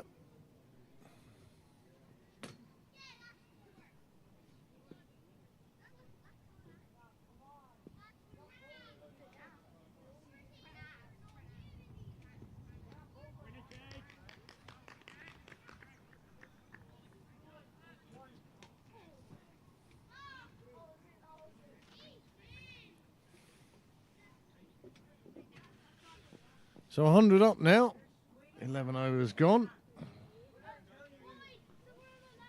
12 overs gone, 8 to go. Merrion again find themselves in a very good position. Just 3 wickets down. They can afford to go on from here. How soon will they start their assault? Will they wait another over? Or will they go after Paul Lawson now? Good evening, Theo and Jack.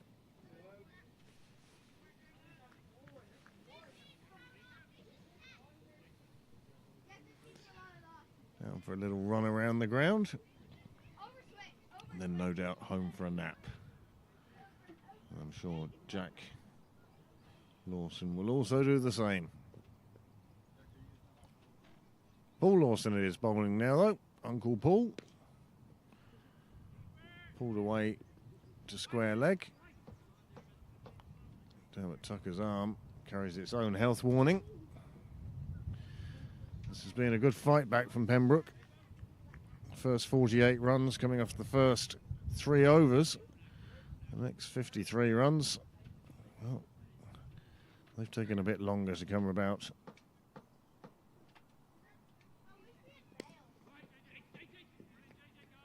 JJ Garth saving at least a single. Merrion have to be very wary of him in the field. It's not that long ago he got 4 run-outs in a game against them.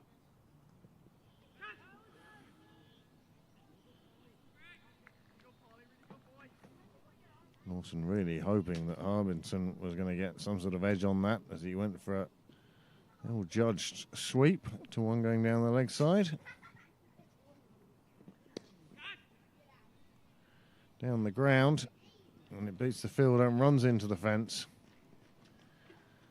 Harbinson picks up another 4.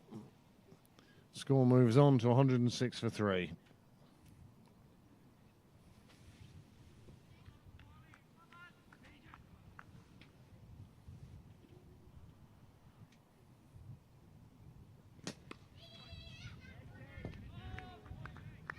Nice dot ball on account of a lovely piece of fielding.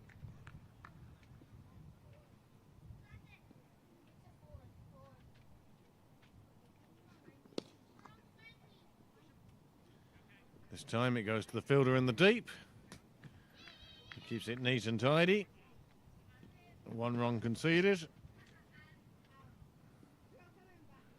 And last ball of the over. 7 from it so far.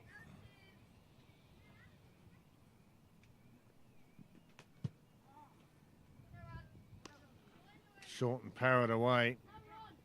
Prendergast on the boundary. Make sure they don't take any liberties, don't take any extra runs. That's the end of the over, and a good over all round, really. Merrion will be happy enough. Pembroke will know that's another over gone. That's the one that was powered down the ground for 4.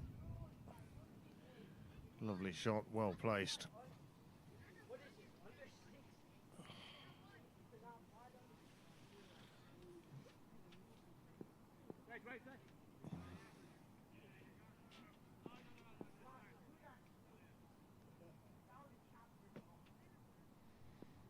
JJ Garth to complete his allocation of 4 overs.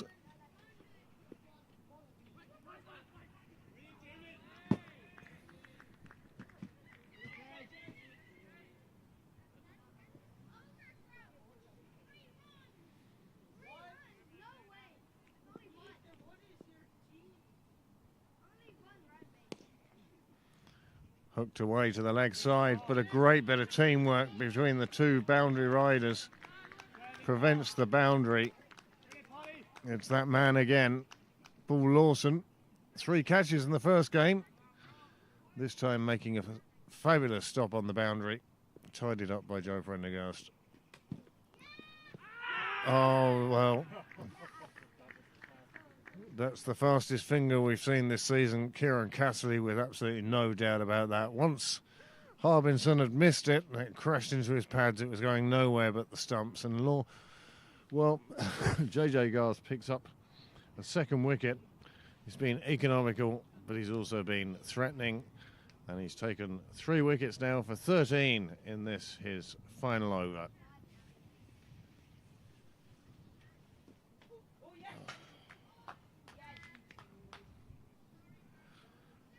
Good evening.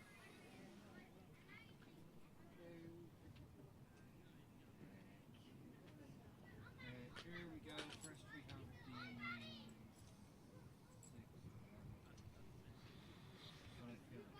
have A beautiful piece of fielding this was by Paul Lawson. The hand out to parry it down to Prendergast. Well, that's teamwork.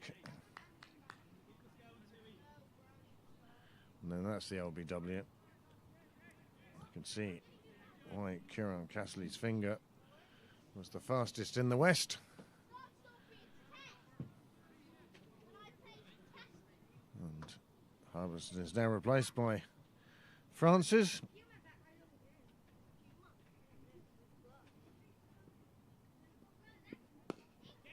Play down the ground just out of the reach of the bowler, and that will let Francis get off the mark and get off strike.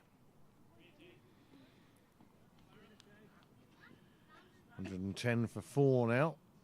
Change in the field for John Anderson.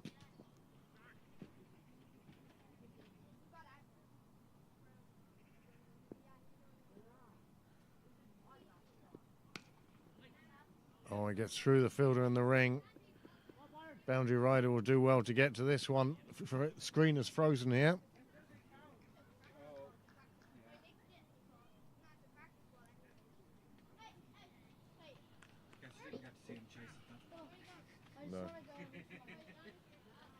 No, not on this occasion. And the last ball of Garth's bowling for today is upon us.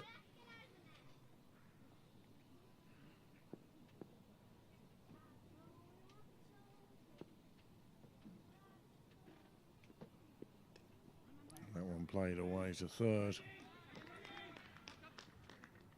And they'll come back for a second. Ball just about escaping the grasp of the fielder.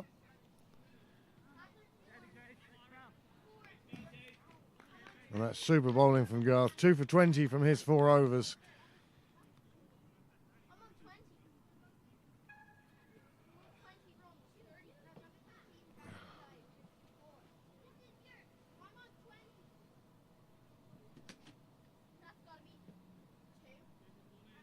No comments for a while. I suspect our Australian audience have taken to their beds. In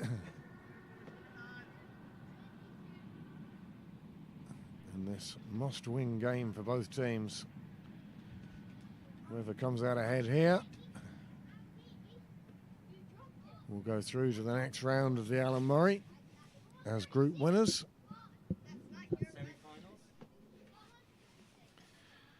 I think it's semi-finals and final on the day.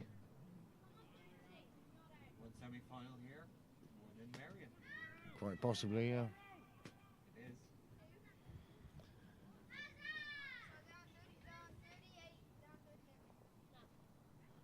Byron McDonough now from the nursery end in a change of bowling. Gets the first one through. As Ed Dwyer trots across where the screen is. And somebody on a scooter goes the other way.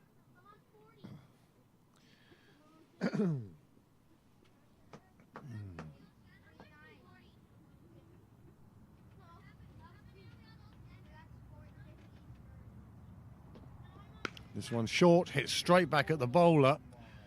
He can't hang on to it, but my word, that came back at pace. He did well to, well, not get hurt by it, to be honest. Really was just smacked back by Francis at the bowler.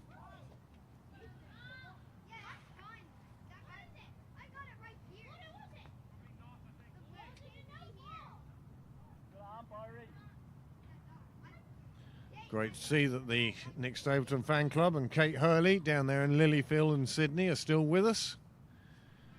Where else in the world are you today if you're one of our 38 devices connected to this stream at the moment?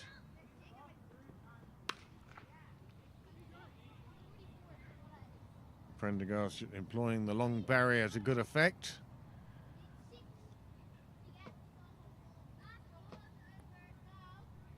Not quite the scorcher of a day that the weather app suggested, but still, we've seen almost a game and a half now of very good, very competitive cricket.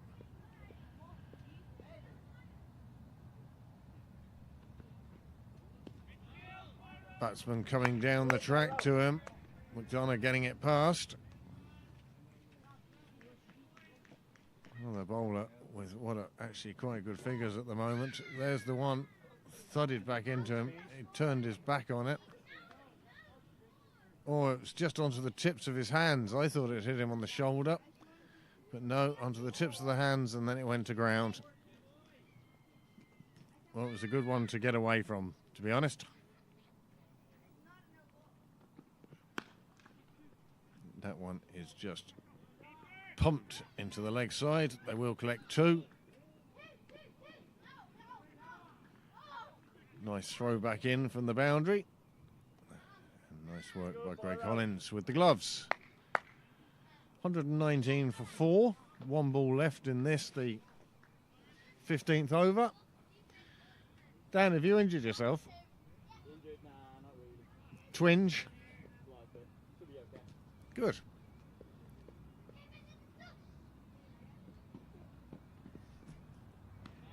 Good short ball for McDonough. That gets him out of the over with just 3 runs conceded. Good over for Pembroke.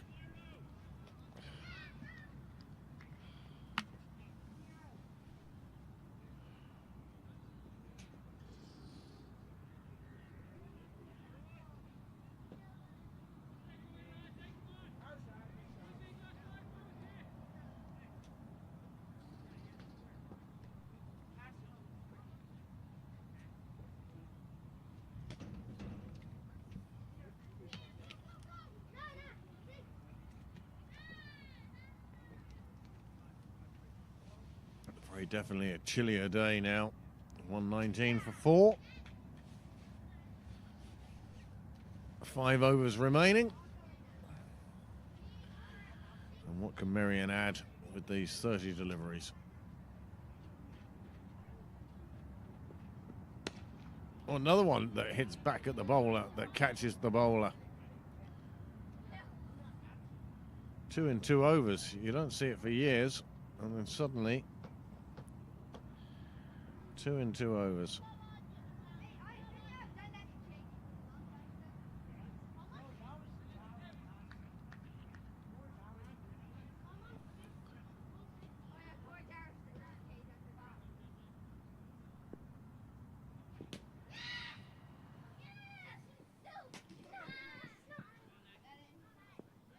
Stapleton reorganising his field.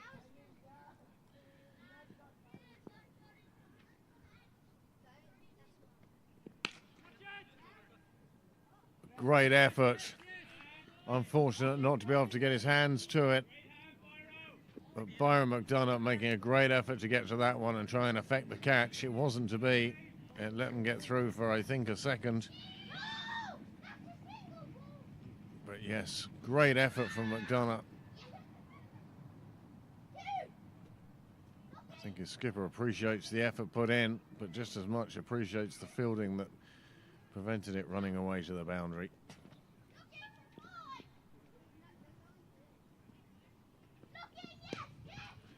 Fikra Tucker coming in from long on, and he'll keep it to a single.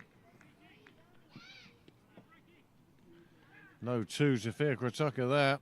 He was moving at pace to ensure that wasn't going to be turned into a second. No 2 to Fikra then.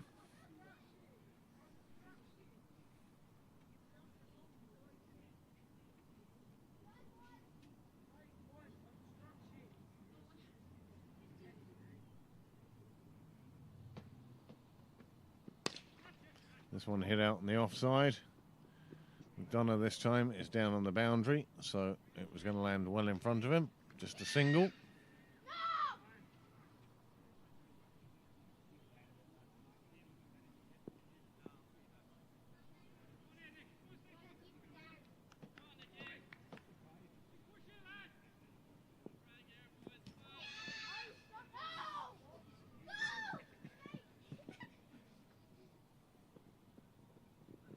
Well, that gets through everybody, including the keeper. Runs away, and it's going to be expensive. 5 wides. And Stapleton not having the best of days with the ball today.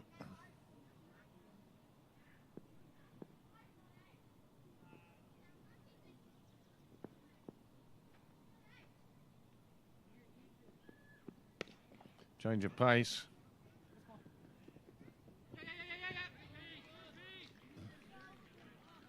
Again, they get through for 2. 1 ball to come in Stapleton's 3rd over. He's been going for more than 2 a ball.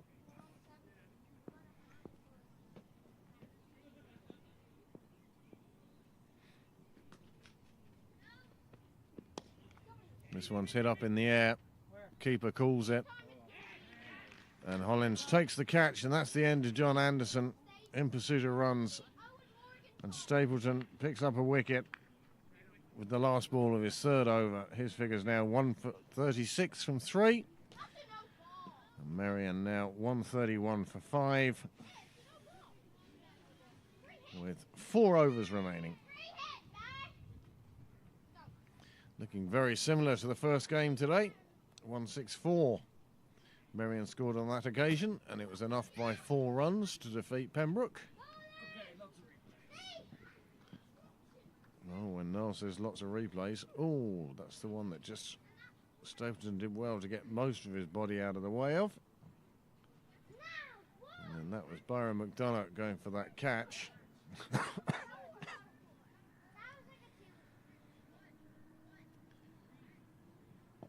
Joe Prendergast having to do some fine fielding out on Cyril's way.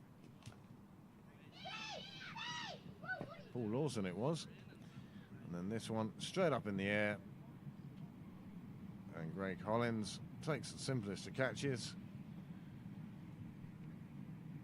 That brings Lewis to the crease. He had a brief, sparkling cameo in the first game. We'll be looking to repeat that now as we go into the last 4 overs.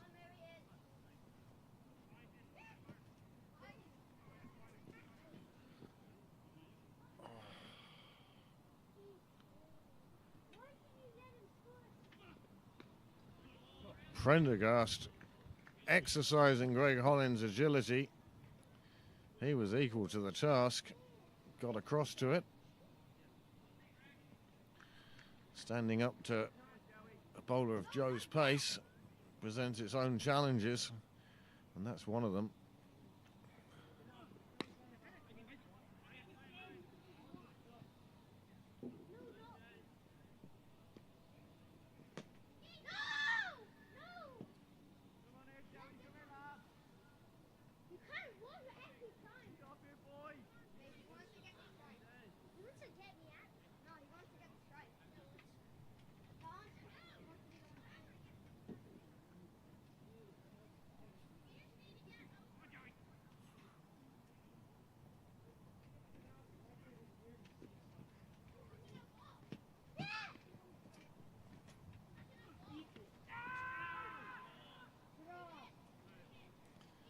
Call of wide, despite Hollins' best efforts.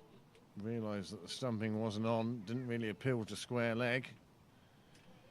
He was appealing for the catch behind, he was appealing for the stumping. I'm trying to stop the umpire signalling a wide.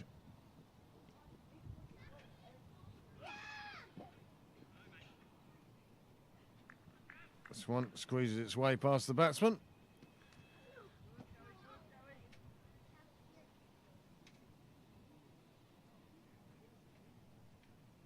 Lewis yet to get off the mark.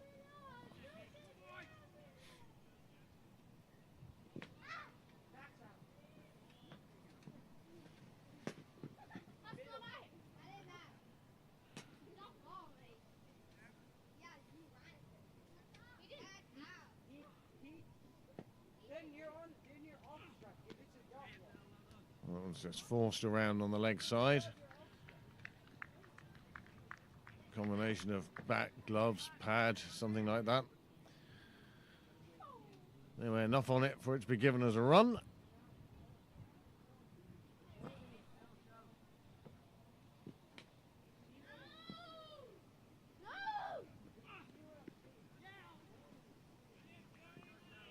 That one nearly sneaking through. Francis missing with an attempt to hit it.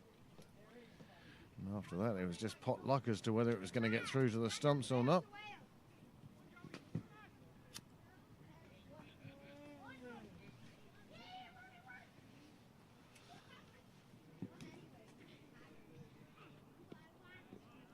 Another swing and a miss from Francis.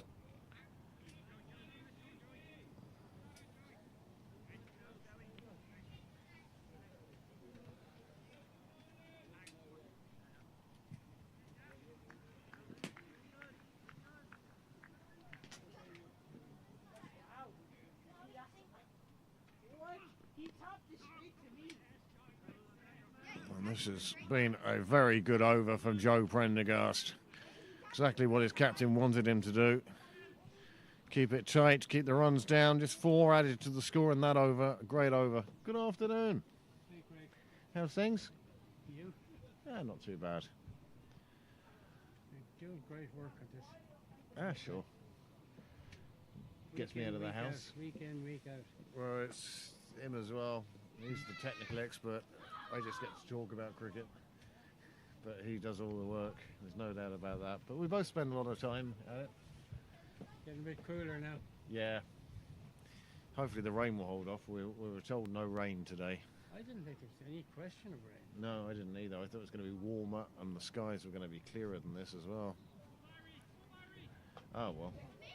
Oh, We well. need to chase this down to get through, I understand. Yep, winner takes all. Winner wins the group. Winner goes into the semi-finals. Where would we have been if we'd managed to win the first one? Although then we'd be through already. Or would we? We only needed to win one of the two. If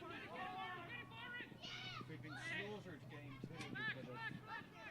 Oh, we lost on run rate. Yeah. It would have been slaughtered though, Niall. It's Well, depends how much we won. If we did win the first one by much, Yeah. we wouldn't have to lose the first one by. Yeah. All right. It doesn't matter now. Winner takes it all. it's just winner takes all now. Makes it a lot simpler for us on the sidelines. How are the other sections doing anyway? I haven't heard any much about. I don't know how they're doing. The live scores. It's all here on the 6th of July, I think, isn't it? Yes. A couple of weeks' time. Semi-finals and final. Be nice to be in it, considering Yeah. the finals on our ground. Exactly, yeah. Usually a good day out. Yep. That's usually streamed by Cricket Leinster. You won't be on duty that day. I don't know. I haven't been asked. And that's, it's Cricket Leinster's gig, so they All right. appoint who they would like to see on it. Izzy will be one, I'm pretty sure. Isabel Joyce and maybe Finton McAllister. They've got a few good ones around. So we'll wait and see what's offered.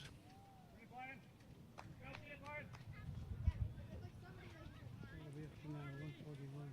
Yep, 141 for 5. The last 3. 2.5 overs to go.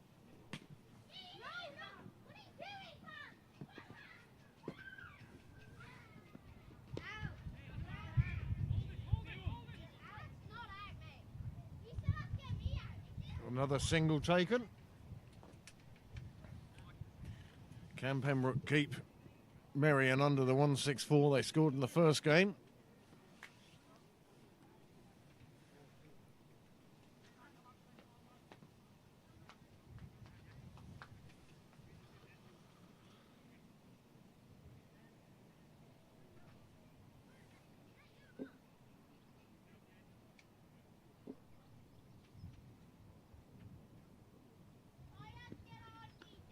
Well, that's come off an edge. There's no legislating for that. Can't set a field for that sort of shot. But another 4 to Merrion. The score moves on to 146.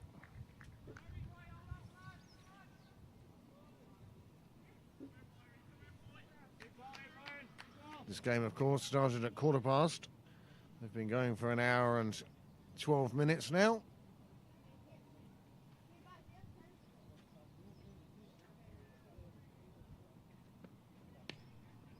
Hit away, lovely shot to the boundary.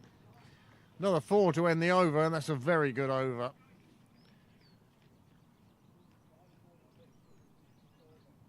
A 15 coming from it. 150 on the board now for Merrion, and that's first game total of 164. Certainly well within reach now.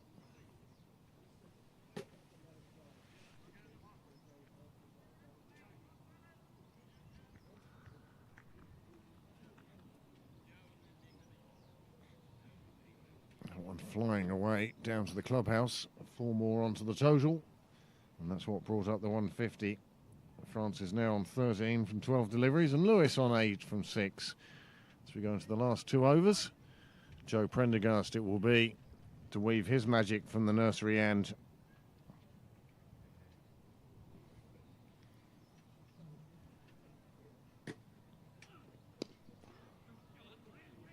It's pushed into the leg side. They think about a second. Not to be. Hollins picks up the return.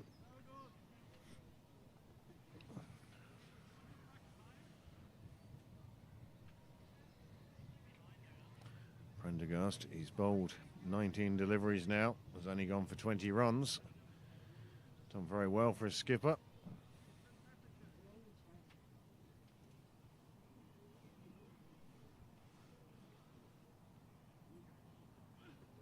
Good change of pace from Prendergast. It's just poked out into the offside. They look like they're going to go for 2, and they'll get there quite easily.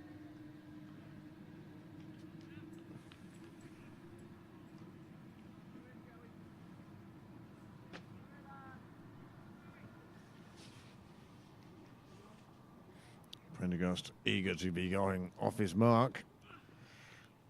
Goes down the leg side. France is throwing himself off his feet in an effort to catch up with it. Wasn't to be on this occasion.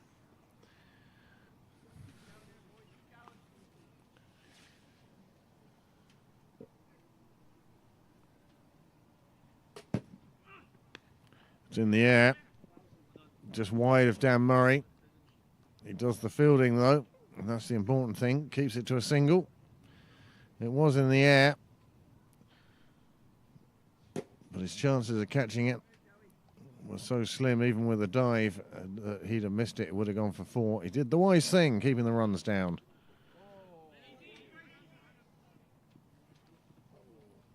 Well, batsman going down the track to Prendergast, missed it, but Hollins couldn't take it cleanly. The chance of the stumping slipped away on this occasion. 155 for 5 now.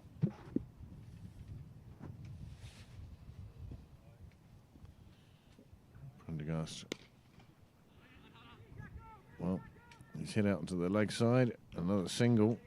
Pembroke won't mind that at this stage of the innings. 7 balls remaining in this Merrion innings. And as I said, they'll be looking for that first game total that was sufficient. That one gets past Joe's foot, but the fielder on the boundary will keep it to a single. No, safe. They get the second. 158 for 5. Going into the final over. Yeah. Joe's 4 overs in the end, costing 27 runs. Still very good. And there's the one, the bottom under edge, took it out of Hollins' gloves. Just enough to enable him to survive, because he was a long way down the track. And then the one that missed Joe's foot that allowed them to get through for 2.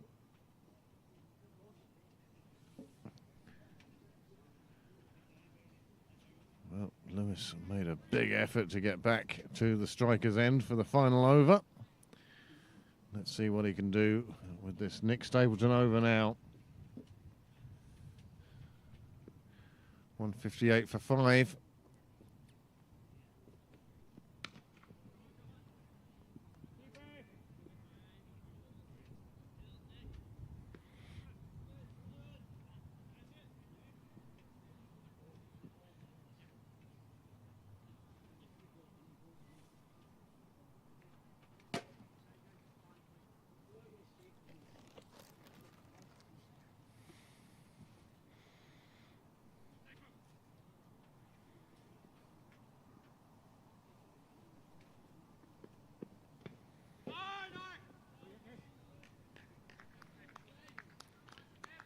Well, Francis was a long way down the track for that delivery. Backing up. Sent back by Lewis.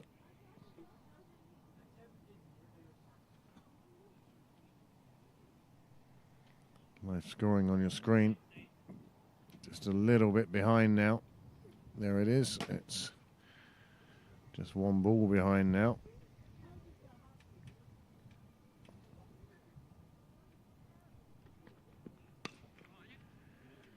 Pulled away. Square leg. Just a single taken.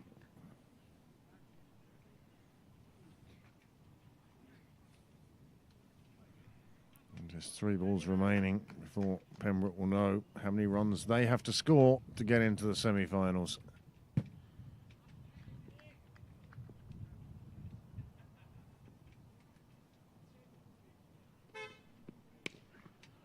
Big blow. 4 runs added to the score, and that's how many Merrion got in the first game. They've now gone past that. It was signalled 4. It's come up on your screen as 6. No doubt that will be corrected now. And there it is. Almost instantaneous.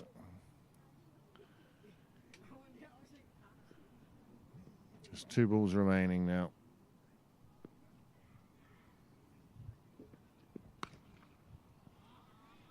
And that's a hit out on the offside, came down the track, swung the bat, made contact, and it went away for 4. Lewis again doing a fabulous job for his side. These two putting together a decent partnership.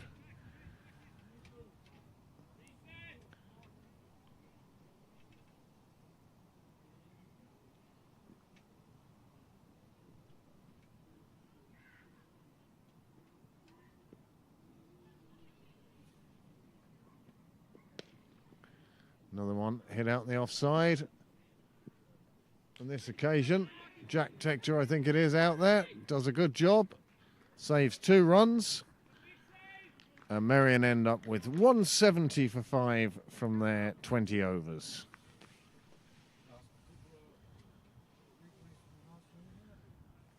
Here are the last overs replays.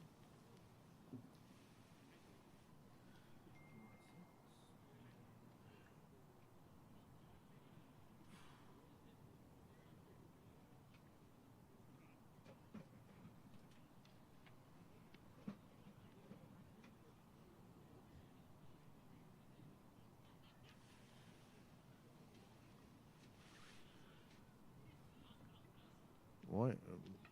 Oh, they're bringing the roller on. Pembroke will need 171 as a result. Merrion scoring 171 in their 20 overs, 12 extras. And again, loads of batsmen getting in, but nobody really getting on with it. Stephen Doheny, 23 off just 8 deliveries. He went well. But by and large, a super team effort there, all combining together to put partnerships together.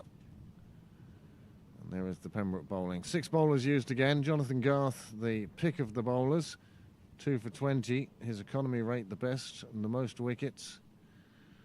And he bowled his 4 overs. Lawson and Murray in the middle. Well, their 4 overs in combination went for 46 runs and 1 wicket. Stapleton, well, he's had more economical spells with the ball. And then finally to show you the worm, how that Merrion innings progressed, and that just shows you it wasn't one of big overs or big single scores. It was a partnership innings. And it's got Merrion up to 171 for 5.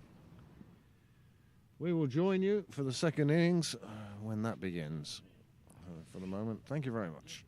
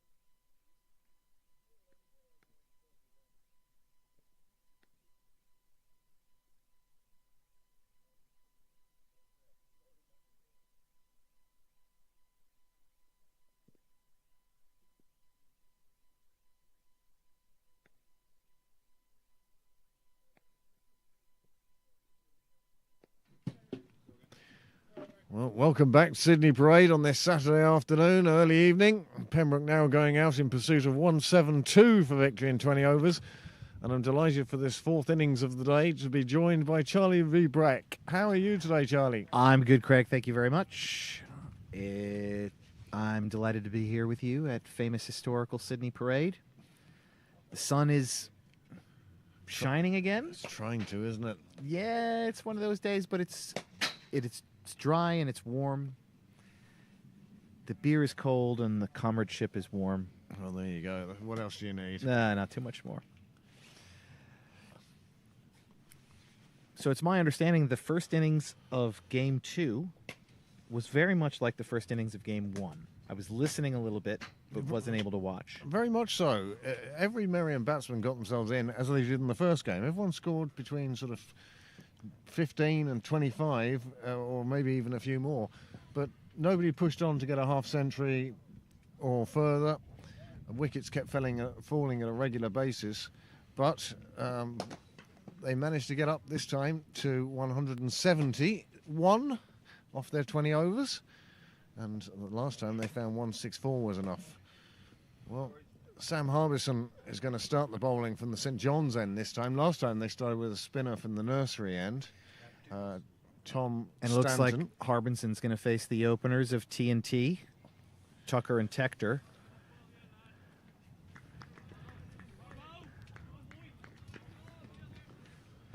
In the first innings, Dermot Tucker faced 4 balls and then was involved in a run-out. He's gone big on this one on the offside. The fielder on the boundary will pull it in, and it will only be 1. But Pembroke are on the way, and that's a better first wicket partnership than we had in the first game. Marion's pretty fortunate. The fielder was able to get over there and swallow that one up. It seemed like it took everybody by surprise how far it went. Certainly flew through the air. Tim Tector now taking guard. We'd love to see him in full flow. Hey, Peter. Oh, you've gone with a fleece on top now. We'll update the Prendercast. Yeah. For Harbison's second delivery. That one's stroked to the offside. They'll just run the single. Same fielder fielding both the first 2 balls. Very different deliveries and very different ways of getting the ball out to him. Well, there's today's Seagull. Niall is over, looking for the David Attenborough Award. He's trotting away across the ground as Harbison comes in. And it's big, and it's the fielder trying to get to it, and he's not going to. He fails by, I'd say, 2 steps, maybe a step and a half. It was risky, but it paid off. And they pick up 2 runs, and Tucker moves on to 3. That one was high in the air. The fielder did the right thing. He turned around and started running immediately, but when he turned around to look for it, he kind of slowed down a couple of times and wasn't quite able to get where it was going. It would have been a heck of a catch to try to get it. Next one is another big swing. That's straight down the middle. It's going to split the fielders. That's running, and that's going to go for 4 after 2 bounces. Good shot from Tucker. Well, same fielder involved again, but on this time it went to his left-hand side and there was no stopping it. It ran away for the boundary, and this is a better start for Pembroke than it was in the first game. Yeah, pretty stroke from Tector as he stands in again. Flails at that one. That one goes straight through. Tucker facing at the moment. He's on 7 from 3 deliveries. Tim Tector, he's on 1 from 1. Pembroke needing just over 8.5 all the way through this 20 overs. But mind you, it's looking at the moment as if Dermot Tucker has a train to catch. Driven over cover. Really powerful shot. Great sound off the bat as well.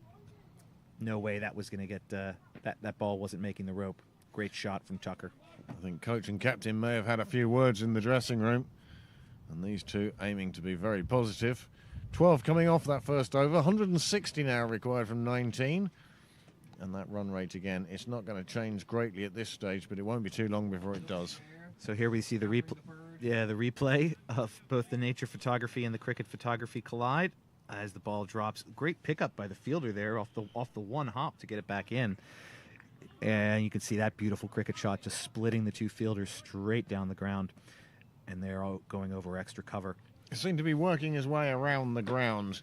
Yeah. He Big went. chunks at a He time. went like 10:30, 12 o'clock, 1:30 on the clock, depending on where you think the clock starts. Well, Tom Stanton, he opened the bowling in the first game. He's opening from the nursery end again. Oh, my word.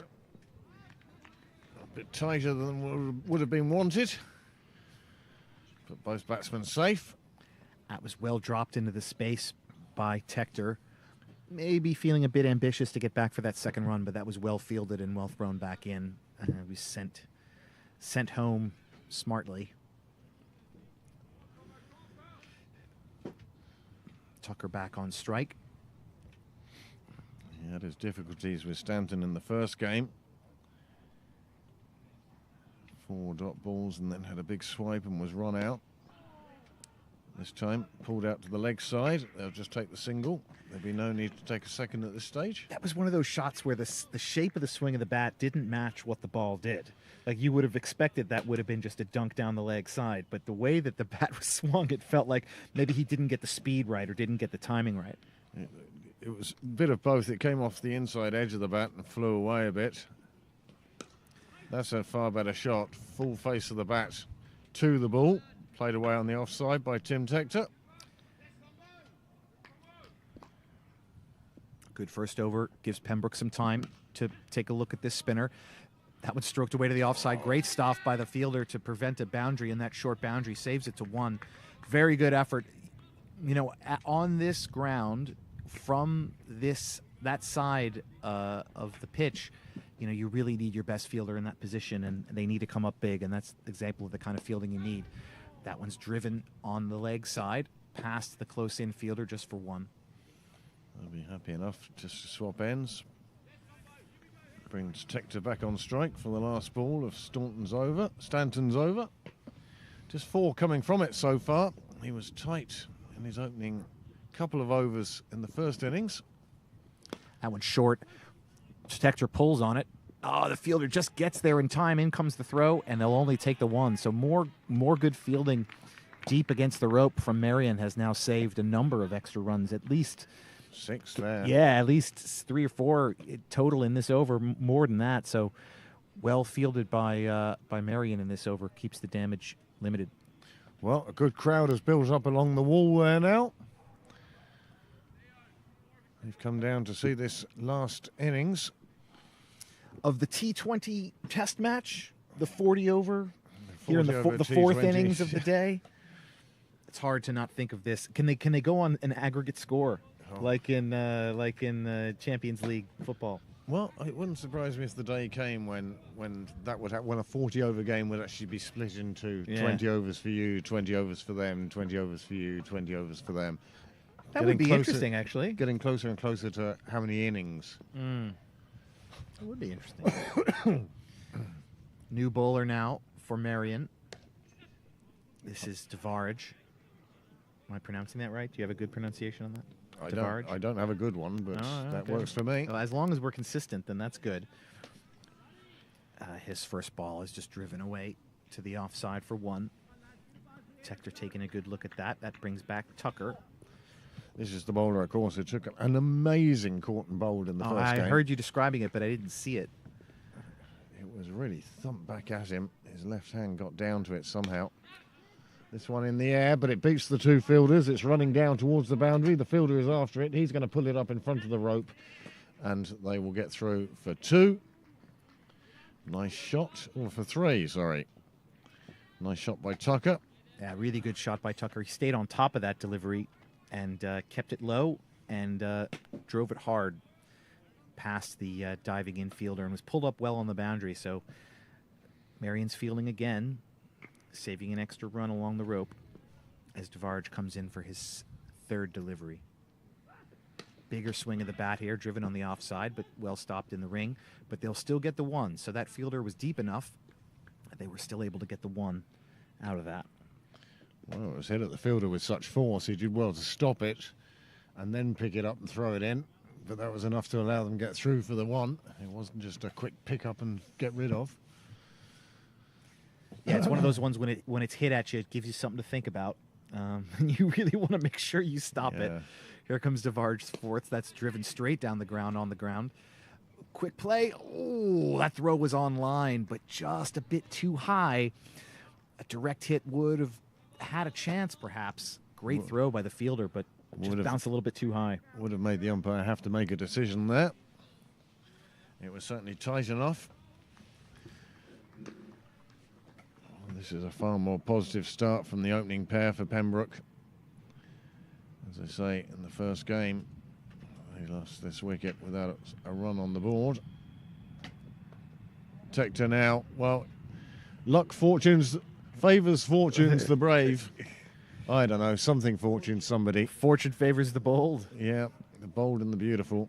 And that was bold, but not quite beautiful. Came off the toe of the bat, squirted away to third, but it's 4 more onto the total, and I don't think Tim Tector will care too much. And I think the audience really appreciates the number of analogies you strung together there to finally get to Get to one. Get to one. That's good. Either way, the result is very fortunate for Pembroke.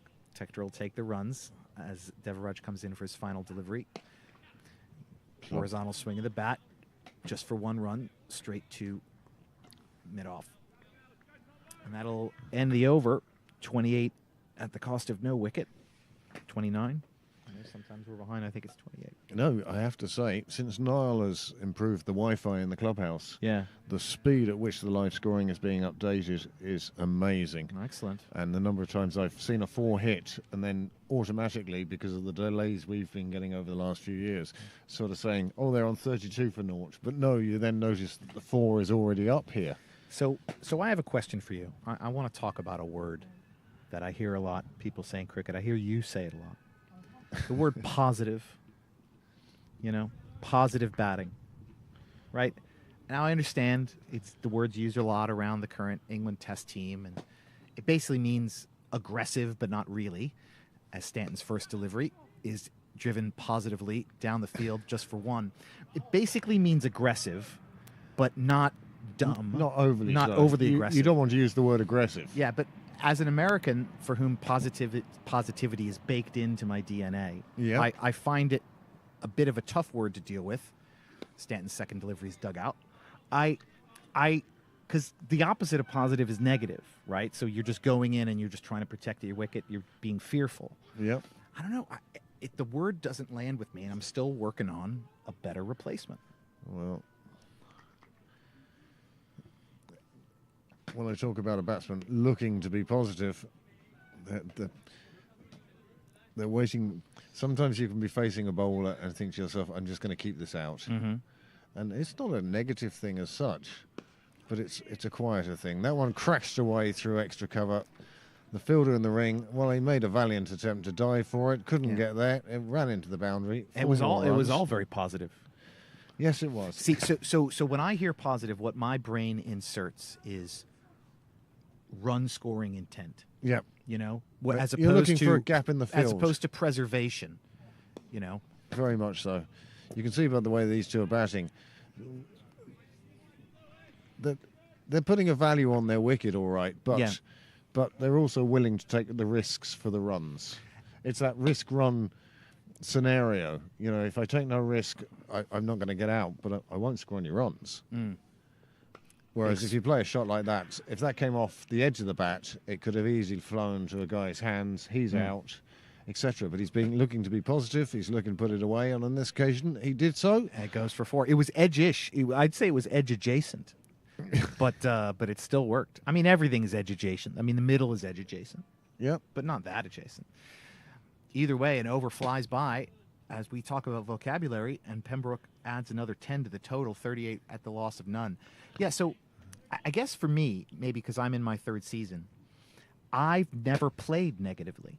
I've never gone out there and been afraid of losing my wicket. I've always played positively. So my intent is always to score runs. Yeah. Now, maybe sometimes that gets me into trouble, but I only know that way of playing. Sometimes that gets your side into trouble as well. Yeah. You've never played with a draw. Yeah. Okay. So yeah, I've never been in this situation where, because maybe that's why positive doesn't mean anything to me, because to me that's just batting. As DeVarge continues, It's in the air again. There could be a fielder there for that one, and they take the catch, and Tucker falls He's gone for 22 off just 13.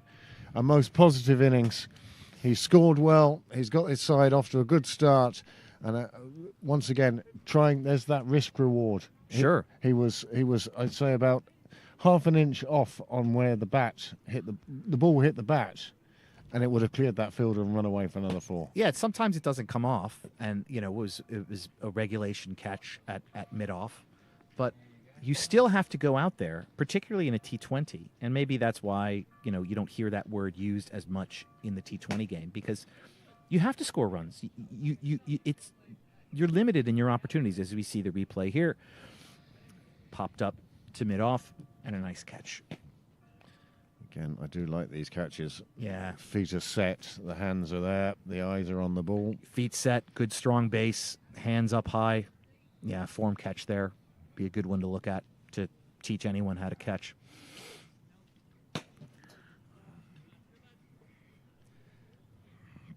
Well, we're now into the 4th over. And just like Merrion did, Pembroke going off at quite a quick rate. They have lost a wicket now.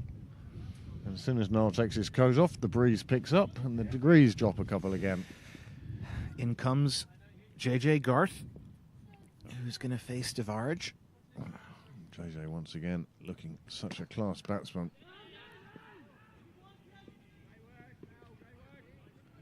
Very classy looking, positive block from JJ.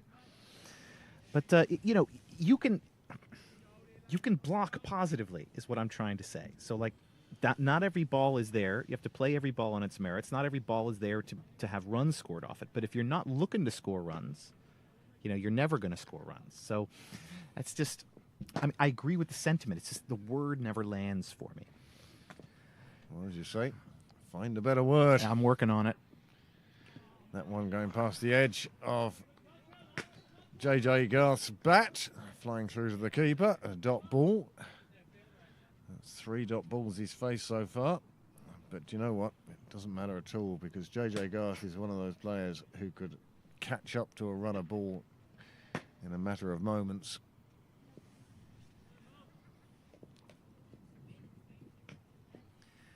Garth digs in, waits for this delivery. That one's caught the edge of the bat. Quick run taken, no one manning the wickets, nobody home on the other side, so he's able to scamper home to the bowler's end, even though he was called through a little bit late, and that'll bring Tector back on strike. Good start for Pembroke, 39 at the loss of 1 wicket, but as you were saying, Merrion also got off to a quick start and then slowed considerably, so let's see if Pembroke is able to maintain some of this run-scoring intent.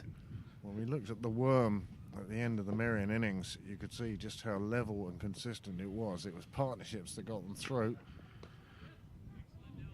And that's what Pembroke are looking for now. The first partnership, 39 runs, or 38 or 37 runs. Get that figure for you later.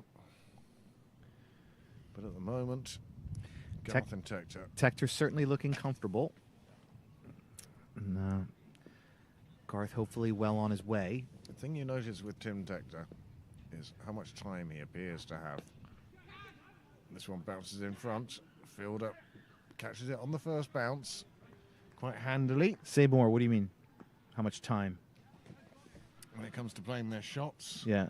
they just seem to, class batsmen just seem to have time to decide and let the ball come onto them, and then they play their shots. As opposed to people like you and I, Charlie, who go looking for our shot, or this needs that shot. Yeah. They're willing to wait until the last possible minute, the ball under the eyes, play it away. Even their big shots, they seem to be in the right position a lot sooner than I would be. Yeah, learning to wait for it is Half the battle. yeah. So I sing to myself Oh, the song from the smash hit musical Hamilton. There's a song called Wait For It, which right. Aaron Burr sings, That will do it. sung by Leslie Odom Jr. Yep. But great song, and I keep that in my head when I bat, among many things. I love to bat in the nets with headphones on and just And what do you playlist listen going. to? Just a playlist. Oh, okay. But is it rock? Is it jazz? No, Is it classical? No, it's all pop, Oh, okay. but it's all bouncy pop. So when I was growing up in the 80s in America, you'd see these commercials, for these CD compilations that would be sold on TV. One was called Classical Thunder. Oh, yes. And it was all the ones you've seen in movies, like the 1812 Orchestra. There's another one called Freedom Rock, which was all Southern, like, oh, man. Confederacy songs. No, not necessarily that, but it was always like, oh man, like Skinner kind of stuff. And the commercial was famous because there was a trucker dude, and there's a hitchhiker coming. He sticks out his thumb, and trucker dude stops, and the hitchhiker says, "Is that Freedom Rock, man?" And the guy nods. He says, "We'll turn it up." And then they go through all the songs that are in Freedom Rock. So I don't know. I got to find. Someone's got to have made an equivalent Spotify playlist of Freedom Rock at this point. Oh, I think you'd probably find the original album. Is that Freedom Rock, man? Brother, we'll turn it up. We went through a horrible period of Jive Bunny and Hooked on Classics. Hooked on Classics was the same thing, where it was just classical music that everyone's heard of, but all pinned together. But Hooked on Classics wasn't, like Learn Ancient Greek. No. Okay. No. And then Jive Bunny was basically a drum machine, and then they did one with every Beatles song, and then they did another one, and it was not a good time for music. Right. Well, then it all went into like Now That's What I Call Music 38.7. Well, yes, indeed. Well, now back to Now That's What I Call Cricket. New bowler coming in for Merrion, Modgill. Well in the first innings. First game. Keep calling it first innings. This one drops in front of the fielder. The bowler thinks that the fielder could have gone for that, but not to be. I could see why he might think that, but knowing that outfield a little bit, there probably would have been a lot of ground to cover. Yep. So nearly coming up with a wicket with his first delivery, but again, any time a ball's hitting the air off a spinner, you get the hands on the hips and the kind of stare. Oh yeah. Oh, I did my job. I've got him to hit it in the air inside the rope. Fair enough.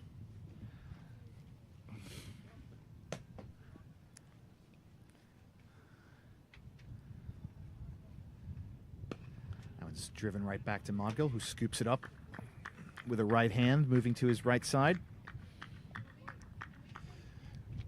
Garth taking his time with this spinner, wanting to have a little bit of a look.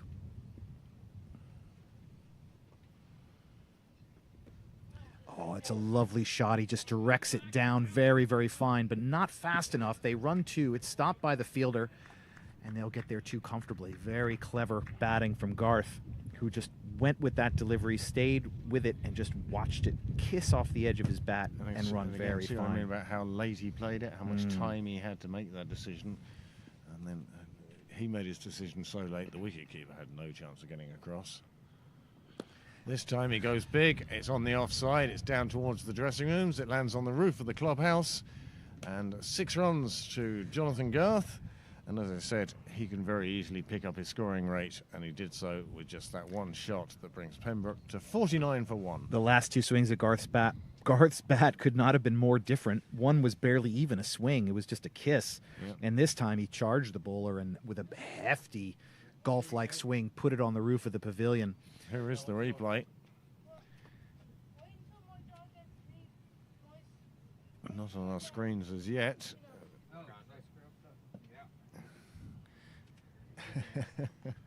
The ball comes back from behind the clubhouse, rattling around on the concrete walls and pebble dashing and the walkway. And you can see the sun is back because we're starting to see some shadows out there.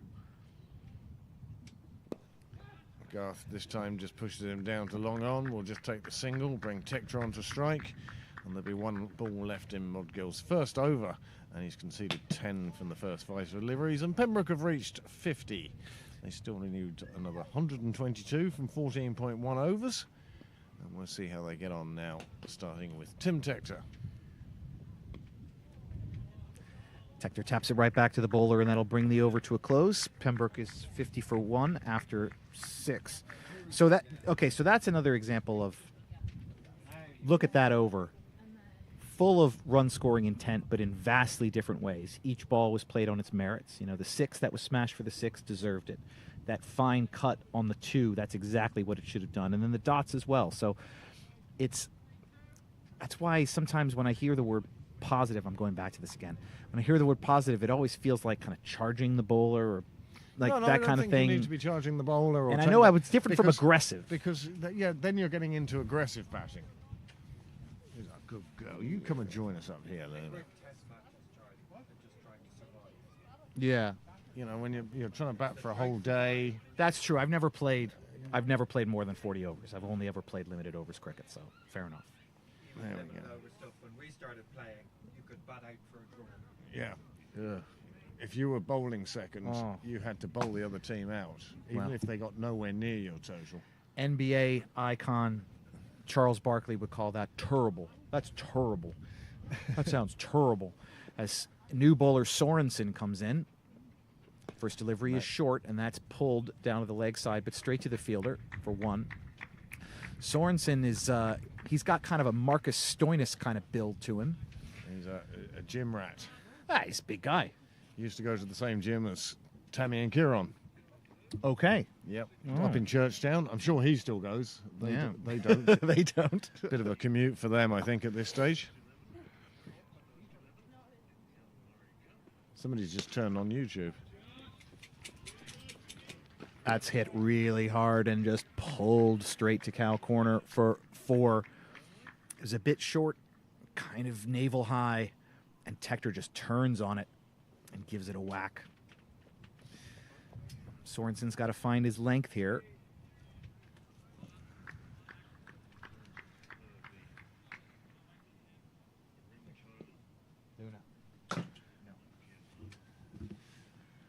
It ain't me. Are you on YouTube there, Charlie? Another one played out. They just dropped through for the single. Sorry, I don't know why it turned on. It was no, because I was listening But it before. turned on at the start of the game. That was the bit I recognised. Oh, okay. Sorry about that. That's okay. Just giving our viewers A bit of confusion. a taste of what came earlier. Yeah. Max Sorensen now. He's got the 30-yard run up. Tough start for Sorensen. Let's see if he can straighten himself out here. That one's tickled away very fine. Just for 1. And that was good calling from Tector. He called Garth through as soon as it was dropped off the gloves. It wasn't running with any great speed out to the fielder, and they got through without any undue concern. It's a good name. It's a good cricket name, Sorensen. I like that name. Sounds more Scandinavian. Yeah, I than know, but it'd be good. It's solid. big shot on the offside. There is a fielder out there. He's trying to make the ground. He won't. It crashes into the mobile net, down over extra cover, and that's 4 more runs for Tector, and he's now starting to find his range. Yeah, that fuller delivery got the full face of the bat, and it looked like 4 right from the minute you heard it. The long off did his best to try to get over there, but it was hit too hard, and it beat him to the rope. It's gone a bit wider now. There's a shorter delivery that's pulled, but the fielder will be there. It'll be just 1.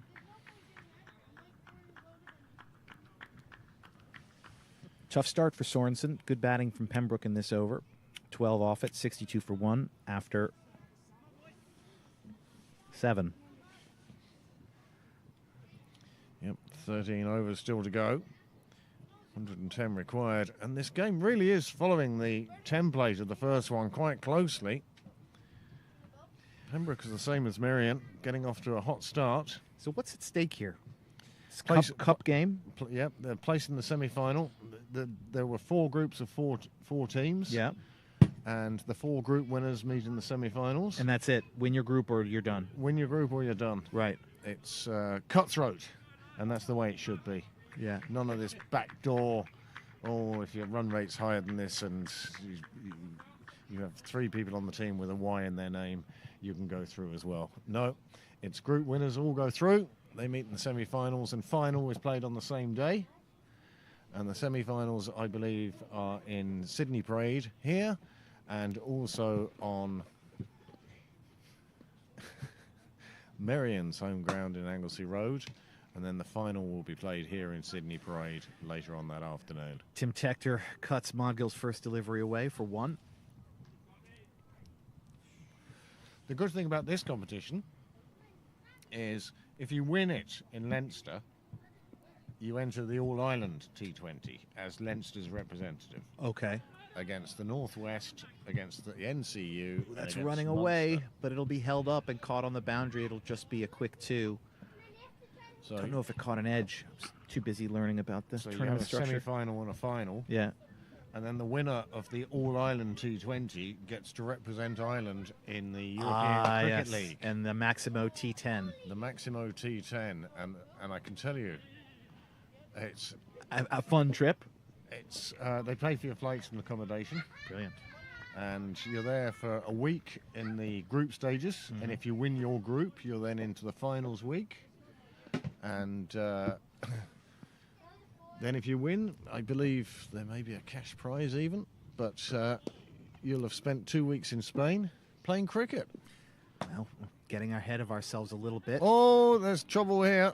Speaking of getting ahead of himself, it looks like Tim Tector got a little bit ahead of himself, calling back for the extra run, but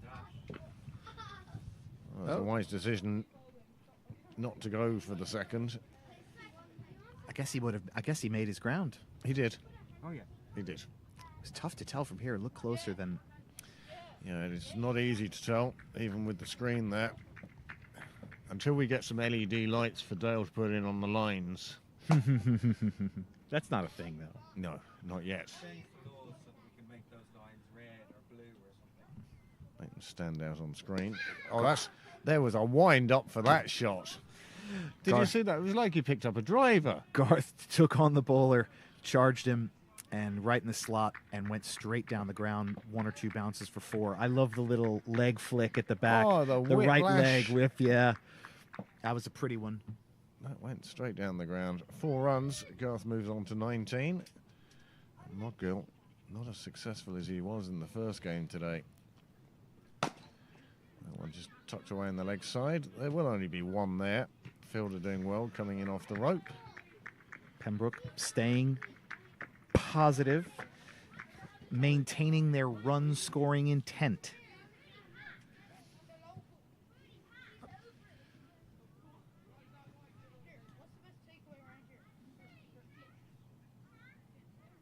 What's the best takeaway around here? I mean, Great question. What sort of food do you want?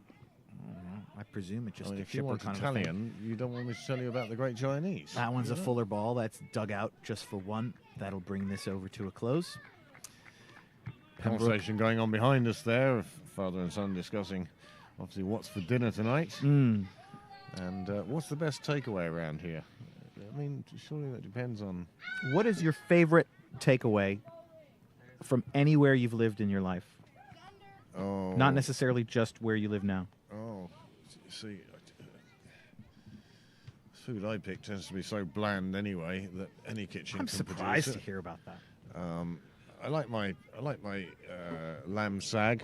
Jill and the Indian. Crown do that. That's nice. But I think my favourite takeaway is Chinese. It's just so easy to eat. Yeah. You know, chicken ginger scallion, egg fried rice.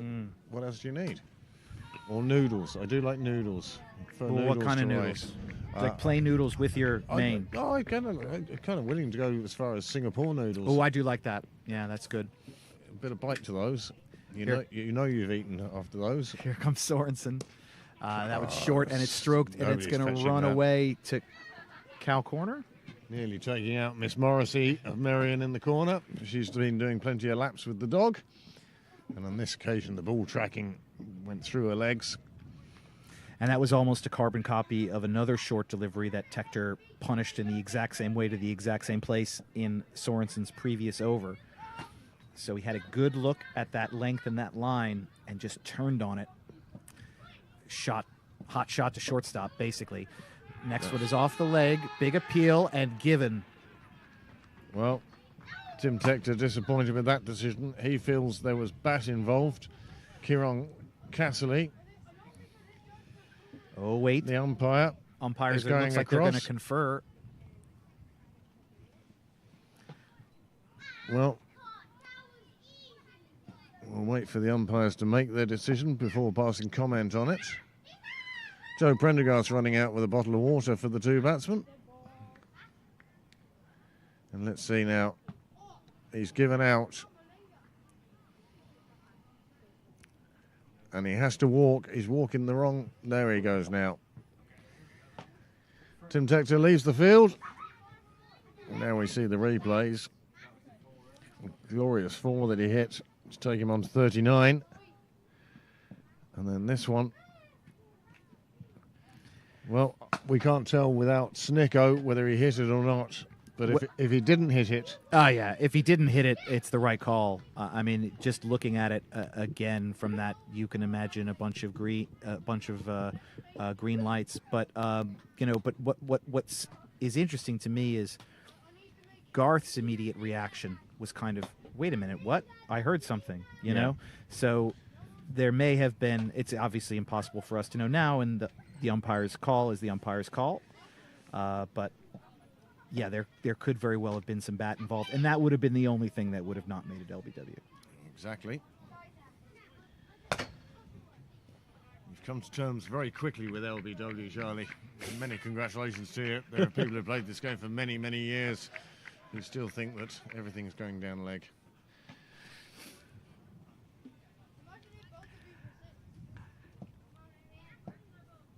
That'll bring in Nick Stapleton, the captain, in at 4. I don't know if he would think he was in a little bit earlier than he expected to come in at this point. That first delivery is very is full at his feet. He digs it out for a quick single. Pembroke's task just over 8 and over now. Again, very similar to the previous game, right? Yep. Yep, they never let that run rate really get out of control. But also didn't really bring it in control either. You know, No. 8 is one of those numbers that it takes work every over. You're not cruising at 8 and over, not at all. You're working hard. And even if you take 12 off and over, it still remains stubbornly at 8 and over. Quick call from Stapleton, who scurries through. Sorensen doing the wise thing there. A wild throw at the stumps could have ended up anywhere. Better off letting them just have the single. Just get through for another run. Score now on 80 for 2. Oh, I do love a wild turn and throw. And just hope that somebody, although he would have had backing here from this fielder who's right in front of us here. Maybe. I love a wild turn and throw. Played away just on the leg side. Clipped away, really. It will just be a single. Fielder gets it back in. So better over already here for Sorensen, who went for 12 in his first. Gave up that boundary off the first ball to Tector, but then dismissed him LBW immediately thereafter. And now just 3 singles. So taking the wicket and restricting, keeping the run rate where it is. And there's one more single just to wrap up the over. So I'd say Merrion would be more than happy with this, taking out Tector and bringing in Stapleton. 82 for 2 after 9. Well, the two umpires look like they... Oh, no. Casserly now going over to talk to the captain by himself. The other umpire joins them. A little bit of chat, some gesturing, some pointing. All seems agreed and agreeable. Well, I don't know. I've gone over to have a word with the keeper. Now it looks like a change of bowling from the nursery end. It'll be Daniel Forkin.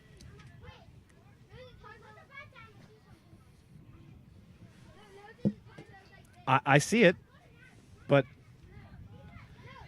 did Mr. Forkin bowl in the previous game? He did indeed. Okay. He did indeed.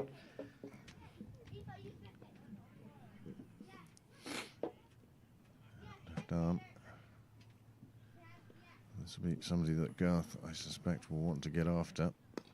This one full pitch, just drops it into the leg side. Long on comes in mid-on.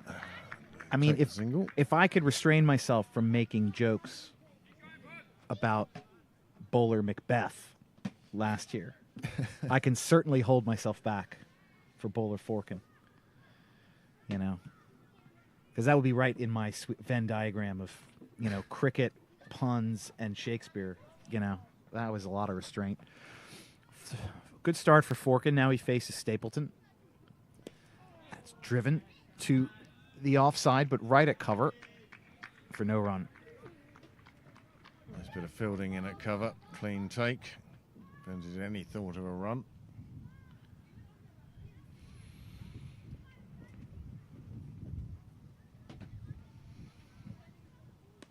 This one cut away. Boundary rider will get round to it.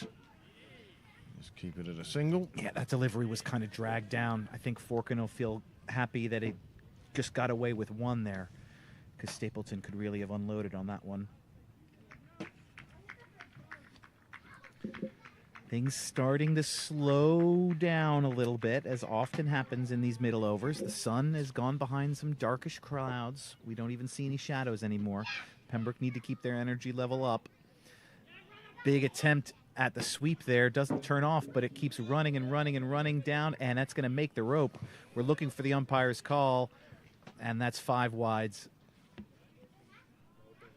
Well, that's a bonus for Pembroke. This one getting away from everybody. 5 onto the total. But that was one of those balls, it could have been off the bat, it could have been off the pad, or it could have just been called wide. Or off the keeper. Yeah, who knows? And the result's the same no matter what. We get the signal. Full toss hit straight back at the bowler this time. His reflexes. That nearly carried to him. He's young. Got down to that very quickly.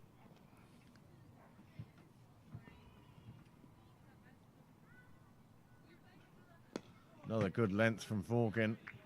Played out on the leg side again just for a single. This is a very good over. Yeah, apart from those 5 wides. Yeah, good over from Forkin, apart from that one delivery. His length was very good, or has been very good, particularly that last delivery. He hasn't allowed these batters to free their arms and try to send him for distance. That one just catches an edge, but doesn't go anywhere. Just to third. No, what do we call that? Point? No, I don't even know what that is. Goes to the field. Just behind point. Behind point, thank you. Shortstop. Here's the one that sneaked through. Yeah, The beats bat hits the everybody. ground. Keeper's leg doesn't quite get across. And despite the fielder's best efforts, he ran into the rope and knew that it was a lost cause. 5 wides. That made there was 8 off the over. And in fairness to the umpire, he did call the wides immediately. I just didn't see it. So this will bring back Sorensen, who had a tough first over, better second over, where he took the wicket of Tector. Big swing there. Doesn't seem to get the bat. Big throw at the wicket, but it misses. But throw is backed up. Oh, and Garth seems to pull up a little bit there. Well, when the umpires came together for the LBW decision, it is unusual, I grant you that. But I think he was just asking square leg if he'd heard it hit the bat. I think it was a check of the audio, is what it was. Did you hear anything? Yes or no? This goes signal wide. Sorensen going too far outside that blue line. You see, we can see the blue line better than we can see the white lines in some places. But I wonder if the conversation between the umpires was, in rugby parlance, is there any reason why I cannot award an LBW? You know, like it was in line, but unless you heard something. You know, I've made my decision unless you heard something. Yeah, he was checking to see if he heard something. Yeah. It's funny how you asked that question. I've seen that on Oso Village or one of those sites where the guy bowls the ball, the bowler hits the batsman on the pads, it's dead in front, and he turns around and he screams, and then they freeze the front shot with the bowler appealing, and they say, is he out? And then it's question 1. Did he give you a lift to the ground? Is he the captain? Now, about the bowler. Is he a nice guy? And what about his team? Are they a nice team? Yeah. And all these reasons for not out. There was a famous ad campaign in the 80s that ran on NFL football for IBM, and it was always they would show you a replay of a referee's call from the previous season. IBM presents You Make the Call. Oh, yes. You know. Nicely tucked away on the leg side. It runs over the artificial pitch. Gets a little bump to there. In the fourth quarter in Detroit, the Cincinnati Bengals are 3rd and 8 from the 18. What gets me? Esiason drops back, but he's hit as he throws. Is the pass incomplete? You make the call. And then they would come back after, if you made the right call. Well, anyway, here we go. Back to Sorensen. Off the pads, runs away. I think that's going to make the rope. And it is. Bad luck for Merrion the past 2 overs. The biggest scores of the overs have come off a wide and off the pad. So Pembroke not doing it with the bat at the moment, but able to kind of hang in and keep that rate hovering around 8. But like we said, that's a rate that's not a gimme rate. That's a work rate, no matter what. It certainly is, and you take it any way you can, whether it be wides, buys, or off the bat. I thought it was all right. Yeah, it was off the bat. Oh, that's horrible. That's a no ball. Castley started out by signalling a wide and then remembered that it was a no ball and a free hit. I don't think I've ever seen the free hit for that before. Wow. Now, why was that a no ball? Because it bounced multiple times, or because it was off the pitch? Off the pitch. Yeah. Off the pitch. Here There's comes now a the no free ball. hit. Big swing. Comes down this way. It will just be a single. The fielder will take it. One-handed. One hand, one bounce. This fielder likes that one-handed pickup. We saw him do it here before. Used to with be a that- way of getting with out that in the loopy way. playground. Yeah. He There is the delivery. You see how wide it was. It was off the pitch before it reached the other end. And as a result, we had that free hit, which resulted in another run. So 100 up for Pembroke. They require 72 now in 9 overs at a rate of exactly 8. Yeah, that's.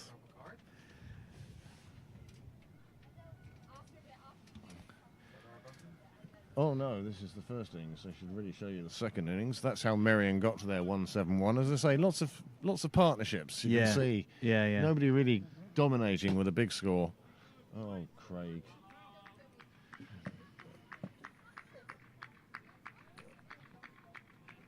And there is the Pembroke card. Again, people getting in, but not going on. Right, and Garth and Stapleton striking around 100. You know, so they're able to keep up with the rate, but they're not lowering it. A bit of innovation from Stapleton over his head with the lap shot, but it's only going to be 1. He would have wanted more for that risk, but he lives to bat another day. Big risk for 1 run. Well, Only just managed to get it over the keeper. well, obviously though, what that signals is a more aggressive run-scoring intent, a desire to try to get that rate lower now as Garth charges the bowler, takes a big swing, and that's gone for a 6 or a touchdown. That has gone a long way. That is cleared into the gardens. That's going to require another ball. They ain't getting that one back tonight. It's possibly on the roadway of Park Lane. Big hit from Jonathan Garth. So you got to wonder if you're bowler Stanton, you came into this over.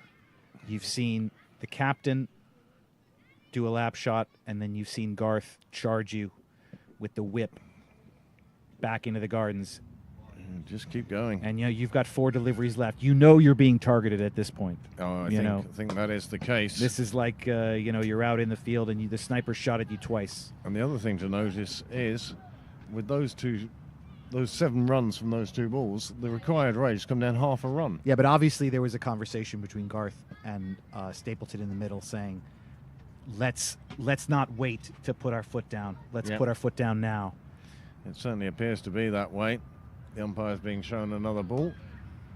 big rumbling noise in the background. So my favorite takeaway, if you don't really have it here, you ever heard of something called General Tso's chicken? No. Chinese food, fried chicken pieces with kind of a sweety, spicy kind of gravy. Oh, that's heaven.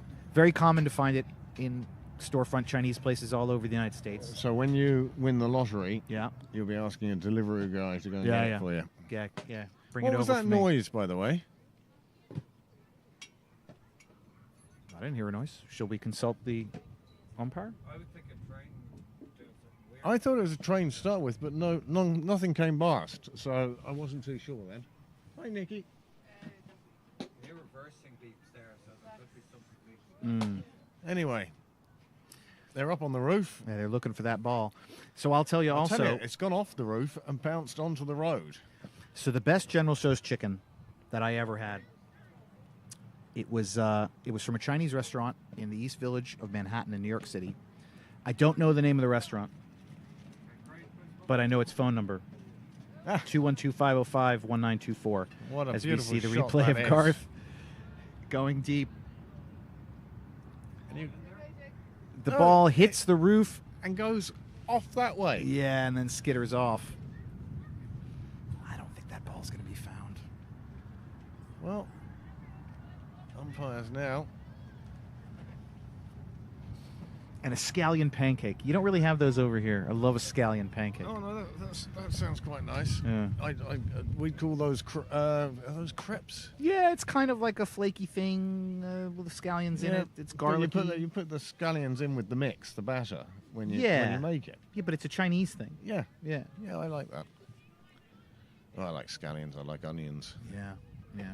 They, unfortunately, Do you like a French onion not soup? so keen of me. Yeah. I had a nice chicken and sweet corn soup last night. Okay. There's a nice Chinese in Ranelagh. Oh, okay. Well, I mean just a French onion soup, not even a Chinese version. Oh, 3 balls being rolled off the Oh, pitch. okay. Yeah. Discarded options. And I think we've kept 1. I brought you 4, and we're only keeping 1 as we look to resume live action. Well, there's nothing betting against the fact they might need one of those other ones as well. Stanton faces down Garth, who just took him downtown for his third delivery of the over. That's a better delivery, kind of cutting in towards the leg. It's off the pad for no run. Well, he definitely wasn't going to give him room outside off again, was Wasn't he? going to give him anything there.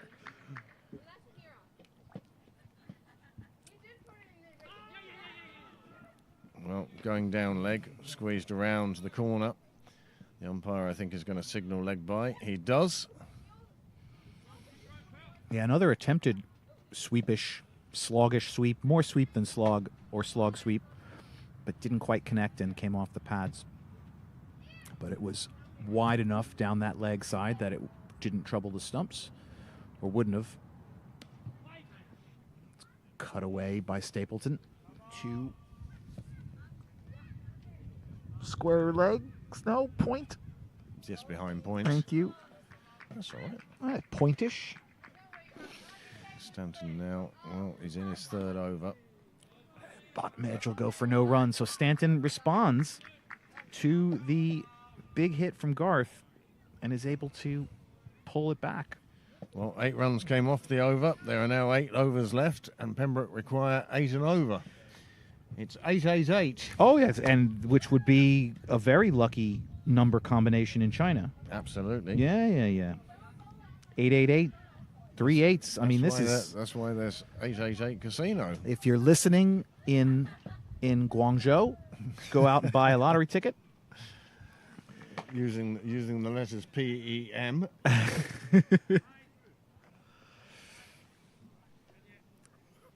Well, just moving some children away from the screens. I've seen a side screen moved, and now I've seen children a are moved. dragonfly. That's wide, nicely tapped away. There is a man at short third, but he was going to play one shot, but was willing to adapt and took the time and had the time just to play it down to the short third and get for a single. And I've seen a horse fly.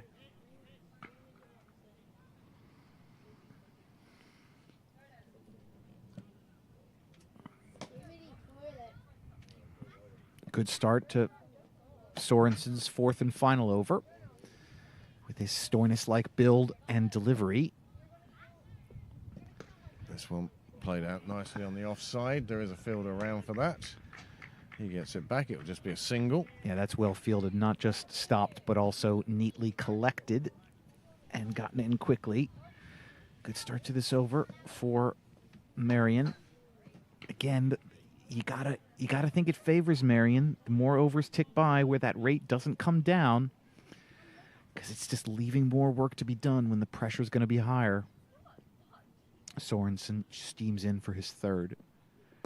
Big swing from Garth. It's driven to that cow corner gap, but the fielder's able to cut it off. They come back for the second. So 2 quick runs for Garth. Now that was the spot where Tector went twice for 2 boundaries, but that one was not as hard hit. No. And I think the fielders may be slightly better positioned to be able to get around on it. The honorary secretaries have been in touch about his favourite takeaway over in Oxford. Oh, this one's going to drop short of the fielder. He's going to get away with that. What the Sagma? A tuna samosa Well, from the West Indian Deli. Tuna samosa. sounds interesting. So when I think of samosa, I think I of suspect Indian. I suspect this is post-pub. Yeah.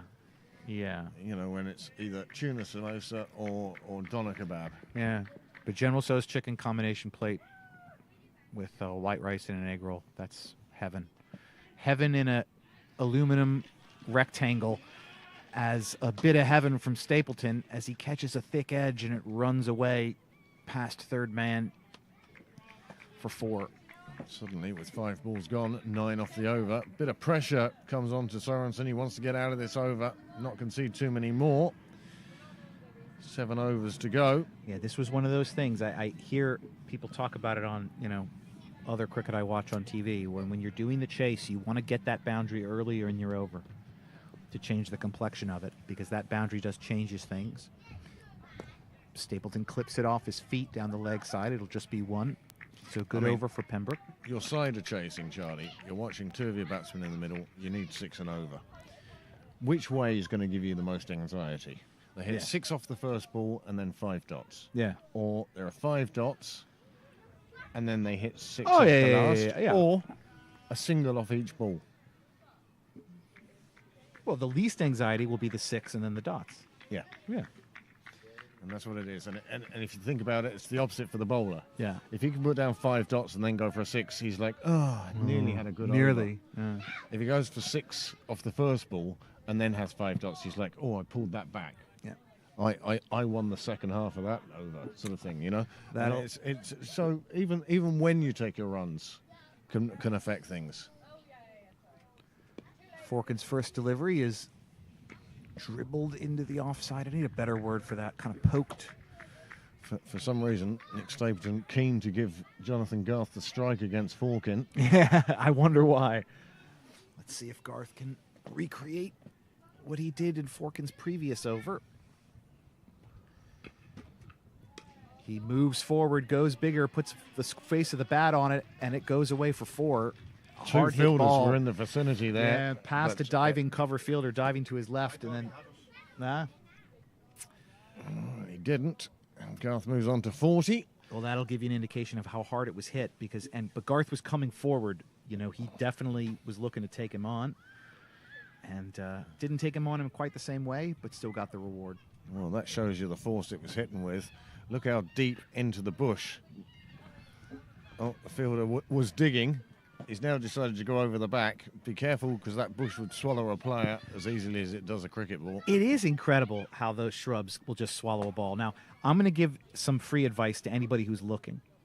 If you can't find the ball, it's usually because the ball is higher up than you think it is. So it'll often hit the fence and then kind of jump up a foot. So if you're looking on the ground, you're looking too low. There's a pink one. Not the ball. This is not the ball you're looking for. Souvenir for a lucky fan. They've got Bill Dwyer looking with them, and there's no better man. And it appears they have found it. And there it is. There it is. And Just do you as know I what? suspected, 18 inches off the ground. And the bush looks none the worse for wear. Yeah. A shrubbery? So That brings the target for Pembroke to under 50 now. 8 wickets in hand this time round. 40 on the board for Jonathan Garth. So let's see if Garth can keep going at Forkin here and get that run rate below 7. Sitting at 7.35 now, but with 4 deliveries left in the over. He charges him again, but this one's straight to cover, and that's stopped. Well, you can see just how much Jonathan Garth is looking for the boundaries now against Forkin. He's chipped one out to long on. Didn't get all of that, and probably a good thing. Yeah, I would say too that in golf, I would say he hit it fat. So the bat hit the ground behind the ball. Yeah. And then if he had gotten all of it, he probably would have been caught. So it's fortunate mishit for him. That brings up Stapleton. Big swing of the bat from Stapleton. It's right back at Forkin, who deflects it with his arm. Great job out in the deep to prevent it from going for 4, but they won't stop them from running 2. Good defensive efforts, both close in, but saving the boundary deep stops the extra 2 runs. Forkin with the last ball of the 14th over. And Stapleton again pushes it just wide of the bowler. This time the fielder on the boundary has no problem getting to it. It's only a single, and that's a good over for Merrion. 4, 5, 6, 7, 8, 9 coming off it. Yeah, I mean, it's not the worst. They weren't quite able to cash in Pembroke the way they would have wanted. I think Forkin did very well there to get out of that with just 9.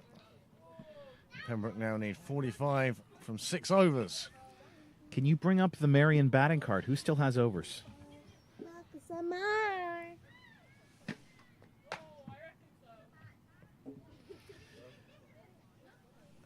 Devaraj has 2. Harbinson has 3. Modgill has 2. And Forkin has 2 more. So plenty of choice out there for the captain. Nobody bowled out yet.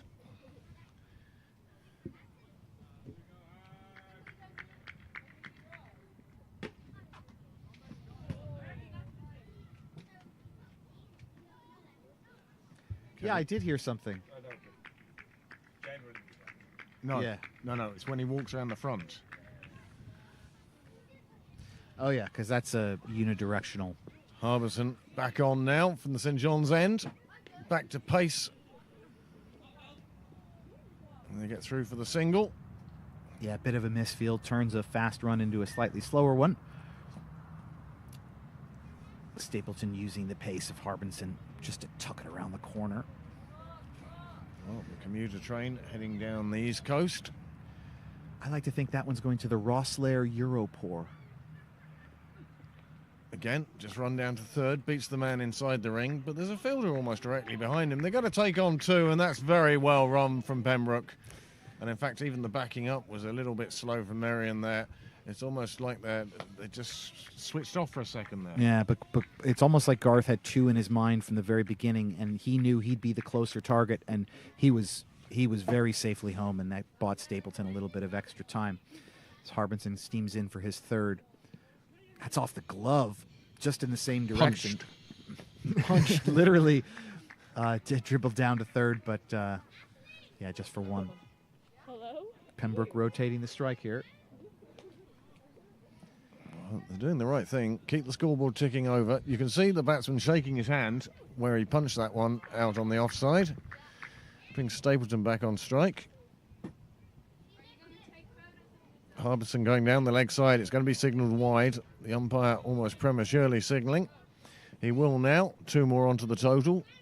And we'll see that ball again. Still 3 to go in the over. And Jonathan Garth, he's reached 44 now. I think that might be the top score we've seen today. Will he add to it now? Just opens the face, runs it down to 3rd. Bunch of identical shots here so far. Anything that's been down that outside channel has gotten the same treatment. Still 7 off the over.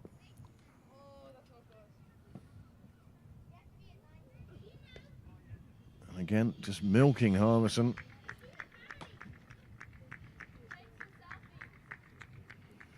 That'll bring the over Nope, not that. We still have one more delivery after the wide.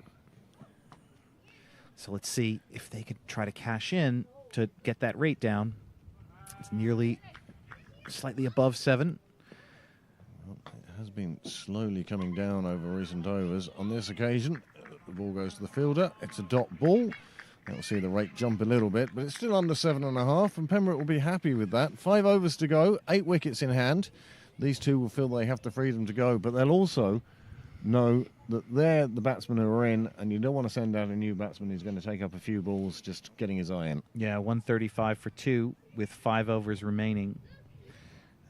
Stapleton and Garth having a chat here, trying to plan out who they'll face next and what they want to do next. Well, these two now have put on 57, and it's been pretty even. 25 for Garth and 22 for Stapleton. I mean, not only even, their pictures are nearly identical. Oh, same hairdresser. Yeah, incredible. There is the score bar back again for you. Still with the information from Harbison's last over. Bit of debate amongst the Brains Trust of Merrion as to how they're going to slow Pembroke down here. 5 overs, and 30 deliveries, 37 required. And, well, we thought in the first game that Merrion were in the box set through taking wickets. They've not taken the wickets this time, and perhaps Pembroke are now the ones who are in the box seat. So bring back the spinner Modgill, who's gone for 22 runs off his 2 overs.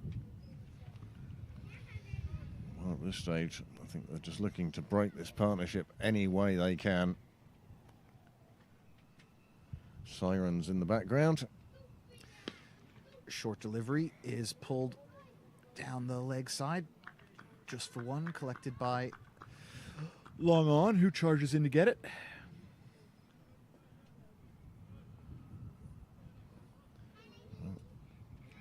It's been a strange day today. It's amazing.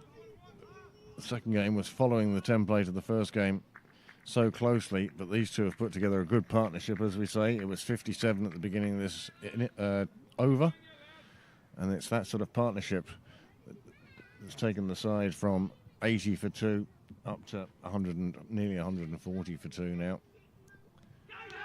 Well, there's where the partnership ends. Stapleton trying to scoop one round to the leg side.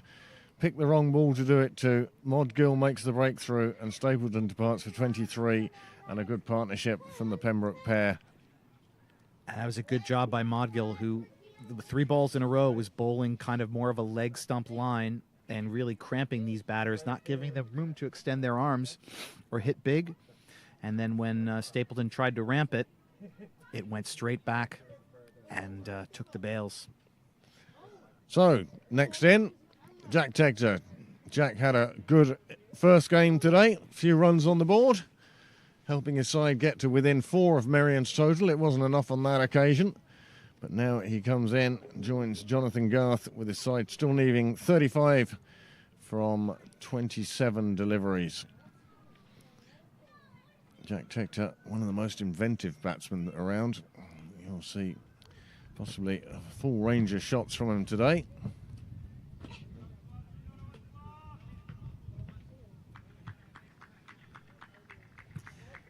And there's the replay of that ramp coming off Stapleton's bat and just hitting the top of off. Tegter down the track to the first delivery, gets to the pitch of the ball, plays it out on the leg side. It will just be a single, but that's perfect. It brings Garth back on strike. He's on 46 now. He's taken in 36 deliveries to get there. Everyone talks about 12, 13 ball 50s these days, but do you know what? Sometimes you just have to drag one out, and 46 off 36 is no slouch at all. Not at all. I wouldn't call that dragging it out. I mean, in a T20 rate, yeah. Another single taken. This has been a very good over for Merrion. Dragging themselves back into this game, and you see that run rate now. There's so few overs left that the run rate jumping up and down now.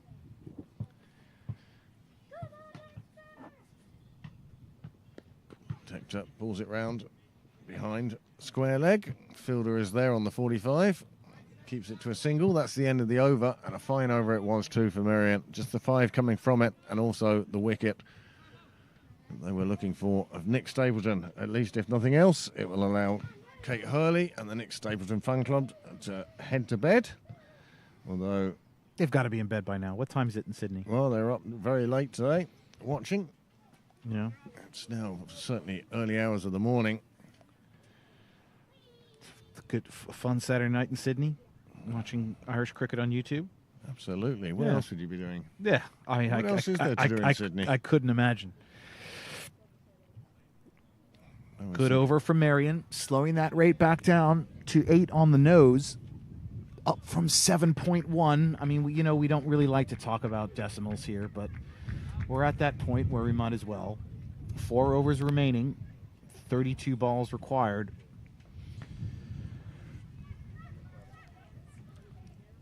Straightforward primary school math here. Many thanks to those of you who have joined us for the conclusion. Thrilling climax of these second of these double headers. The winner takes all and goes through to the semi-final of Alan Murray.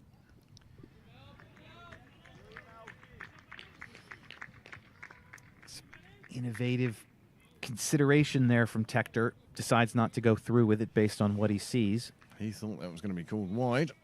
Kieran Castley thought otherwise. But you sort of mean about being inventive.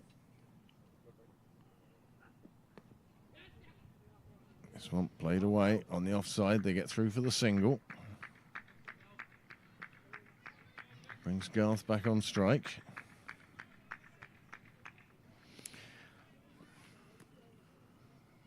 Staying gloomy here, staying kind of chilly. Definitely ratcheting up the tension in these final few overs. Neither team comfortable. Good delivery from Devaraj, gets a wave, but no contact. Stays on the good side of the blue line. You can hear all the support the bowler's getting from his fielders now. We're up to the very tense final 3.5 overs. This is when it matters. You gotta wonder what Garth is thinking. He knows he's been there a long time, seen the ball pretty well, but also doesn't want to send in somebody unnecessarily. Big swing from Garth on this occasion. He was thinking run scoring intent, but didn't quite get any contact. Well, they've got to take this on now. You can see Garth is looking to go big. 2 balls to go in the over. And a really good over from Devaraj, really putting the pressure back on Pembroke. Just 1 run and 3 dots. And he has another over after this. We're going to see him bowl his 4th, that's for sure. Oh, no, it's a no ball and a free hit. And my goodness, don't Pembroke need this right now? Yeah, that slower ball, non-stock delivery, just didn't quite go off the way he wanted to. No ball, and then the free hit for the informed batter, Garth. Let's see what happens here. Garth has seen a couple of faster deliveries that were a bit wider. Let's see if Devaraj goes back to that, and if Garth moves over to try to take advantage. That he does. Moves over, takes a swing, but it's only going to go for 1. Adam. And they get through for a second because the throw came into the stumps and deflected off. And that let them get through for 2 for the free hit. And at least they've taken 4 off this over from 5 deliveries. That was, just second one from a Merrion bowler today. Still better than a beamer. When a bowler makes a mess of it and just releases one straight at your head. You don't have your baseball hat on. Those hats really well developed now. Garth plays this one away to 3rd. He takes 1, thinks of a second, decides against. And Conn's look very full down there now with spectators, as is Pembroke. There's people up and down the wall watching this, and 3 overs to go. Even with the no ball, a good over for Devaraj, restricting Pembroke, putting more pressure back on them.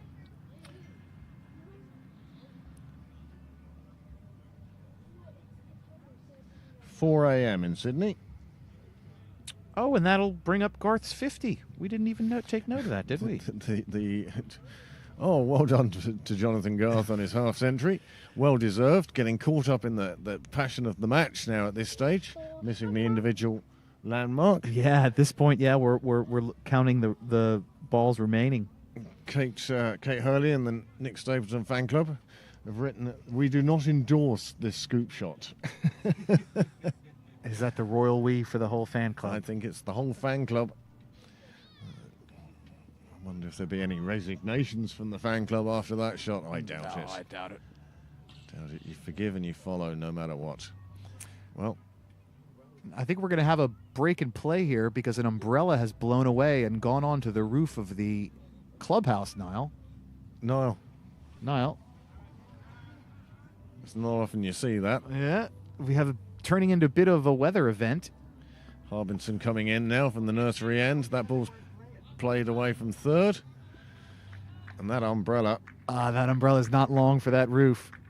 well, I think it may be okay now. Yeah, maybe better there if it's not catching the wind. But This is turning into kind of a live hurricane broadcast, as you can see behind me. It's all right. We shall rebuild. However, you do notice the rest of the umbrellas are coming down exceptionally quickly now. Hi, that was some gust. Here comes Harbinson's second delivery. That's off the bat of Tector, but it's going to get picked up by the fielder and just be for one. Merrion keeping it tight, still throttling and restricting Pembroke because you see that run rate jumping around here in these final overs. Pembroke, it's been a while since the last boundary, since the last big shot. And this is what will decide who is the semi-finalist amongst these two teams. This one played away on the offside. Nice bit of fielding. Decides to hang on to it. Lets them have the single. Just 3 singles from the first 3 balls. And this is another over that's going Merrion's way. Has it come down? Yeah, it has. That umbrella has come down. So all is well. Well, the good news is it didn't pierce the gazebo roof over there. Tector defends that. They think of a second. It's not to be on this occasion.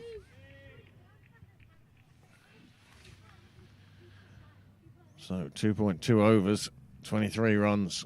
Pembroke going to fall just short again. This has got to be the thought now. Garth on 52 now. Has a big swing. They'll get through for the bye. That one leaping up past the keeper's gloves.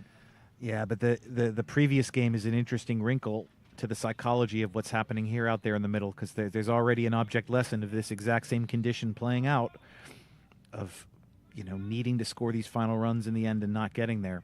Harbinson working quickly, faces Tector.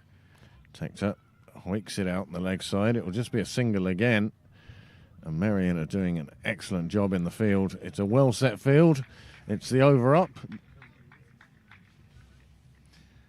And they're doing a good job of restricting Pembroke there, not giving them any chance to free their arms or do anything. Well, there are 2 overs remaining. And it's going to be Deverage. And it will be Harbison with the 4th as well.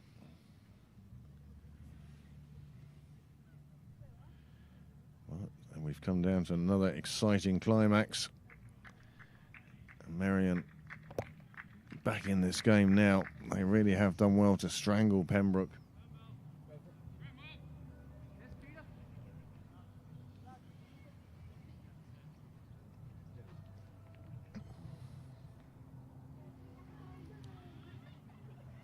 Live scoring not quite live at the moment.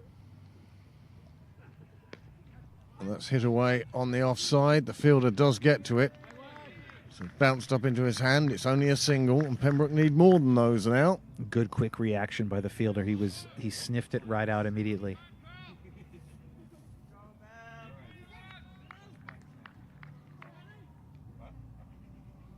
Stay with there. It's only 2 overs.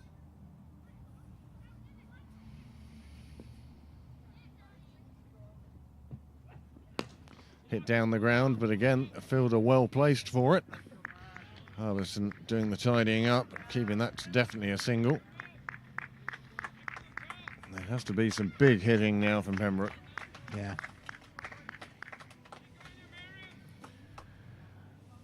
10 balls remaining, 19 required. Yeah, this has absolutely swung Merrion's way. You could feel the Pembroke faithful feeling a bit deflated, but one swing of the bat could change that.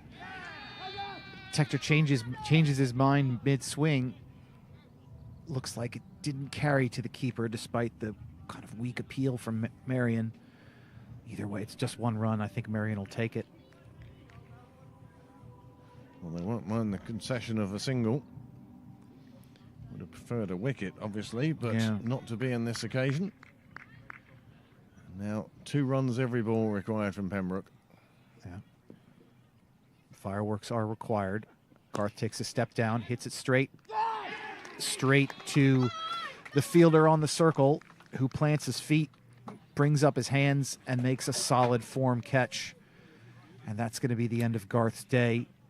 53 off 46.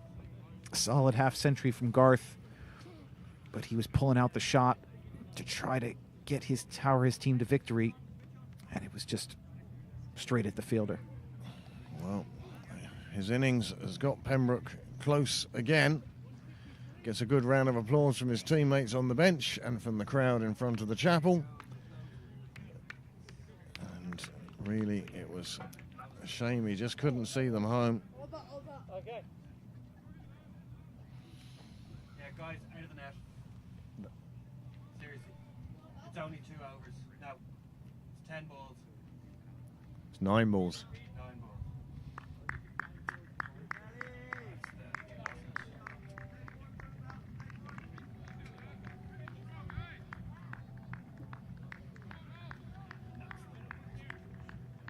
And you could see the look on Garth's face. He knew it the whole time.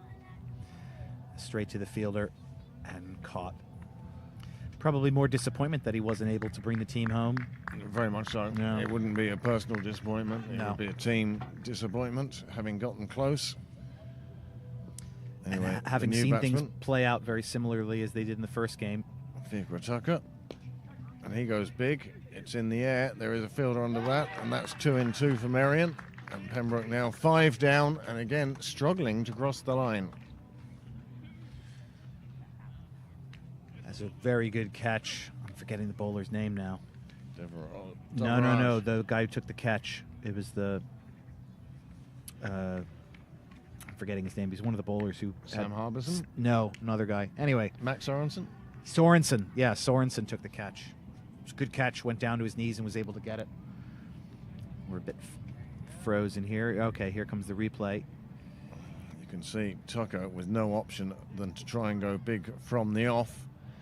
And it came off the side of the bat, and it wasn't to be today. Here's the replay. You can see Sorensen track it, go down, and make a good, strong catch, even moving down.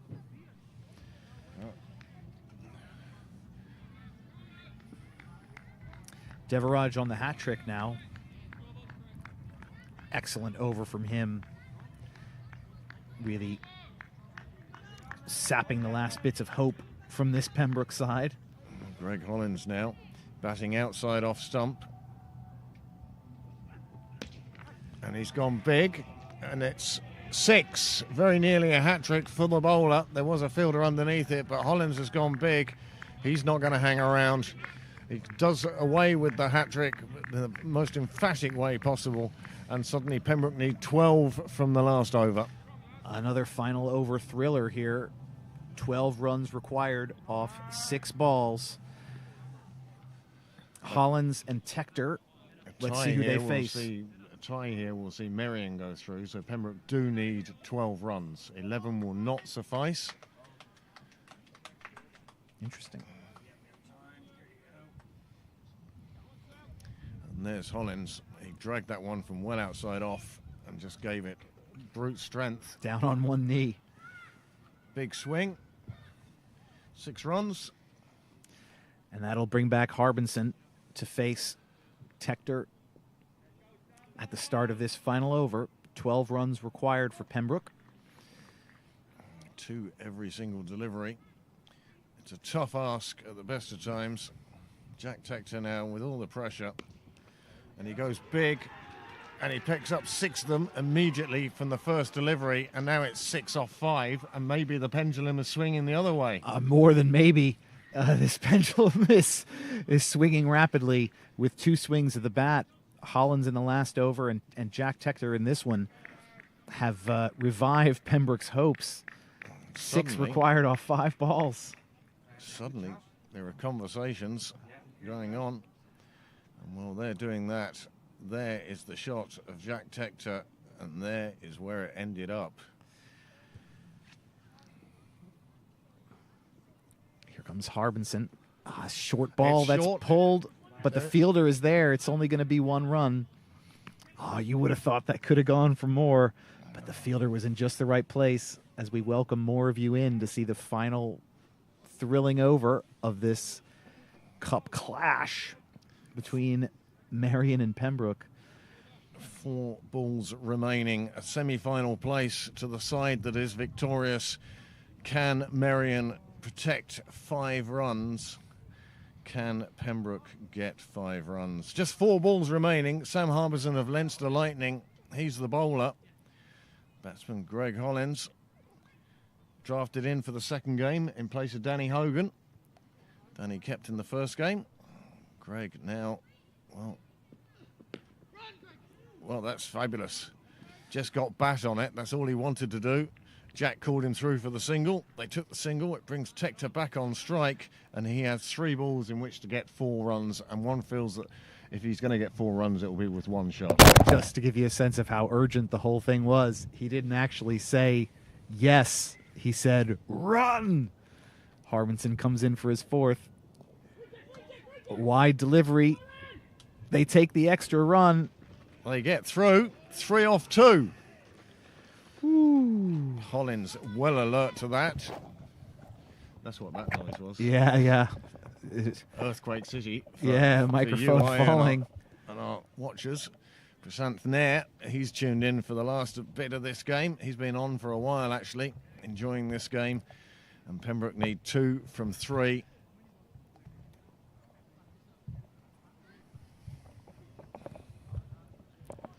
It must have been signalled a wide as well. It was, yes. And that has made a huge difference. Instead of needing 3 from 2, it's now 2 from 3. And that is a big difference. Yeah, these tiny details making the difference here in this final over. 2 runs from 3 balls. Now, Fields all come in now. Nobody on the fence. If it gets through the ring, if Pembroke it gets have won. through the ring, then that'll be that.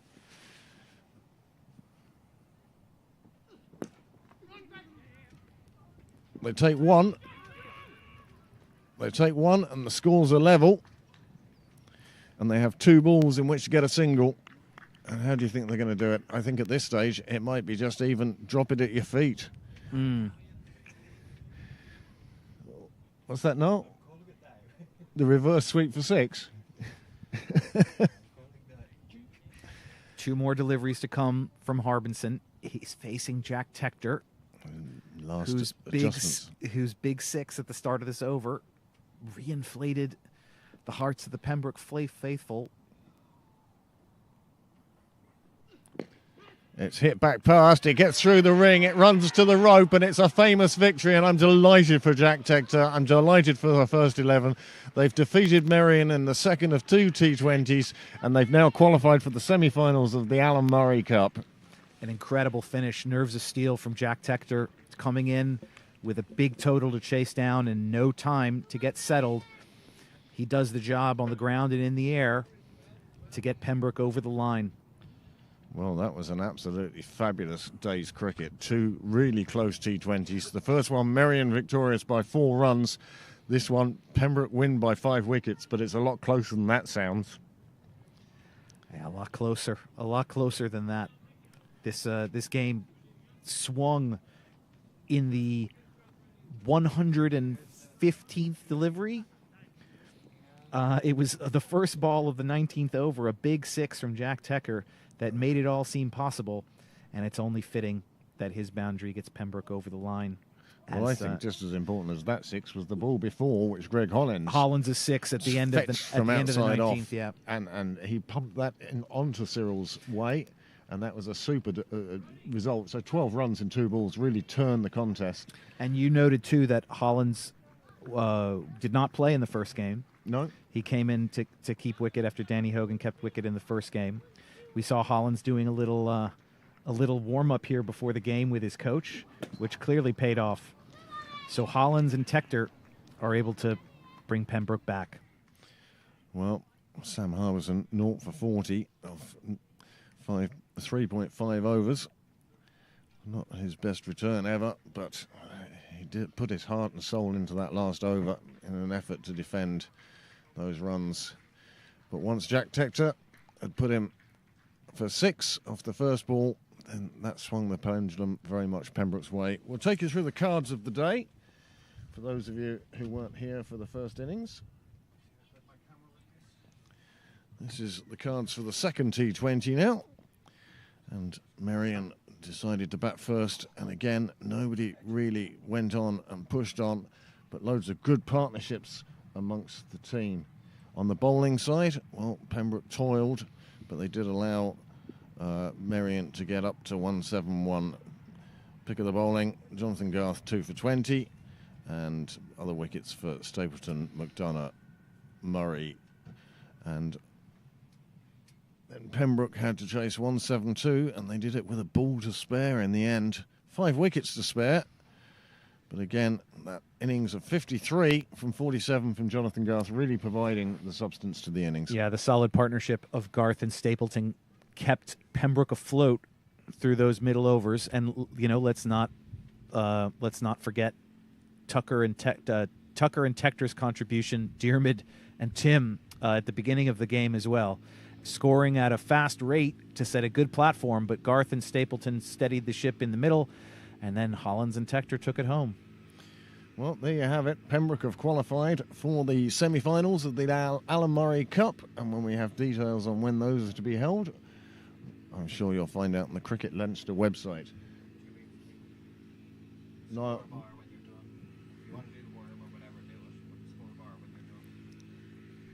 Oh, let's have a look at the worm. Let's do the worm. Let's do the worm. Let's see if the worm turns. Let's see how the comparison came between the two sides, and look at that. It's tight all the way. Neither side really feeling that, oh, that's when we won it, that's when we lost it. But those couple of big blows at the end, they made a big difference. And Pembroke saw it home and have now qualified for the semi-finals, as I say. Those semi-finals we think are in 2 weeks' time. One will be in Merrion and one will be in Pembroke, and the final then will be in Pembroke. So there is... Oh, as we go through the highlight package from earlier in the game. Highlights package of this innings, at which stage I would like to thank Niall once again for his time, his technical expertise, and his just sheer enthusiasm as he's covered yet another game. Over 250 videos on this channel now, and this channel has received over 161,000 views since Niall set it up on the 10th of April 2019. And we now do have over 1,100 subscribers. And most credit for that goes to Niall and the effort he just to puts make this clear, beyond the numbers, the quality and longevity of this channel is not typical. No. This is very unusual for a club of our size to be able to put together a consistent, high-quality product like this. And so all credit to Niall and to Craig and to everybody who gives their time to providing this service. We're happy to do it and happy you're here to watch it. Our next broadcast will be tomorrow. The 4th 11 are at home. Unfortunately, the 7th 11 game has been cancelled due to a lack of an opposition. However, we will be covering the 4th 11 on the main square, and that game I think is a 1 o'clock start. It could be a 40-over game. So thank you for joining us today. Continue to enjoy the highlights, but we're going to take our voices to where they can get lubrication. Good night.